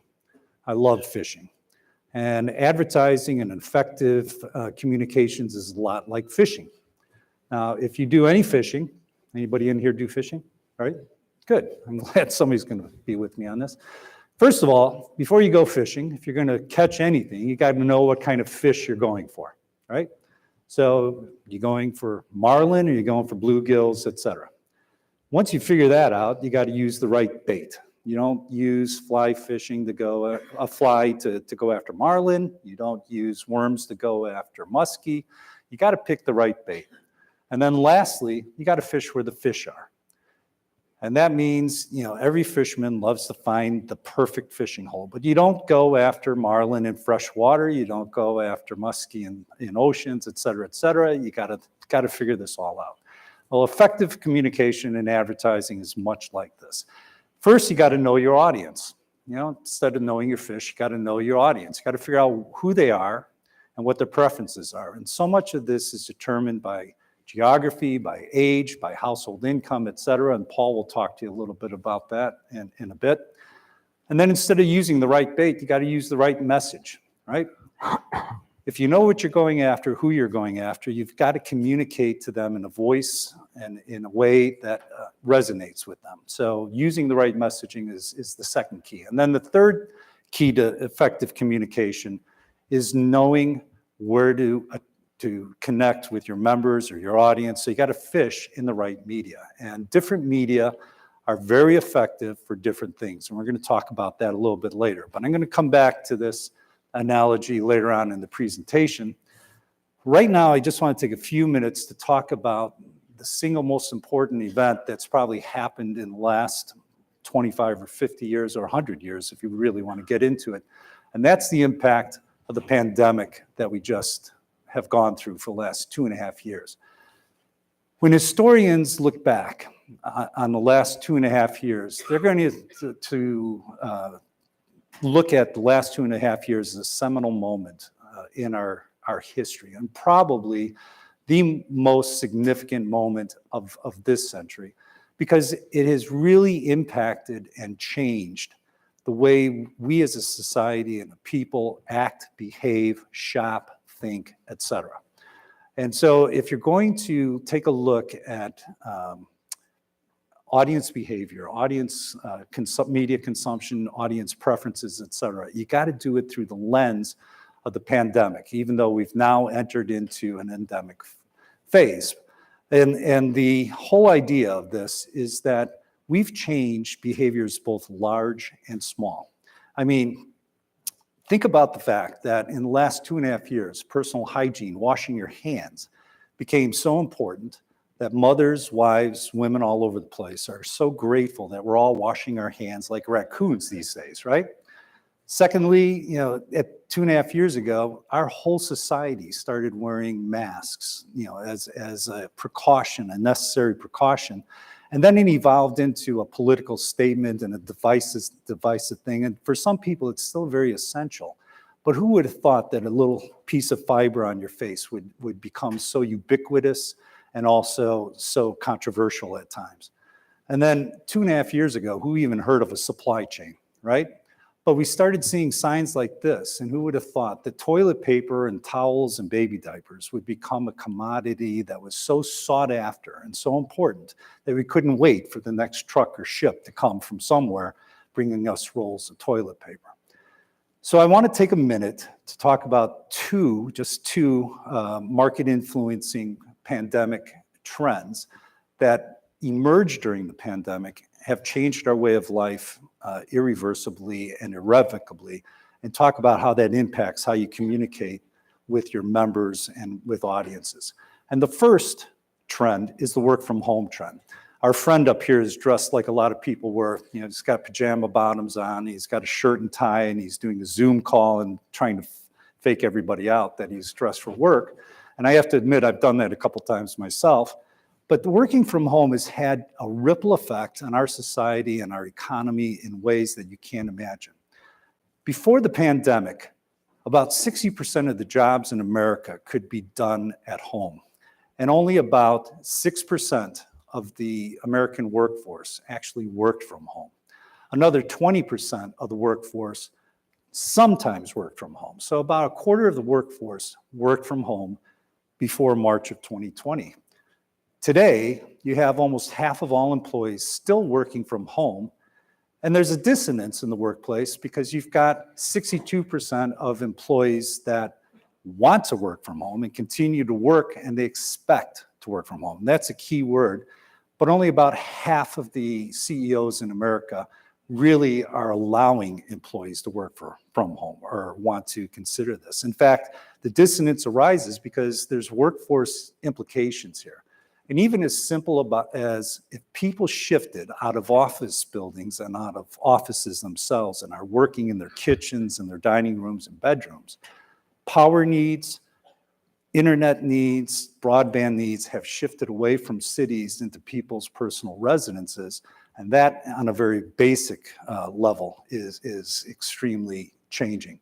But in terms of the workplace, and I'm going to throw up some stats here. Think about the flip side of what I'm going to say. For example, 27% of employers today say that they saw an increase of productivity by allowing people to work from home. But the flip side of that comment is that you've got almost 70% of employers that didn't note that same increase in productivity. Almost 80% of CEOs believe that remote collaboration is got to be considered in their long-term business strategies. And this is really important because if you're going to allow people to work from home, you have increasing isolation between employees, and collaboration and creativity is in jeopardy as a result of that. So how do you get people to collaborate when they're working from home? And then that feeds into the next point, which is maintaining corporate culture. When asked about their biggest concern, 30% of CEOs in the survey said that their biggest concern is how do we continue to maintain a corporate identity that we've worked for years to build. And that's hard to do when you don't have colleagues gathering around the water cooler on Monday to talk about what they watched on TV and gathering in a conference room to talk about the project that they're working on. 61% of CEOs have now mandated employee check-ins. And I can vouch for this because I have a son in Arizona who just took on a new job, and he works remotely Tuesday, Wednesday, Thursday. No, I'm sorry, he works in the office Tuesday, Wednesday, Thursday, but on Monday and Friday, he actually works from home in front of a camera so that they can see what he's doing. It's really kind of weird that Big Brother's watching him as he does his work at home. And the fact of the matter is 29% of business leaders, almost 30% of business leaders running companies today have not taken any measures to track productivity. So you've got this great unknown going on in the economy in terms of I've got all these people working from home. I'm paying them a lot of money to do a job. I don't know if they're doing it. And that leads to the second trend, which is when people are sitting at home, how are they consuming media? And this next section is going to be the stuff you go home tonight and sit around the kitchen table and talk about, because there's some very interesting stats here. 85% of Americans today say that they go online daily for either business or personal reasons. Now that stat is consistent with the percentage pre-pandemic. The amazing thing is, according to eMarketer, is that Americans have actually increased the amount of time that they spend with technology by almost an hour a day. The average time spent in front of a screen, whether it's a TV screen, a computer screen, a TV screen, is now 13 hours and 21 minutes a day. Now you do the math in your head. I don't sleep that much, but if I add 6 hours of sleep to that a night and then take an hour to eat breakfast, lunch, and dinner, it's not a lot of time to do anything else. The amount of time spent in front of those screens has gone up across all age demographics except for one. And those are people 65 plus. Adults 65 plus are pretty much consistent with where they were. And today, the average American is spending about 2 hours a day streaming video online. Now, that should come as no surprise to anybody, because in the early part of the pandemic, when you didn't know what you're doing, you were either looking for news about what's going on in the world or you were streaming. I mean, how many people learned what FOMO means? Fear of missing out, right? I got to hear what the next show is that I got to stream. And people just plowed through shows day after day after day. So I'm going to talk a little bit about how our friend here, the average American, spends his time online. Here are some stats to kind of blow your mind. 19% of the day online is spent doing emails or doing communication of some sort with other people. 21% of the day, a similar amount of time, is spent doing searches. Now, what does searches mean? I mean, you're all thinking Google searches, but it's not quite that.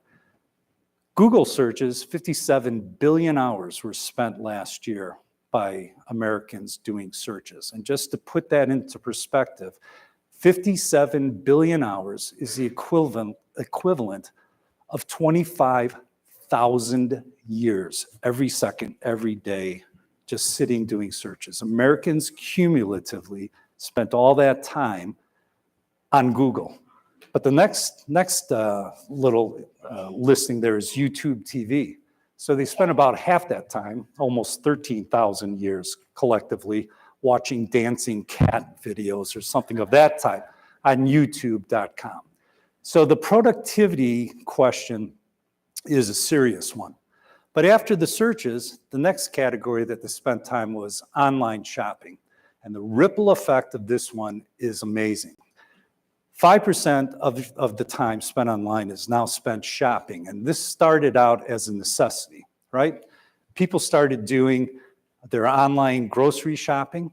And in the first 12 months alone, online sales increased 43%, or almost $250 billion. Now, part of that was out of necessity. People didn't want to go to the stores. The other part was driven out of boredom, right? I know my daughter uses my Amazon Prime account and I see what she's buying. And half the time I think she's buying out of boredom. It scares the living heck out of me. In-home groceries shopping increased by 113%. It doubled just in the first year of the pandemic. And today, almost half of the consumers that shifted to online shopping for groceries say that they will continue post-pandemic because they just like the convenience and don't want to go out anymore. 62% of US shoppers say that they shop more online now than they did before the pandemic. And while almost all consumers say that they support and enjoy the experience of going to brick and mortar stores, brick and mortar sales are down 14%, while online sales are up 18%. And when we presented this together a couple weeks ago in Kentucky, there was an article in the Wall Street Journal that reported that the number of malls in America is now down to 750 malls. That's from a high in 1970 of 20,000 malls. And they said within 10 years, we'll be down to 150 shopping malls in America, which basically works out to 2 or 3 per state. But that's because we're not shopping in malls anymore, and the pandemic accelerated that. Point is, after shopping, now they go to multimedia sites. 13% of the day is spent looking at movies or listening to music. Another 22% is spent social networking, on Facebook and telling everybody who's still at home what you were doing while you were out today. And then the last 20% is spent reading content, which means 80% of the day is spent emailing, shopping, streaming, networking, searching, and then 20% is actually reading something, whether it's for business or personal. But the point is, the majority of the time is not sitting there consuming content, for informational purposes. In fact, when the pandemic started, a lot of Americans flocked to the internet to try to find out what was going on. They were searching, using those Google searches to find out information about what was going on. But after about 3 months, our own researchers found that the usage dropped because people got bored, number one, of being online, and number two, a trust factor became an issue, especially among older Americans. They were seeing things online that they realized weren't true or were questionable. And so online usage actually went down starting in July of 2020. And even younger Americans, it took a little while, but by the middle of 2021, even millennials were starting to move offline to get their news. 30% of people 19 to 24 reported that they were getting their news from local news TV stations rather than online because they didn't trust what they were seeing online. And then as recently as September, a couple months ago, a study was published about readers in the United States and the UK in terms of their own reading preferences. Where do they like getting news? And it was measuring this with regard to newspapers and magazines. And in the US, when you looked across age brackets, and again, look at what is not being said. When asked, I get more enjoyment from reading magazines online than in print. The percent agreeing with that in the United States, all across the board, was less than 50%. For the entire study, it was 29%. 29% of the people said, I get more enjoyment reading magazines online than in print, which means 71% didn't agree with that statement. The fact is, legacy media, and that includes newspapers, magazines, and TV, actually enjoyed a little bit of a resurgence over the last 2 years in terms of media consumption. And so I make that point just so that you kind of think about the fact that not everything works by itself, but in combination it will work well, but you have to think about what message you're presenting and think about which media channel will work well. So, despite an increase of time spent online, the increase in screen time is attributable to e-commerce and media streaming and social media time. In fact, when you look at connected TV, the streaming TV outside of TV, legacy TV channels, that has now outpaced regular TV consumption. The average amount of time spent on a website today versus pre-pandemic is still around 45 to 54 seconds, which means somebody's going to a website to consume media. They're only spending less than a minute on that website. In fact, you only have about 10 seconds when somebody clicks on your website to get them to stay there and consume whatever messaging you have there. The open rate, in other words, you send somebody an email, the open rate for third-party emails is at 15%. And Paul will talk about this. So if you're sending an unsolicited email or some sort of message to a potential customer, only about 15% of those things are going to get opened and read. So media consumption patterns have changed significantly across all demos, younger and older, and everything in the middle. Trust and confidence in online media suffered during the pandemic, which manifested itself in changes in where people are seeking information and content. The pandemic itself significantly and irrevocably changed the way we work, and including the work from home expectations. People expect to work from home, but nobody knows what they're doing or are really being able to monitor what's happening in the time that they're there. The competition is keener than ever for consumers' attention because we're being hit with messaging from millions and millions of websites, newspapers, TV, et cetera, all the time. Consumer confidence is key, and Paul's going to talk about the consumer confidence that has been exhibited in your publications over the last 20 years.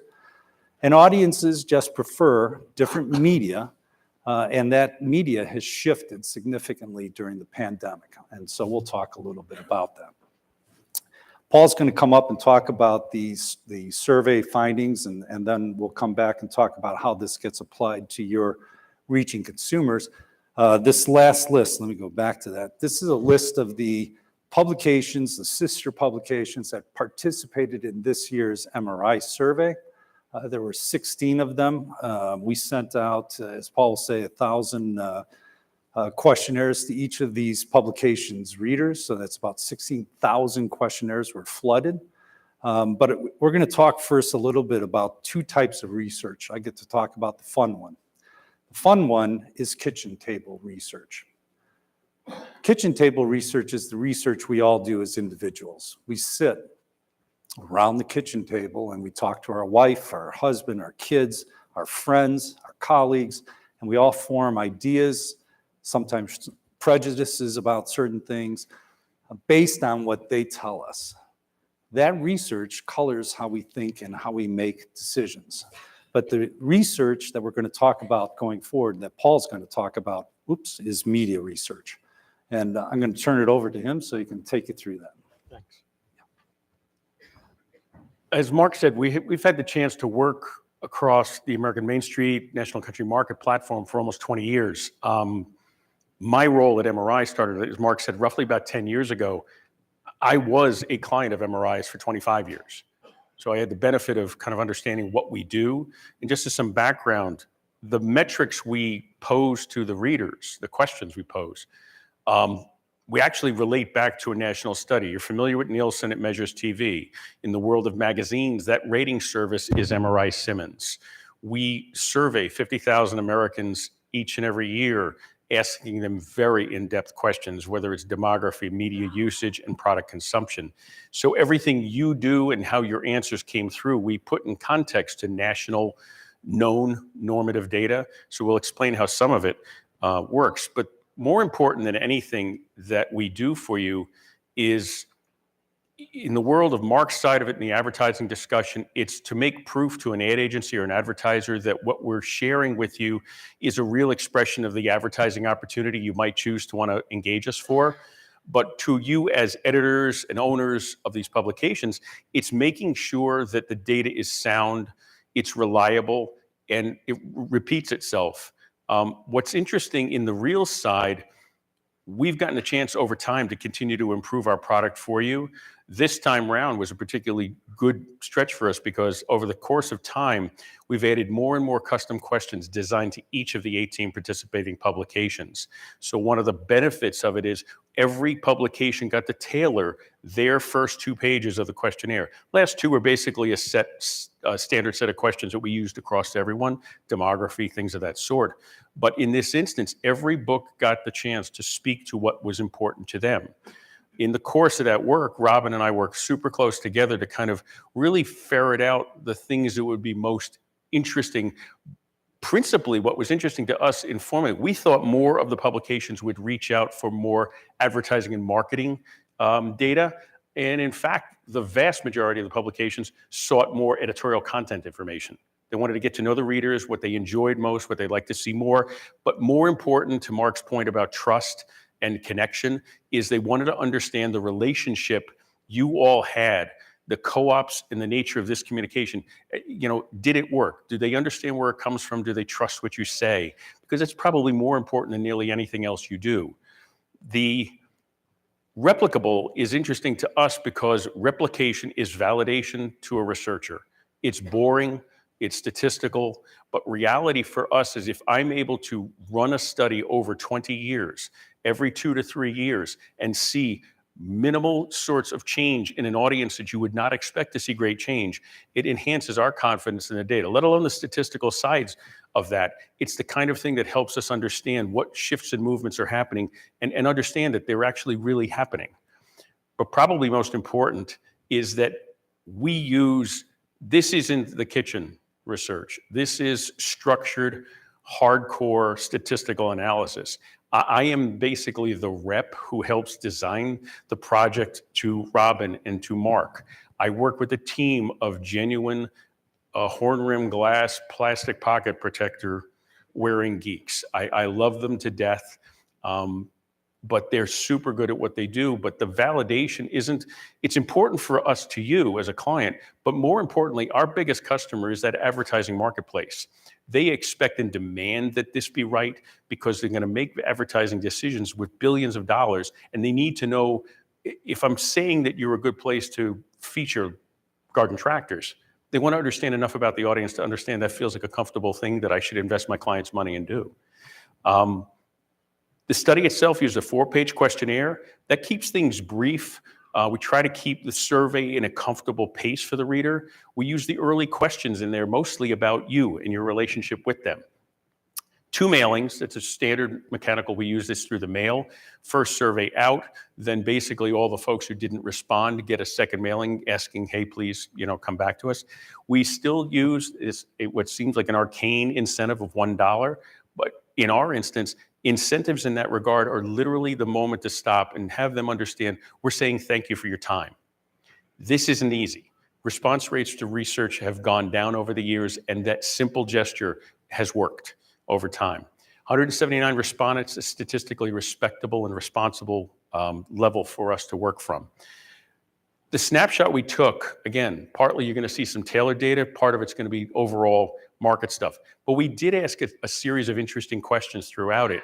Given who and what you are, we asked a lot of the questions about how do you see yourself? And to no surprise, rural small town, is nearly 70% of who they see themselves as being. So they clearly have a good solid sense of who and what they are to their world, to the marketplace. The reader profile itself, I'll move through these fairly quickly. A little bit more female skewing. Education. Any college is kind of the benchmark to understanding. Good thing in magazines is that literacy begets education, which gives us a good foothold here. Advertisers and marketers use this as a classic target. We're well married. That index number you see is the norm. So 120 as an index means we are 20% more likely than the average US adult to be married. Employment. 86, so slightly under, and we're nearly twice as likely to be retired. So to no surprise, in the age cohorts, median age of 63, average age 62, 50 plus is 84%. And the boomers themselves is one of the largest core parts of who we are, is an index of 166. When you look at demographic slices, both from an advertising marketer standpoint and from the way you might see yourself as groups, one of the things we did was parse the totality of the overall readership of the Tennessee Magazine, and to understand that 2% of your readers are age 25 to 34, 8% 35-44, 6% 45-49, 50-54, 13, but the vast majority are age 55 plus. So to Mark's point, we need to know our audience. We have to understand who and what they are. To give you an idea, the median age of the adult US population is 47 and a half years old. You are tied to, and we'll talk about this, you are tied to homeowners. The median age of a US homeowner is 52 years old. So when Mark's World and an advertising marketer is clamoring for the age 34 plus, the age 34 target market, practical reality is most things tied to anything related to home are already in the low mid 50s. So it's a bit of a change to people's ideas. When we look at generations within our readership, 9% are millennials, Gen X 20%, but the boomers, again, as we saw, roughly 71% of who and what we are. So again, a clear sense. This is also data we've seen replicate pretty steadily over the years. We've seen changes in years, age of probably maybe 1 year. One thing that's interesting is we do the studies every 3 years. You actually only aged 1 year. So in practical terms, it allows us to know that basically we're not aging in place and gaining, getting older as the population ages. That will continue for probably about another 3 years. And then the size of the millennial Gen X market will start to crest it. And so baby boomers like myself will become a smaller part of that population, and we will see age tip back. On an income basis, we're $74,000 a year, just under national norms. And the index, really the one that kind of gets used most in the advertising place, is an HHI of 50,000 plus, that you have the means to kind of spend for the things we might want to advertise. But it also gives you a sense within homeownership, you'd need to have these sorts of things to kind of help. As I mentioned, the core of who and what you are on a very practical basis is you place electricity in their home.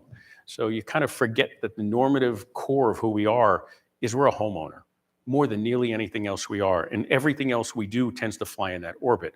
93% of them are homeowners. Average home value is $313, pretty much on the national norm. But probably the most extraordinary difference is between, I live in northern New Jersey, where the average property size is about 1/3 an acre. Property size of pretty much every magazine in the family of American Main Street are considerable in size. We have an index of 284, nearly 3 times the average size of a property. Way more index, nearly to 4 times that being 3 or more acres. And on average, we have 17.1 acres. The median being the midpoint of that is still almost 3 acres of land. Again, to someone who lives in a neighborhood that has homes on 1/3 of an acre. So it begets conversations from Mark's side of it, where we're able to talk to lawn and garden tractors, tractor supplies, people of that ilk. That's their market. That's who they want to talk to. They also own vacation homes, and at a level it's nearly 3 times the norm, which is kind of a surprise, where you kind of understand if you live out in rural America, where would you want to go? Well, obviously they have places they want to go.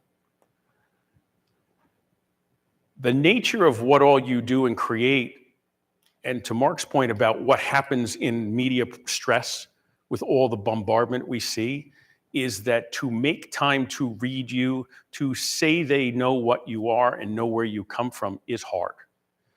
We do work, I will work in the course of probably 50 to 60 different consumer publications a year in doing their readership research.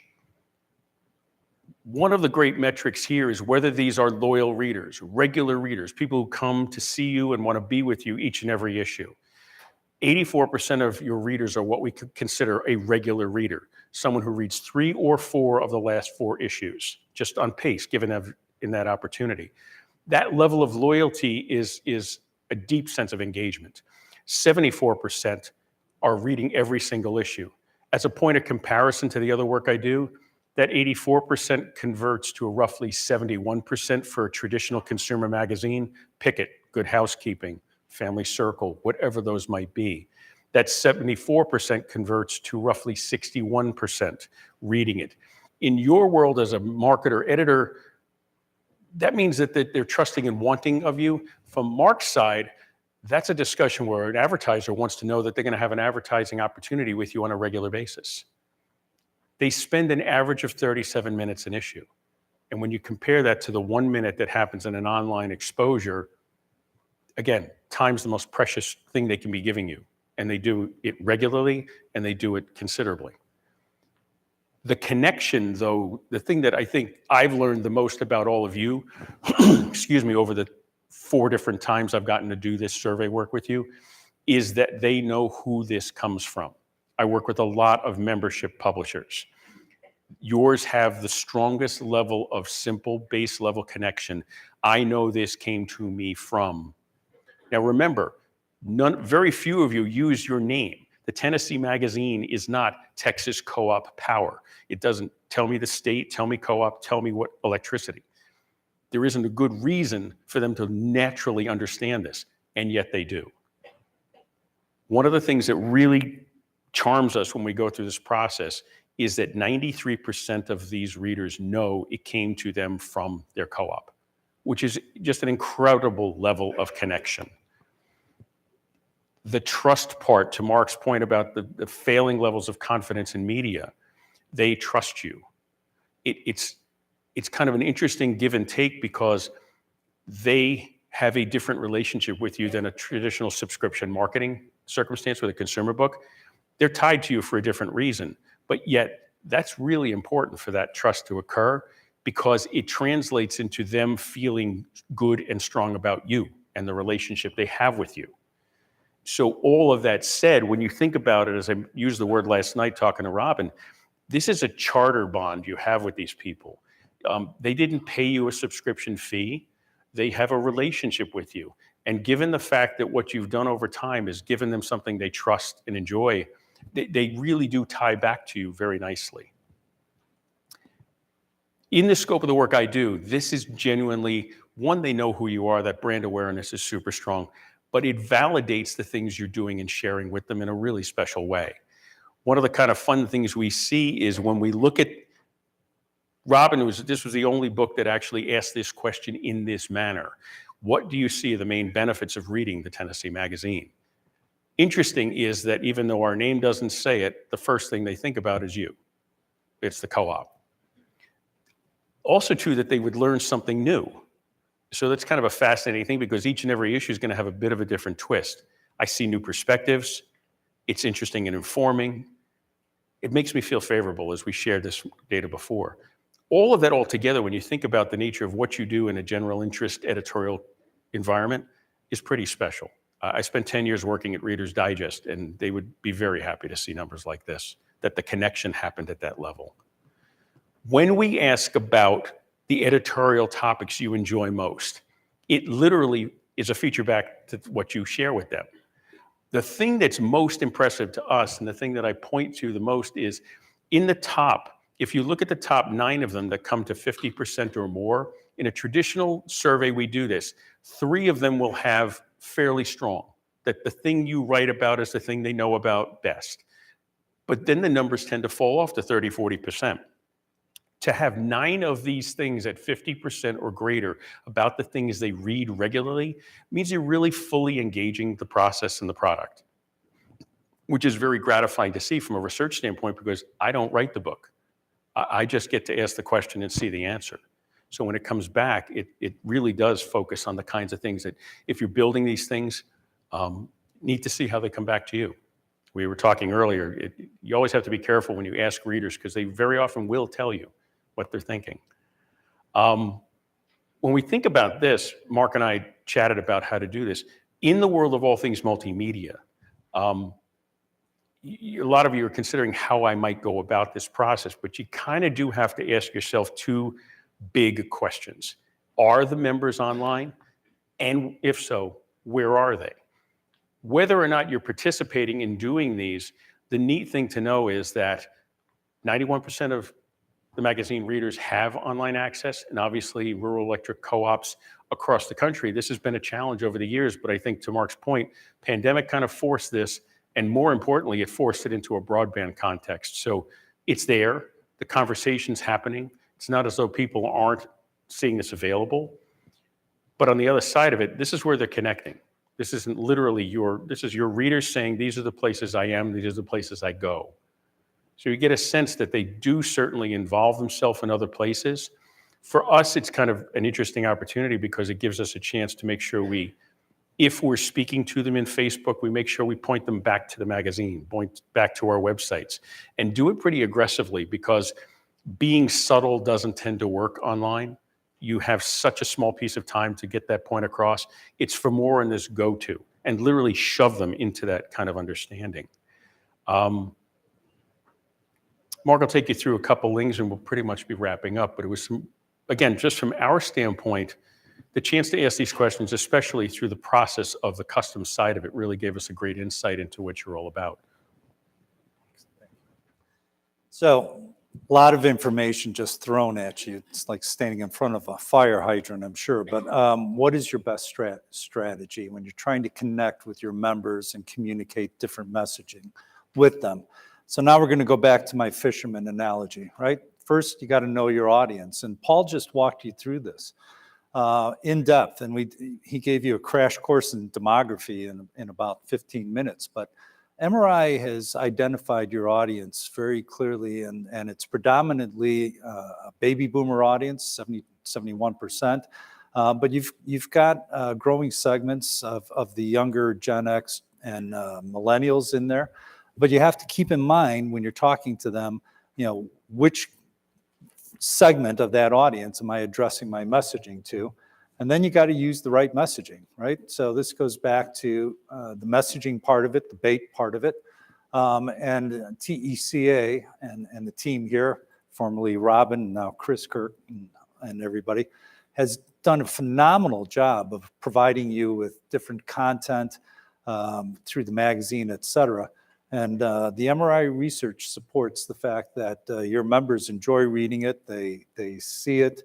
And as Paul said, as you think about your strategies going forward, especially if you're going to think about how do I point them digitally or communicate with them digitally, you have to have online specific or digital specific messaging that points them back to the magazine and the magazine back to them online. But you'll keep them engaged if you do that. And lastly, you got to fish in the right media. So you goof it all up if you don't have the right medium for your messaging. And I'm not going to walk you through everything here. Some of you may recognize this as a sales funnel, a brand funnel. The top of the funnel, for those of you who aren't familiar with this, is what every brand marketer or advertiser is trying to get at. They're trying to get as many people into the top of the funnel to attract them in, and then at the bottom, convert them into loyal followers, loyal customers, et cetera. So the left side talks about the different strategies. The right side of this funnel talks about the media choices that they use to affect that. And I just draw your attention to the bottom and the top of the funnel, because in the top, you're talking about trying to get people into the funnel. You're using advertising campaigns. You're using long-form messaging. This is branding. You don't talk about the price of a car before you sell somebody on the value of the car, the differences of the car. So you have to use different types of messaging and advertising at the top of the funnel in order to get as many people into the funnel as possible. But as you move through the funnel, you start doing different things. You do demonstrations, you do live events, you do targeted content, repeat e-newsletters, et cetera. And then as you get to the bottom of the funnel in the advertising world, it becomes transactional. Now you're really starting to hit people with offers and trying to close the deal. Well, what does that mean to you as communicators? The fact of the matter is you're going to start with the magazine communications as the basis of your communication efforts. And you'll use different media and different messaging as you go along. But at the bottom of the funnel, notice that it talks about as you're closing the deal and you're trying to build loyalty, you go back to testimonials, nurturing emails, and nurturing communications. And that is effectively done through the magazine as well. So the point is, like any advertiser and brand marketer, you're going to use multi-channel communications. You have to tailor it for what you're trying to accomplish with that message to that audience. And then Paul's got one last part of research of the study that he's going to share with you, which is phenomenal with regard to our audience. Mark's point on the nature of what happens is print is always somewhat under question nowadays. And one of the things that we did make a point to pose, but when you go through that funnel, it's kind of what does the job best? And over the course of time, we've asked this question now 2 studies. But most important is that what you're doing, they enjoy and they prefer. That 95% of the American Main Street, there were 9 magazines that asked this question individually. How would you prefer to receive your magazine? In a printed format, digital format, or some combination? 95% prefer it in print. Question was posed to us very quickly last time we did this study was, well, yeah, that's true, but what about young people? It's 89% on 18 to 34s. So within the scope of who we talk to, they love what we're doing. They love how it's shared. They enjoy that content. I think this study gave us a chance to get a lot more depth into the nature and the granular parts of that content. But more importantly, they enjoy what you share with them in a really special way. So I think, again, we thank you for the opportunity to get to be your partner doing this. As I said, I've done this for a long time, but I've learned a great deal about how this works for you. I work with a lot of other membership publishers who would consider how you relate to your readers enviously. There's a special thing that happens here, and it's not transactional. One I spoke to at lunch today was we work with AAA. But for $100, I can have AAA Plus and not have I can get my car towed home from 96 miles away. I pay $90 for that. Your relationship is a bit different, and yet they love what they see. So that bond you create and how they come to know you, most important to me when I read this out, it's how that connection is strong and it's held. So, move forward with that and understand that it's done some great work, and it'll continue to do that for you. So, in conclusion, we talked about the effect of the pandemic on our society, on our workplace, and on media consumption, even how we shop and live. It is profound change across the spectrum. Also talked a little bit about media selection and consumption in the context of trust. And trust is an important thing. I mean, what you've done and what's been accomplished here with TECA and the publication has been to build a brand, frankly, that most marketers and advertisers would envy. But they're looking for information. Your members, just like American consumers, are looking for information they can trust across a variety of platforms. So when you're thinking about your branding and your messaging, think about delivering that content in a trustworthy way. The Tennessee Magazine, as Paul, if you haven't gotten the message yet, enjoys just unparalleled, enviable type brand loyalty and confidence with their readers, with your members, and it reflects back on you. In Ohio, we did the presentation. They asked some questions of their members with regard to the publication in terms of power outages and things of that nature. The fact of the matter is, you don't hear from your members unless the power goes out, right? We take that all for granted. But when the power goes out, and I live in Texas, I hear about the grid all the time.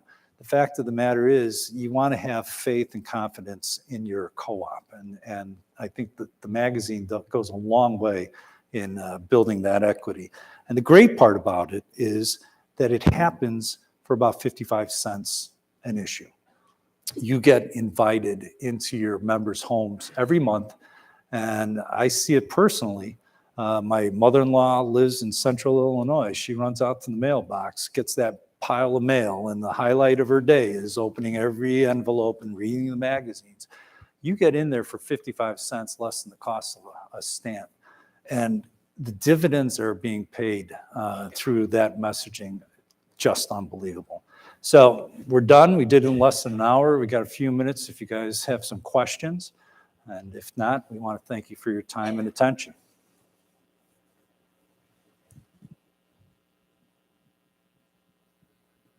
By the way, you didn't beat Kentucky. I didn't see 8 people asleep, so that's good. All right, thank you.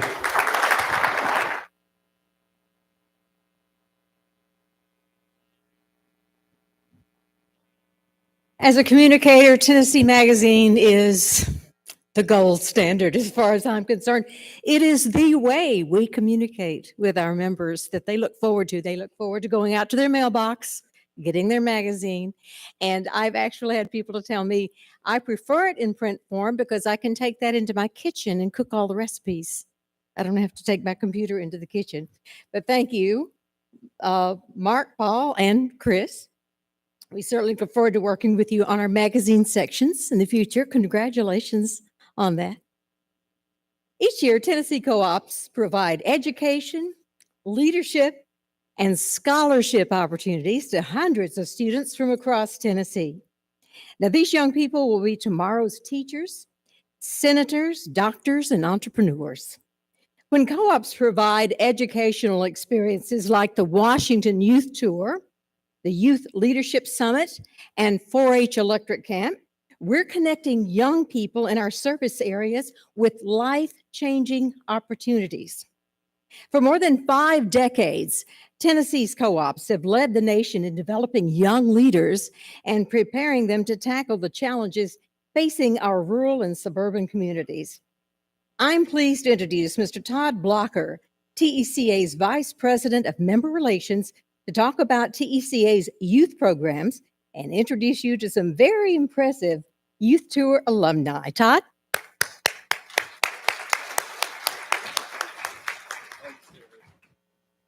Goodness, with that being said, I don't have to say a word. I'll just sit back down and introduce everybody.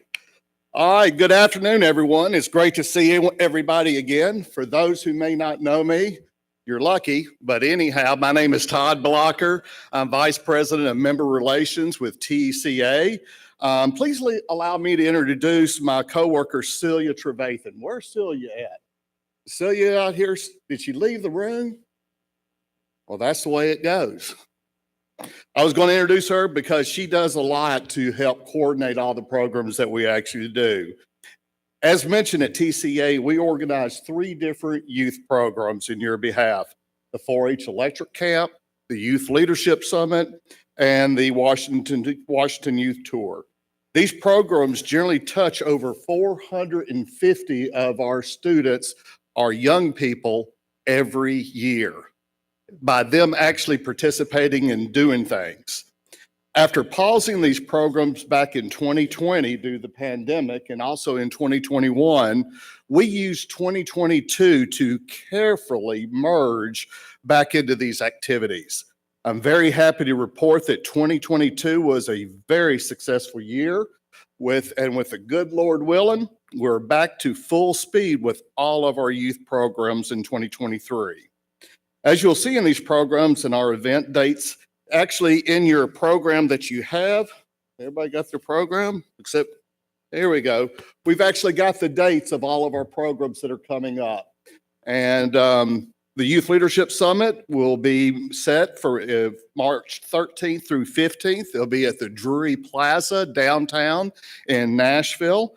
The Washington Youth Tour is June 16th through the 22nd. And 4-H Electric Camp is set just right after the following week of us getting back from the youth tour.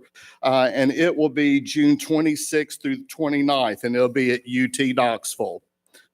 Now for a little bit more about the youth tour. Over the past 55 plus years, Tennessee has sent more than 7,000 students to Washington, D.C. These delegates are treated on a trip of a lifetime. And you hear that, oh, this is a trip of a lifetime. They will tell you that this is truly a trip of a lifetime. And the trip is not just given away. They earn it. They write a paper, they stay engaged, they go through, get introduced at the school systems. These kids get it. They really do. They're the cream of the crop. And I would be remiss if did not mention our incredible chaperones who are your employees as well, who work with the school systems, who build those bonds, and also the true backbone of this program. Youth Tour would not happen if it were not for our chaperones and what all they actually do. People like Chris Hulsley, Vanessa Claiborne, Dawn Orton, Kathy Black, Andrea Key, and several others who are with us today. Speaking of others, if I just mention your name, or if I just mention your name or didn't mention your name and you've been on the youth tour, please stand up. Stand up if you've been on the youth tour before and you're one of these. Look at this. Look around the room here. Let's give them a hand.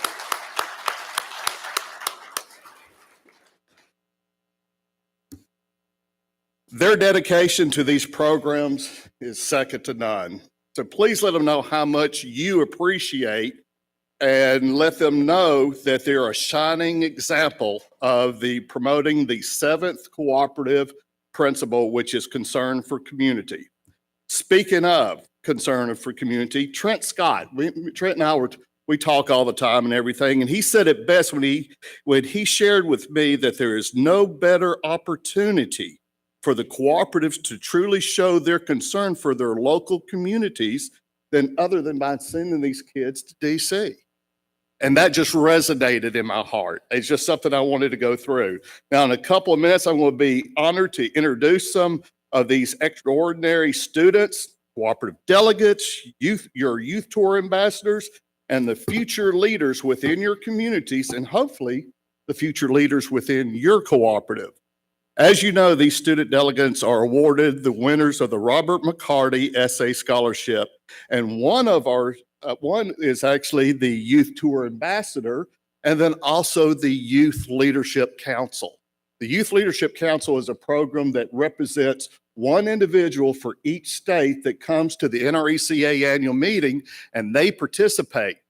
As a matter of fact, the YLC, the Youth Leadership Council, is the one that actually started the youth tour back when Lyndon B. Johnson in 1957 was speaking at the NRECA annual meeting. He said, you know, if there's one thing good, and these kids were going around with red shirts on. He goes, you know, if one thing good comes out of this meeting, it's that you will send these kids to Washington, D.C. so they can learn about what the American flag stands for. He planted that seed, and in 1964, when he was president, the first group of kids went to Washington, D.C. TECA started in 1965. So since 1965, we've been sending kids there, and once again, it's just been incredible for these individuals. Now, without any further delays, I'm honored to introduce the 2022 Washington Youth Tour statewide winners of the short story writing contest, our Youth Leadership Council, and the winner of the 2022 Cooperative Youth Ambassador Program, and our NRECA Youth Leadership Council winner. These young people are proven leaders in their schools and fine examples of the bright future in our local community. I want you guys who have been here, you see how I usually go through and line them all up right through here? You see the chairs right now? The 3 winners of the essay scholarships didn't go on tour this year. They got cash, but they didn't go on tour. That might resonate. It resonates to me.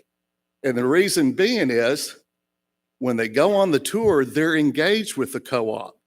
When they don't go on the tour, where are they? I hate seeing them not here. But I will announce them anyway. The winner of the $1,000 scholarship is Braden Rouse with Forkadeer Electric. He's not here, regretfully. The winner of the $2,000 scholarship is Malcolm Gora with Caney Fork. Malcolm? Bueller? Regretfully, he's not here. The $3,000 scholarship winner, who I thought was going to be with us today, is Tracy Geralds. Tracy, did you show up? Tracy?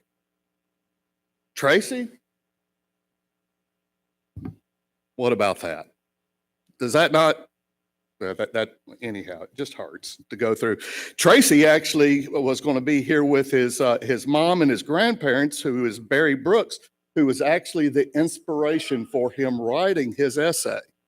I'm so sad that he wasn't able to make it, but we do have somebody here that's going to come up and share a few words with us.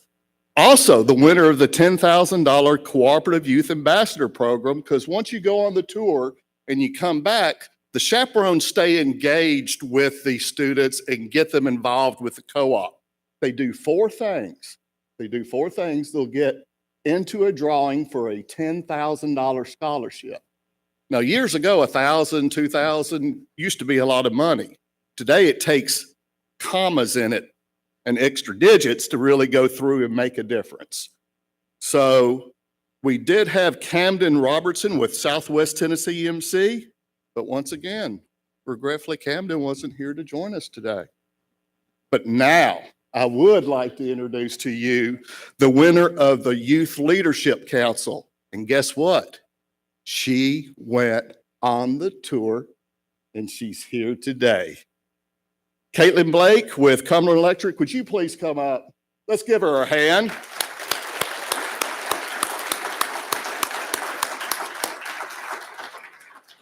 Caitlin is here with her grandmother, Sandra Myers. Sandra, thank you for coming as well. And she's prepared a short recap of the youth tour for us, and she'd like to share it with us today. Thank you all for allowing me these few minutes to share my experience with the Washington Youth Tour.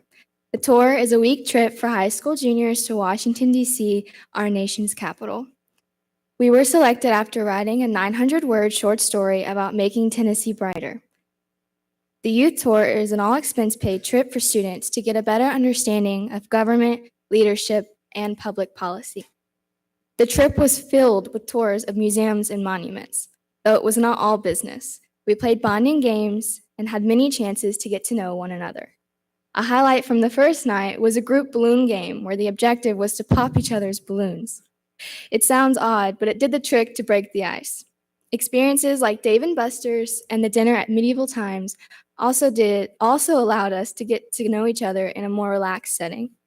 This tour was a chance for my peers and I to experience DC as a bustling city full of diverse people and diverse beliefs. While there, we were able to see and speak with our senators and representatives. We were given chances to ask them about policies and hear their responses. Being given this opportunity meant the world to me. On this trip, I learned the influence and impact that co-ops have on their local communities. Electric co-ops serve 71% of Tennessee, which breaks down to 2.5 million Tennesseans, 1 in 3 homes, and 84 out of the 95 counties in Tennessee. Co-ops value the future generation, knowing what an impact we will have. They have created programs such as the 4-H Electric Camp, the Youth Leadership Summit, and the Washington Youth Tour, so that local students can prepare to be leaders in their communities. Although young, we are the next generation, and there's no better time than the present to begin our activeness in our community. Through this visit, I learned about history of our great country. Winston Churchill once wrote, "Those who fail to learn from history are doomed to repeat it." Learning from history allows us to grow and build a brighter future without mistakes from the past. It's cliche to say, but this trip was a trip of a lifetime. There's no better way to put it than that. I hope the youth tour continues and that every year more and more students get to experience DC for all its glory. And one last thing before I leave the stage. A wind turbine saw our solar panel at an energy convention. He leaned in and shouted, "Hey, I'm a big fan." Needless to say, I'm a big fan of TECA and all they do for us. Thank you.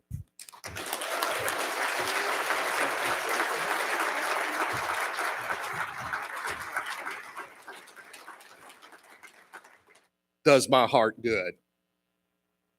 Caitlin has been an excellent person, a role model. She has gone through, she has kept on me to make sure that I was following up on stuff, sending me emails, staying engaged. Fine example of what you send to DC. Now you're in for a real treat. Remember when I had said earlier, but I actually didn't say it earlier, but we've said it many, many times that we really don't realize what kind of impact this trip makes on kids. A lot of them go through have never been out of town. A lot of them have never spent the night away from home. A lot of them have traveled all over the world, been there, done that, seen this and everything else. But you get these groups together and they all rise together, which is incredible to go through and watch. So, one individual that is actually here with us today who participated back in 1972 is here to share. I was 10 at that time, just to let you know. I was around, but I was only 10 years old when that happened. Everybody, please give a warm welcome to Mr. Frank Childress, who will share with us how the youth tour helped change and shape his life and the career path he decided to follow. Frank, come on up. Frank's also joined here by his wife, Cindy.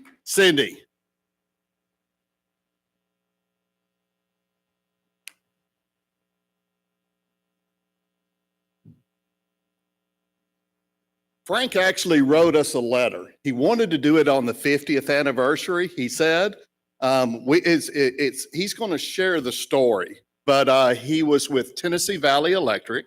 He actually wrote the letter to David Callis and to Jerry at Tennessee Valley and wanted to share. And now I'll be quiet and let Frank tell his story. Frank, thank you. Good afternoon. It's a real pleasure to be here. First, to the two guys that were talking a while ago, you missed out. When you did your survey, you didn't send one to my wife. My wife of 43 years, she reads that magazine from cover to cover the day it comes in. She's a real fan of it. She meets all the, baby boomer, college educated, all those things. She missed out. And the second thing I want to tell them, I don't know if you remember the picture of the guy in the pajamas with the suit. Well, over the last 2 years, I've done a lot of court appearances where I was in coat, tie, and gym shorts. In fact, one day I appeared in Calgary, Canada in court, and Houston, Texas in court, all from the comfort of my home. But anyway, tell you a little bit about my trip and the reason I'm here. And on the front end, I want to apologize for my voice, tell you about my weekend.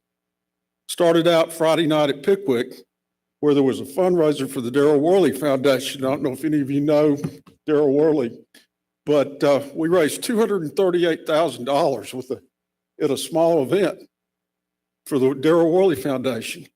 Got up Saturday morning, was on the soccer field by noon to see my granddaughter play soccer.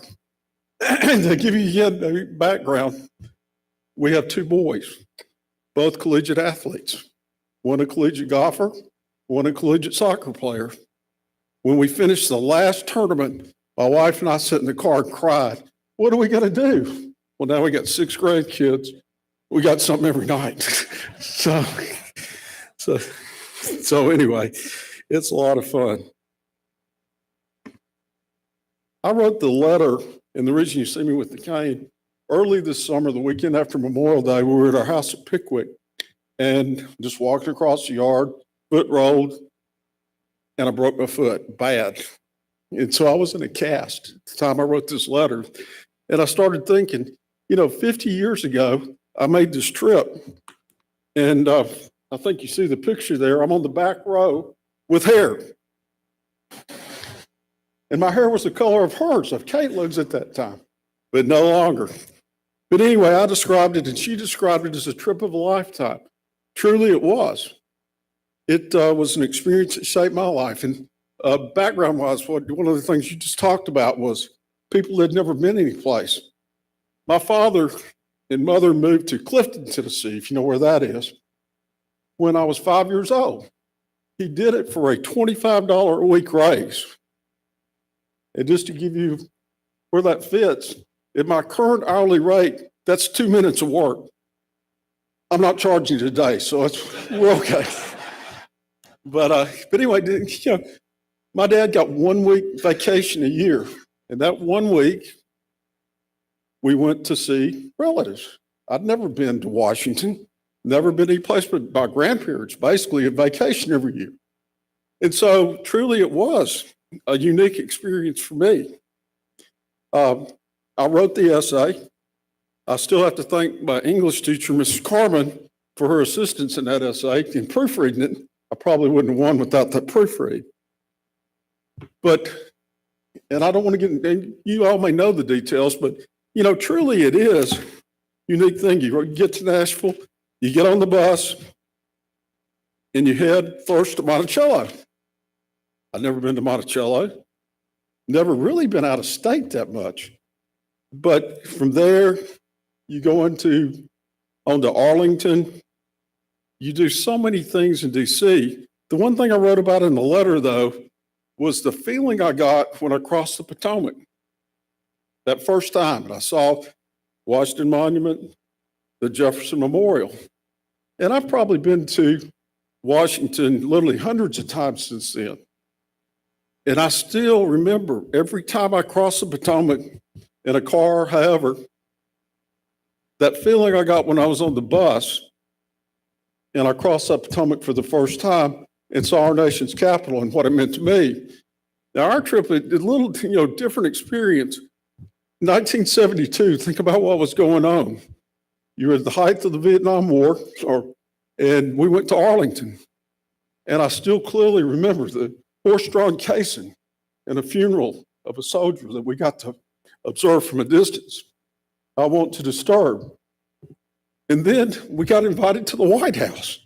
I'm not sure you'd want to go to the White House, many times during the past 10 years, but we were invited by President Nixon to go to the White House and hear the President of Mexico speak, along with President Nixon. That was pretty neat. All the kids on the youth tour. We were out in the audience. And then the real highlight for me was meeting with the congressional delegation. There I met for the first time Howard Baker, who, if you followed Watergate, you're old enough to follow Watergate, you saw the influence he had there. And he inspired me. And that's the reason I went to law school. And little did I know that years later, Howard Baker and I would be law partners in the same firm, Baker Donaldson. And that was, he was always such a treat to be around, such a statesman. But I came back from Washington and I started watching the Watergate hearing and watched what happened to President Nixon. But saw democracy in action. And that really inspired me. And you don't know my background, but I was an assistant United States attorney, federal prosecutor in Nashville. And then I was the first United States trustee for Tennessee and Kentucky. And did that, and then I've been back in private practice for 30 years. But I still look back on that trip and how that trip inspired me to do what I did and how to continue to build my life, in the right way. And this is really a thank you, 50 years in the making. It's sort of funny that I wrote the letter, which said basically what you've heard me say today. And then the next month, Tennessee Magazine came out with the youth tour had just happened. And on the back page, one of the back pages, 50 years ago, and it was the story of my trip. And I checked it out, I fact checked it. What I said in the letter, pretty much holds true. But it was very special. I'll never forget it. And so, like I say, I wrote the letter to say thank you. And I'm here today to say thank you. Thank you, 50 years in the making. Thank you very much.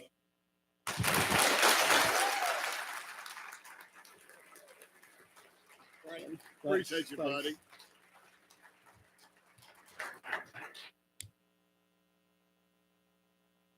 How's that for a story? Would we have ever known if Frank hadn't have reached out to us? Thank you, Frank. Really appreciate y'all coming up. And I want to thank everybody here. Oh, am I supposed to read this now? Okay.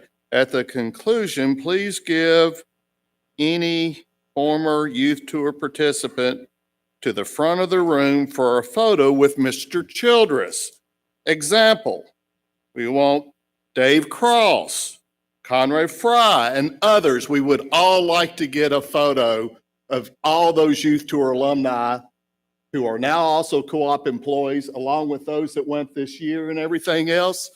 So let's do that. Once again, thank you for your continued support.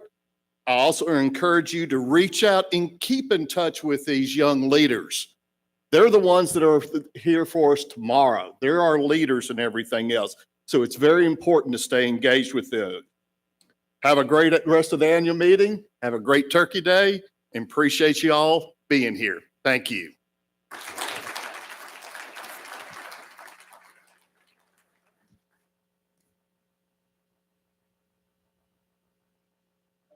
right, everybody, that means you come now. Come on, Frank. Come on, Connor.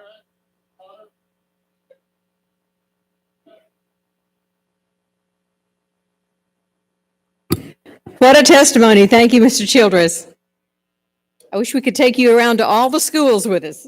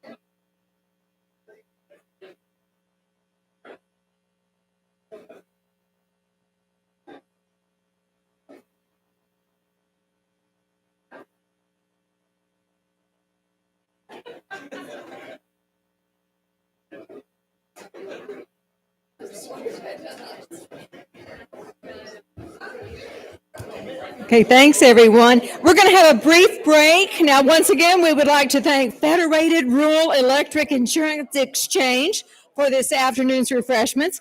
Now, don't be late returning. We'll have 2 drawings for $100 before hearing an update on legislative policy issues that will likely impact your co-op in the future. We'll resume at 2:45.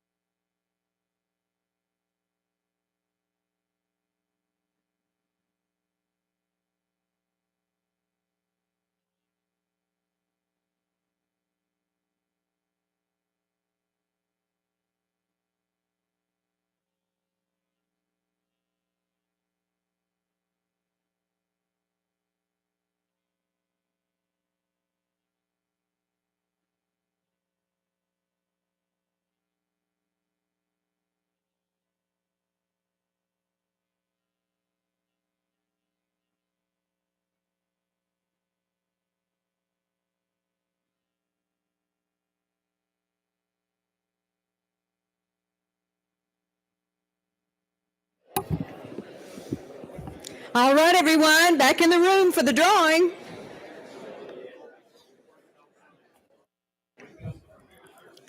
You must be in the room to win.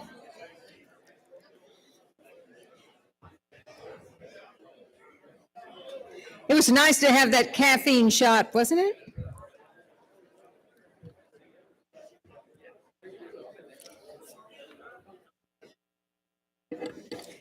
Two more drawings for $100. Here we go. Everybody in that wants to be in? You must be present to win. Having the drawing right now. Randy Gilliam, Sequatchie Valley Electric Cooperative. Randy Gilliam. Randy, are you in here? There you are.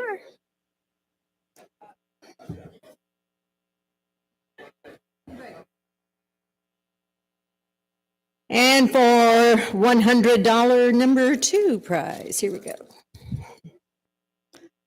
Johnny Ruth Elrod, Meriwether Lewis.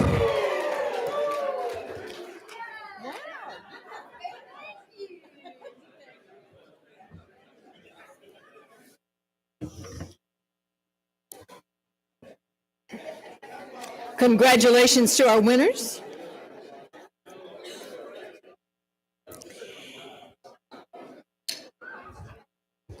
The RUS provides infrastructure for rural communities, including water and waste treatment, electric power, and telecommunications services. That expands economic opportunities and improves the quality of life for rural residents. Now, just last month, native Tennessean Andy Burke was named administrator of the USDA Rural Utilities Service. Former mayor of Chattanooga, member of the Tennessee State Senate, Mr. Burke brings a great deal of experience to this new role, and we're honored to have him with us today. Please welcome our U.S. Administrator, Andy Burke.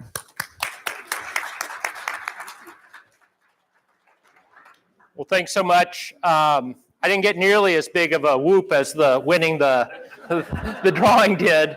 It is great to be with y'all today and in a place where people know what I mean when I say y'all. I was hoping when I put this on my calendar, I was like, well, I'll get there and I'll be able to just talk about football for 30 minutes. I won't have to give a real speech. But on this Monday, we really can't talk about football here. So. Yeah. So the Vandy fans, yeah, that football powerhouse that's won 2 in a row in the SEC. Hey, I'm for it. I am a Vandy fan. It's great. So here's what I want to do today. I want to talk to you a little bit about what's going on at the Rural Utilities Service, but I really want to use that as an opportunity to talk to y'all about what's going on in your businesses. Because this is a time of tremendous transformation.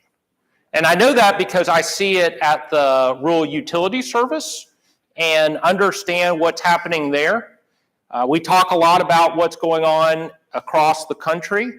And for y'all, that means that the opportunity is tremendous. And when you're in the middle of it, when you're right there doing it every day, sometimes it's hard to see that big picture of exactly what is transforming the country. So let me start with a little bit about my background, and that is, as she said, I'm from Chattanooga. I was born in Chattanooga. I was a Tennessee state senator, and when I first got elected, I represented all of the city of Chattanooga and then Marion County. And one of the people who really helped me understand these issues was Mike Parton. So when I ran for office, Mike, who's in the back here, met with him, tried to understand what was going on, and made sure that when I went to the legislature and won, that I took their views and what they were doing for their members into account. And then David, when I got there, was able to come to my office, explain these issues to me. And so from the time that I started in elected office, co-ops have been at the beginning of everything that I've done. And then as mayor, of course, we had the EPB, the Electric Power Board that served every single Chattanoogan throughout the area. That was a big part of my time as mayor. We built out the first gig network to every single home and business for 600 square miles, but we also did a smart grid. We did some microgrids for public safety. These issues have been around me for as long as I've been in public office, which unfortunately, when I combed my hair this morning and saw all the gray in there, has now been quite a long time. And for y'all, of course, co-ops have been an important part of Tennessee for the last 100 years. And your work has built that infrastructure that allowed people to succeed in rural America and in rural Tennessee. You've done it a lot with rural utility service. But now these times are changing, and they're changing really quickly. You look at what RUS did last year. We did $5 billion of loans just in electric for the fourth year in a row, and $9 billion together. That's electric, water, and telecom. This is across 32 states. 118 individual loans. I know that that our friends from Gibson are across the hall. I was happy to be able to help get through a loan for them just a couple weeks ago in telecom. 1.5 billion invested in borrowers that have service in 180% poverty counties. It's really going to people who absolutely need it. And we've improved these services all across the country, and particularly in persistent poverty counties. But as I said, things are changing. Traditionally, the Rural Utility Service has been an entity that lent money out for all kinds of different improvements and more recently for operations. But now we have this amazing opportunity. The president has set as one of his goals that we are going to reduce the amount of carbon that we consume in our country. We're going to change this. And part of that is to make sure that we have a product that is reliable and affordable for Americans as they power their lives. And so we now have $1 billion for loans for generation, up to which 50% may be forgiven. And then $9.7 billion just for co-ops. Let's say that again, just because we got to wake up everybody when it's a couple hours past lunch. $9.7 billion just for co-ops. Now, I used to be a mayor, as I said. I'm not used to saying the word billion, but I'm getting more used to it every single day. That is, as my dad would say, a lot of jack. And the potential for what we're going to do with that is amazing. I'm happy to chat a little bit more about that later. But what that can do for your business, what that might be able to do for the people who live in your area, the way that we can lead in the South with our history of power and how it's used to transform our communities, this is a big deal. And one of the reasons why I'm here, and it's important for me to be here, is I don't want Tennessee to miss out. I don't want anybody to miss out on what's going on with these opportunities. And this is a huge transformational moment. We also have what's going on with the grid in general. As we start to see what's going on in the future, we can predict that there's going to be more demands on the grid. There's going to be more demands for electricity. Why? Because you just start thinking about all those car ads on TV, most of which are advertising electric vehicles. As y'all know, somebody's going to have to charge up those electric vehicles across the country.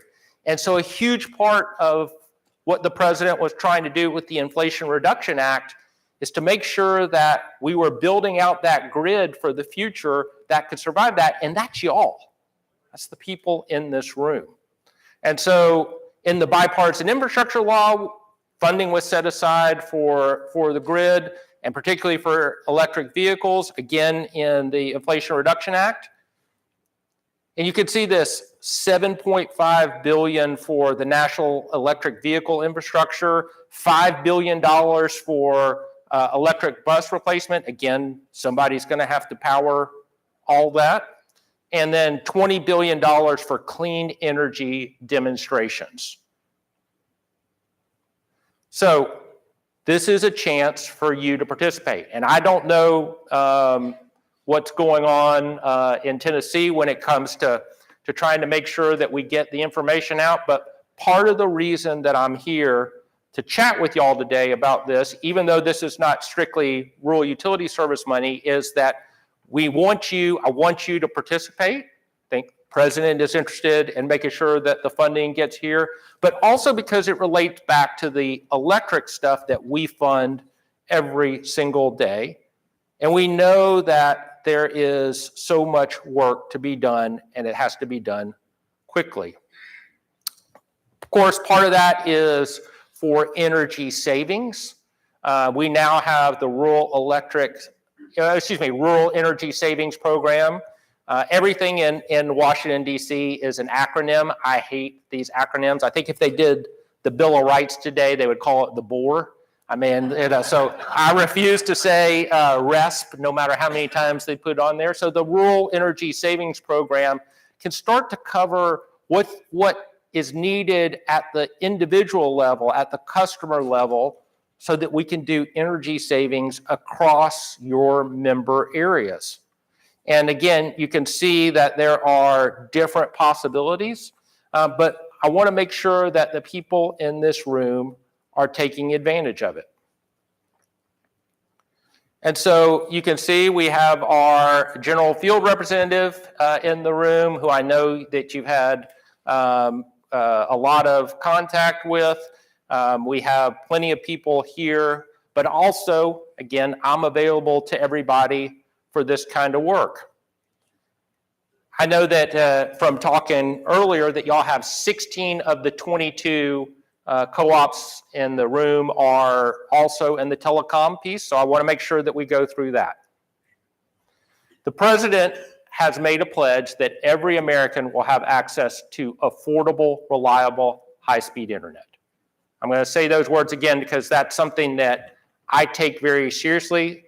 Affordable, reliable, high-speed internet.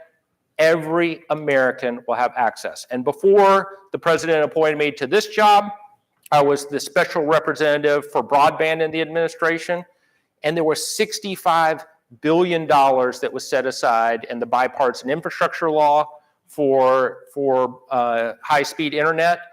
And the chance for that, again, to transform your business every day is incredible. Of that, $2 billion went to the Rural Utility Service. Many of y'all have applied for Reconnect dollars. That's our signature initiative. But as you can see here, a number of different initiatives are there. And we, on top of our $2 billion from the bipartisan infrastructure law, we get regular funding on a yearly basis from Congress to do each of these. And you can see that the chances are out there for you. And the big difference between some of the work that we're doing and some of the work that's happening elsewhere is that Reconnect connects people today. So this morning, I was out in the field, met Gene. We were basically at the Murray County Williamson. See, nobody else, if I wasn't from Tennessee, I wouldn't know Murray County. I would say Maury, right? So I was at the Murray County, Williamson County line. I met Gene. Our funding was going to a new connection for Gene. And he had a copper connection as of today. So I said, well, what's your internet speed like? And he said, you don't want me to answer?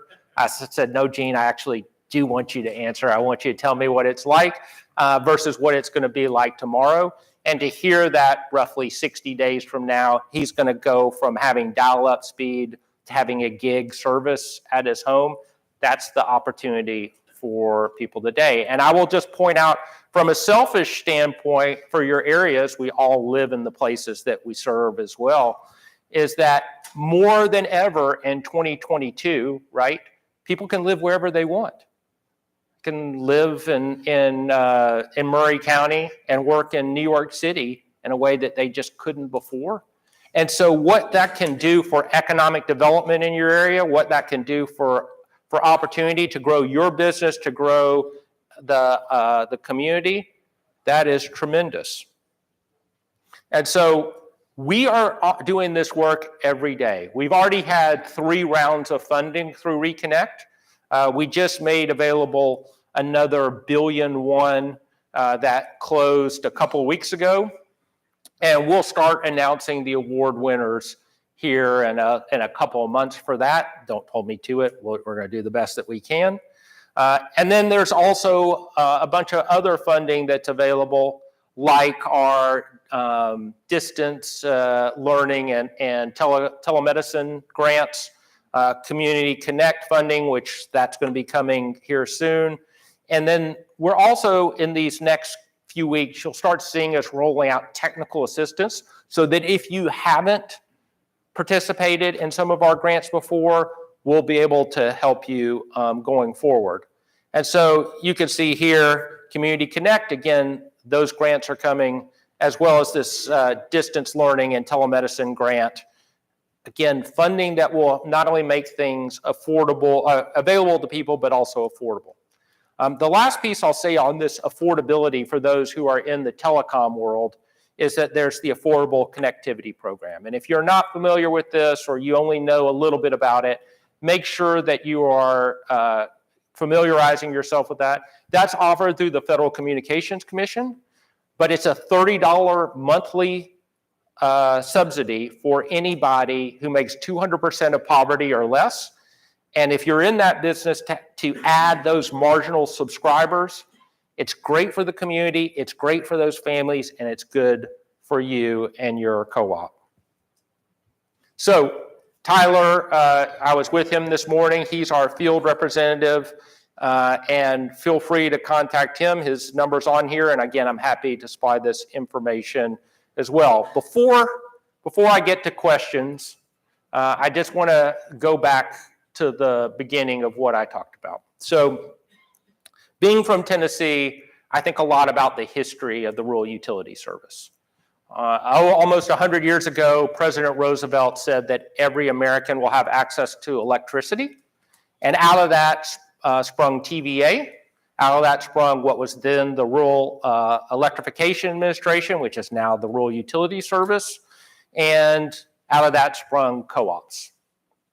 And people everywhere had the opportunity to grow and change the communities in Marion County, in places like Chattanooga, in Mississippi, in rural Alabama. All kinds of different places had the opportunity to participate in. I like doing this job because we're at this moment again. We're at this moment with telecom. We're at this moment with energy. And you were at the forefront. And so this transformational process doesn't come along every year, doesn't come along every decade, doesn't come along every couple of decades. But the chance to do things that make power more affordable, more reliable, more resilient, to help our planet, to make sure that people in the community are participating and have the jobs that come alongside that. Y'all are one of the big jobs providers in your areas, and we need you to be part of what's going on.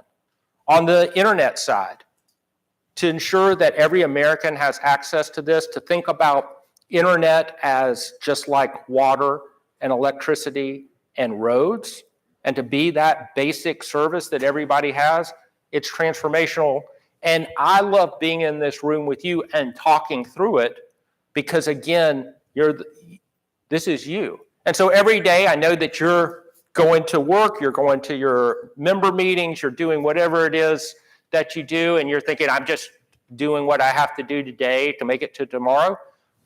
But if you step back for just a minute and see how critical you are to some of the biggest things that are going on in our country, to two huge presidential priorities, it's exciting for me to be with you and chatting about this.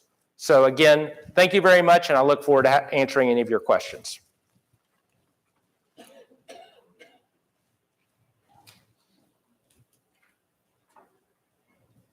Don't everybody go at once. I'll stay up here until we get questions.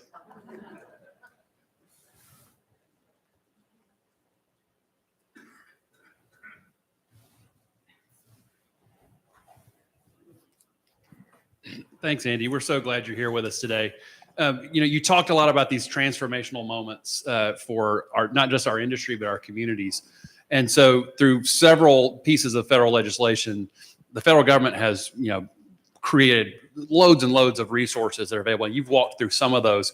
Can you give some of the folks in the room a little bit of guidance in how to kind of start in that process of examining what's available, some resources that might be available to help them understand, because it's a little bit of a flood that's hit folks, but there's so much available to help us move in that transformational way you talked about. Yeah, so that's a great question. And sometimes the way I think about this is that there's so much money available that it feels like we're trying to do 30 years worth of work in a couple of years. That's what it feels like to me. And without getting too preachy on y'all, as a country, that's not where we want to be. We want to be doing infrastructure work, all the time as opposed to every few decades. But that's just not the way it worked out. And so we're kind of where we are. So there's a couple of things. Number one is at the United States Department of Agriculture, there is a Rural Partners Network. And so there are people there, and their job is to connect up communities to resources, including y'all, and be happy to kind of start there. There's somebody to talk to connect up to these resources. The second piece is we have our general field representatives in every state and our state directors. That's one thing that's nice about being here, is that instead of just everybody being in DC, we actually have people on the ground in Tennessee and talking to them. To give you an idea of the scale of what we do, we did $9 billion worth of loans last year with 240 people, roughly. $9 billion worth of loans with 240 people or so.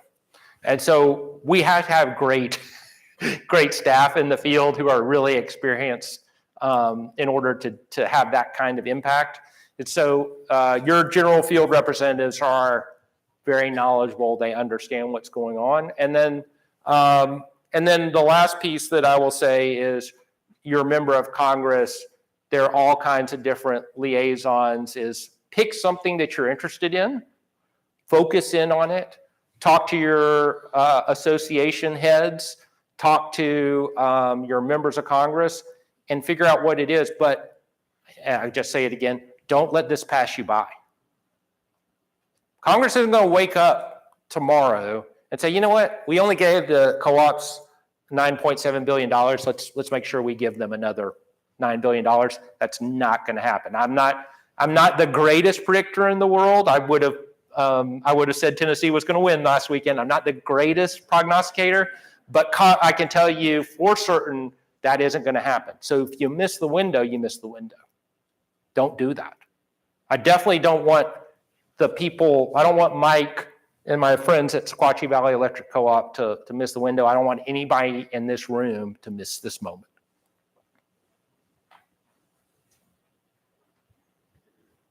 Other questions?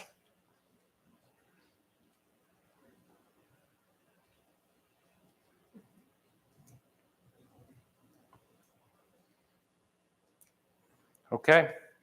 Well, listen, as I said, thank you very much. If y'all get to Washington, D.C., if there's something that I can do to help you, please let me know. We want you to be our customers. We do have this funding for a reason. I'm excited about what it entails, and I hope that you will take advantage of it to help our neighbors, to help my neighbors and the people that we all serve. Thank you very much.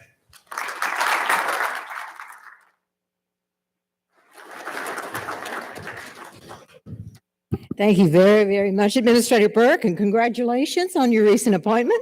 We're honored to have a fellow Tennessean serving us in Washington. Now, before we conclude today, we have some program notes. I'm going to ask Mr. Anthony Haynes, President of the Tennessee Municipal League, to the stage. TML provides legislative support to Tennessee cities and towns, and Mr. Haynes is here to discuss an exciting new partnership that will create new opportunities for both communities and our co-ops. Please welcome Mr. Anthony Haynes.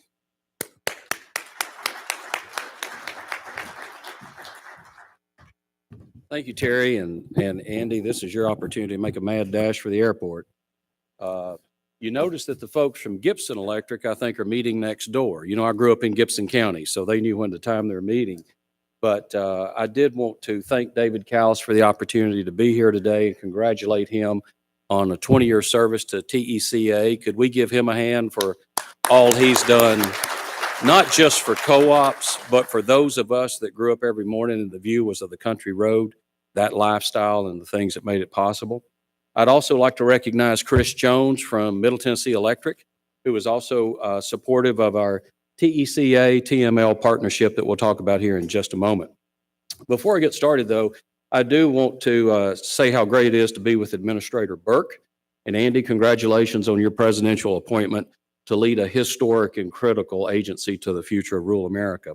Andy and I briefly overlapped when I started at TML. He was still mayor of Chattanooga, and it was during COVID. So we really didn't get much of a chance to work together like we normally would. But we did get a chance to work together when he was a member of the Senate Education Committee, and I was UT's lobbyist for about 15 years in Nashville. And I have to tell you that we did some great things, not only for K through 12, but also higher education in Tennessee. And Andy was constantly behind the scenes working that hard, and he really did right by education in America. So thank you very much, Andy. I would, another point of pride I had when Andy talks a lot about the work that went on in Chattanooga. During those years working for the University of Tennessee, I did a lot of work on the University of Tennessee's research agenda, particularly in science and technology.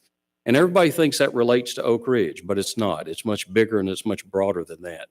And one of the points of pride that I had was that whenever I was in DC and we got to talking about the future, broadband capabilities, et cetera, and how that was going to transform society, their eyes would light up, Andy, no joke, when you had mentioned Chattanooga, Tennessee, and the test bed the University of Tennessee Chattanooga was in on. The city is very support from the mayor's office, EPB, US Ignite. The partners are too many to name here. But if you wanted to see the future of America, you were to go to Chattanooga and look at the work that they were doing in smart cities technology. And it is still that way today, and Andy was very supportive as a political leader to help make that happen. So one thing that the administrator talked about is looking forward and where we are going with the future. But isn't it interesting, as much as we work hard to make the future today, the same old issues just keep coming back around like Groundhog Day, and we're fighting those same battles, whether it's electric, whether it may be telecom, whatever may be the case. And that's something that I want to get to here in just a moment.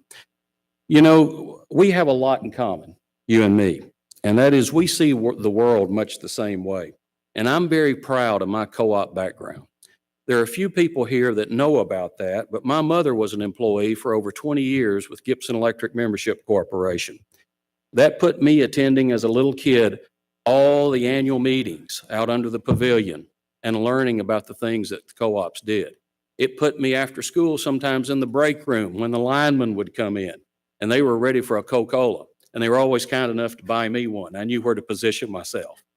And then sometimes I might get invited back to the engineering department and look at some of the plans they had of substations and growth and things. It didn't mean much to me as a small child, but I thought it was neat, the job that those guys did.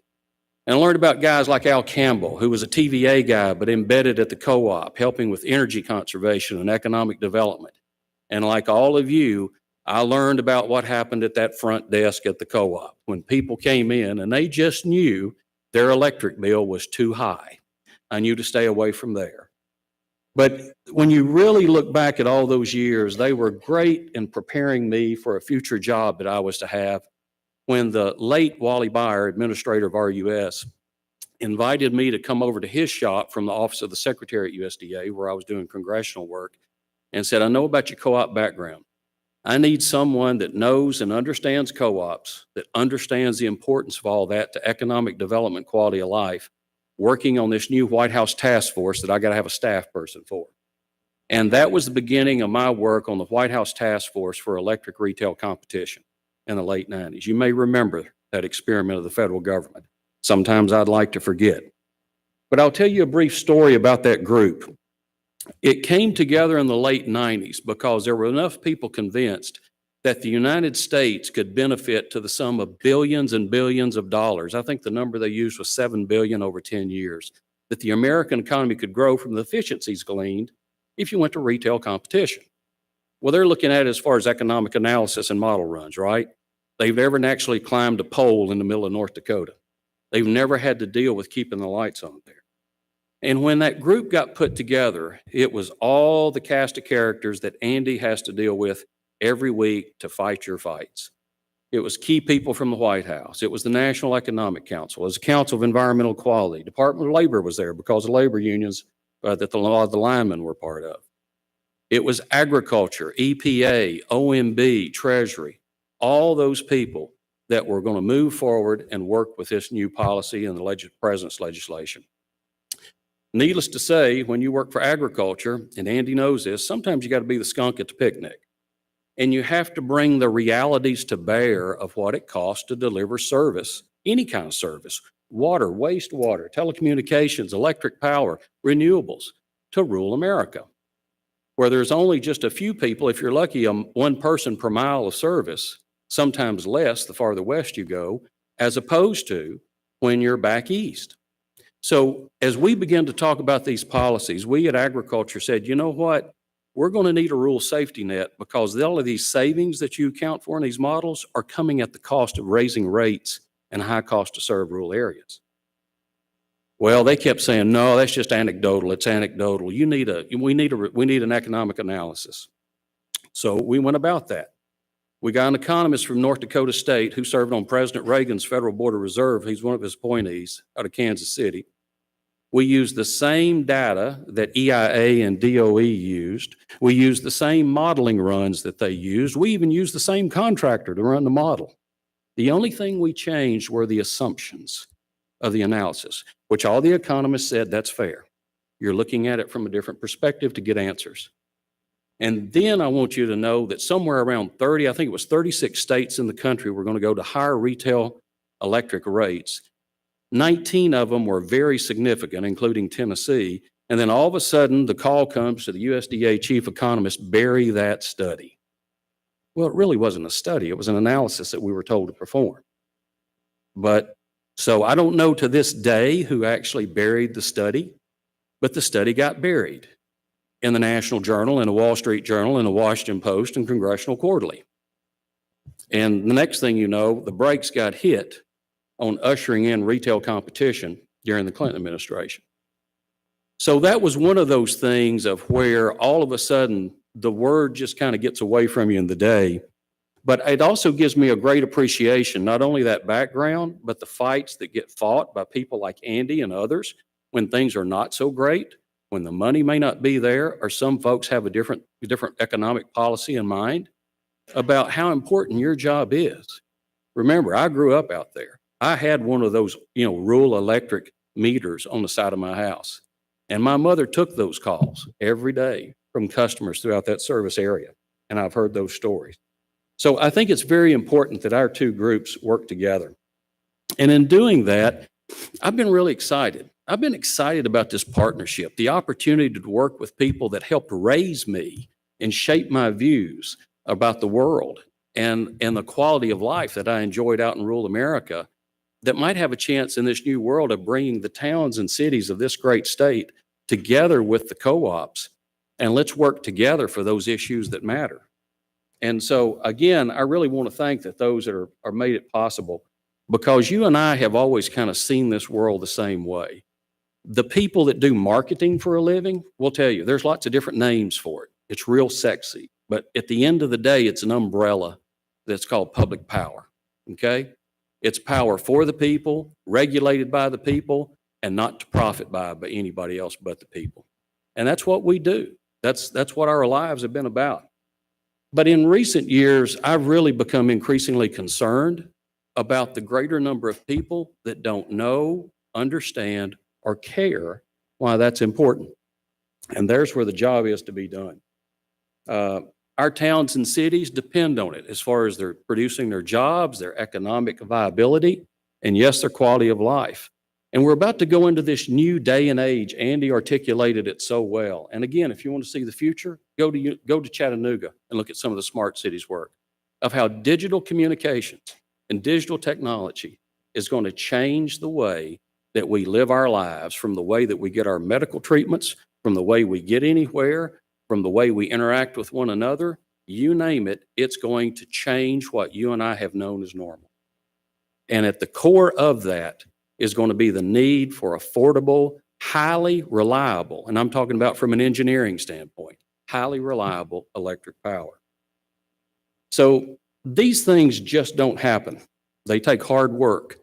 And it's going to take a lot of hard work in the public policy arena to make sure that your ability to deliver that public power to my members, to those small towns and cities, whether they're munis or when you're wheeling it in, or whether you've got the meter right straight on the place, it's going to be important that these regulatory fights and these political turf fights don't get in your way.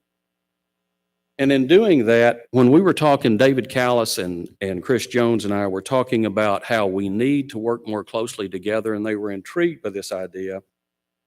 They mentioned that one of the things that there would be is that we may not always see eye to eye on all these side issues that we deal with. You know, annexation's that big word that sets everybody off, whether you're a city, whether you're a farm bureau, whether you're a co-op.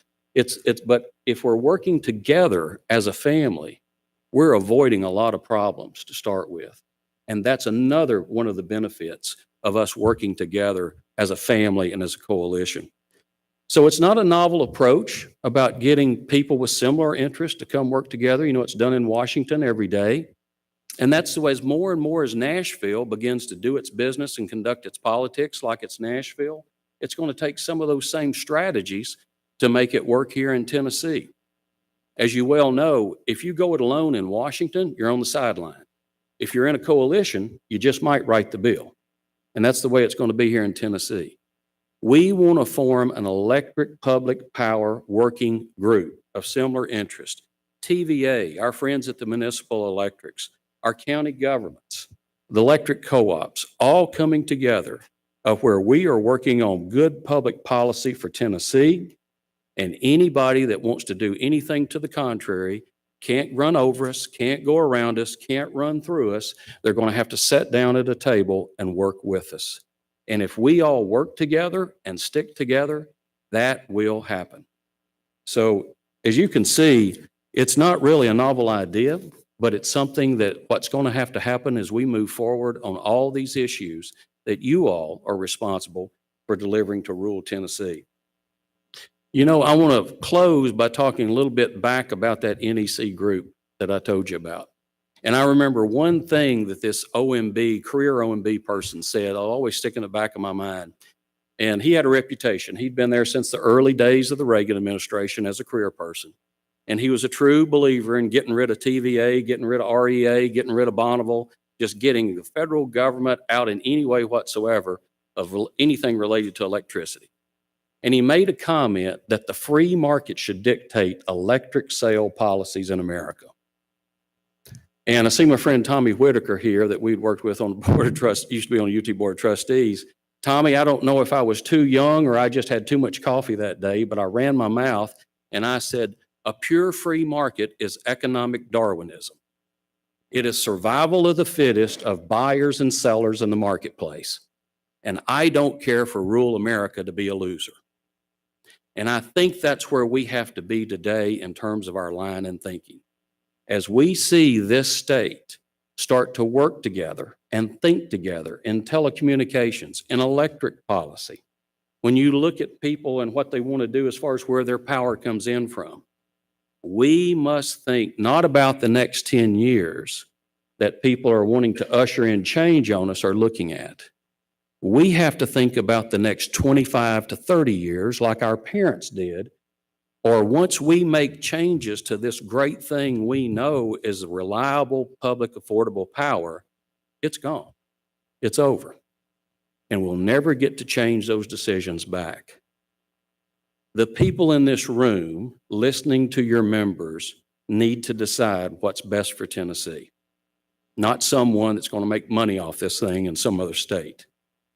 And the same can be said for our members. Our citizens need to decide what's best for their towns and cities, not someone in another state. But our interests are really coming together. And I think it's wise if we start talking and working together now so that we can work together and ensure what's the best for Tennessee, not just tomorrow, not just in the next 10 years, but 25 and 30 years when likely none of us will be in this room or even here left. But we've handed it off like others have to us in the next generation. So I'm really excited about this partnership. I want to thank the board of directors of TECA for your willingness to entertain this idea. Chris Jones, thank you again. David, thank you again. And I can't wait to sit down at the table here really soon and let's start plotting Tennessee's future and our future. Thank you very much.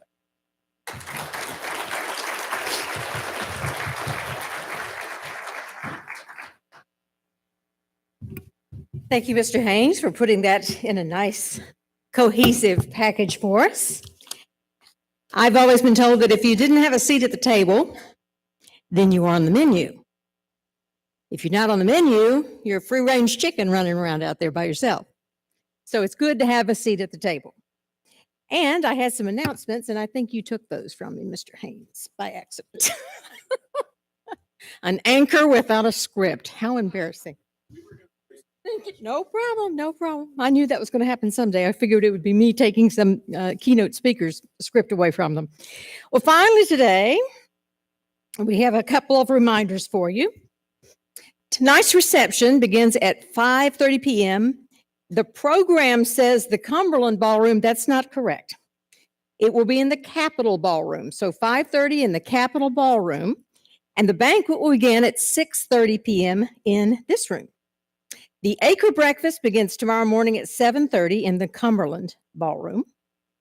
And we thank you for being part of today's event. Do we have another drawing? Okay, I don't have anything up here with me. I have nothing to give away. We'll just draw your name and we'll applaud you. How about that? All right. It said drawing and I had nothing up here. Okay. Now you have to be present to win, of course, so don't leave. Somebody's leaving anyway. Okay. Mike Frazier, Volunteer Energy. He's here. Good.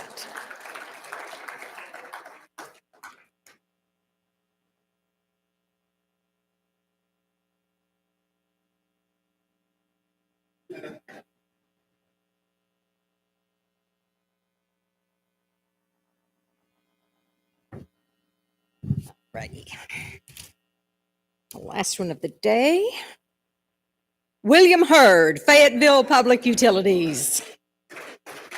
Front and center, you knew you were going to win.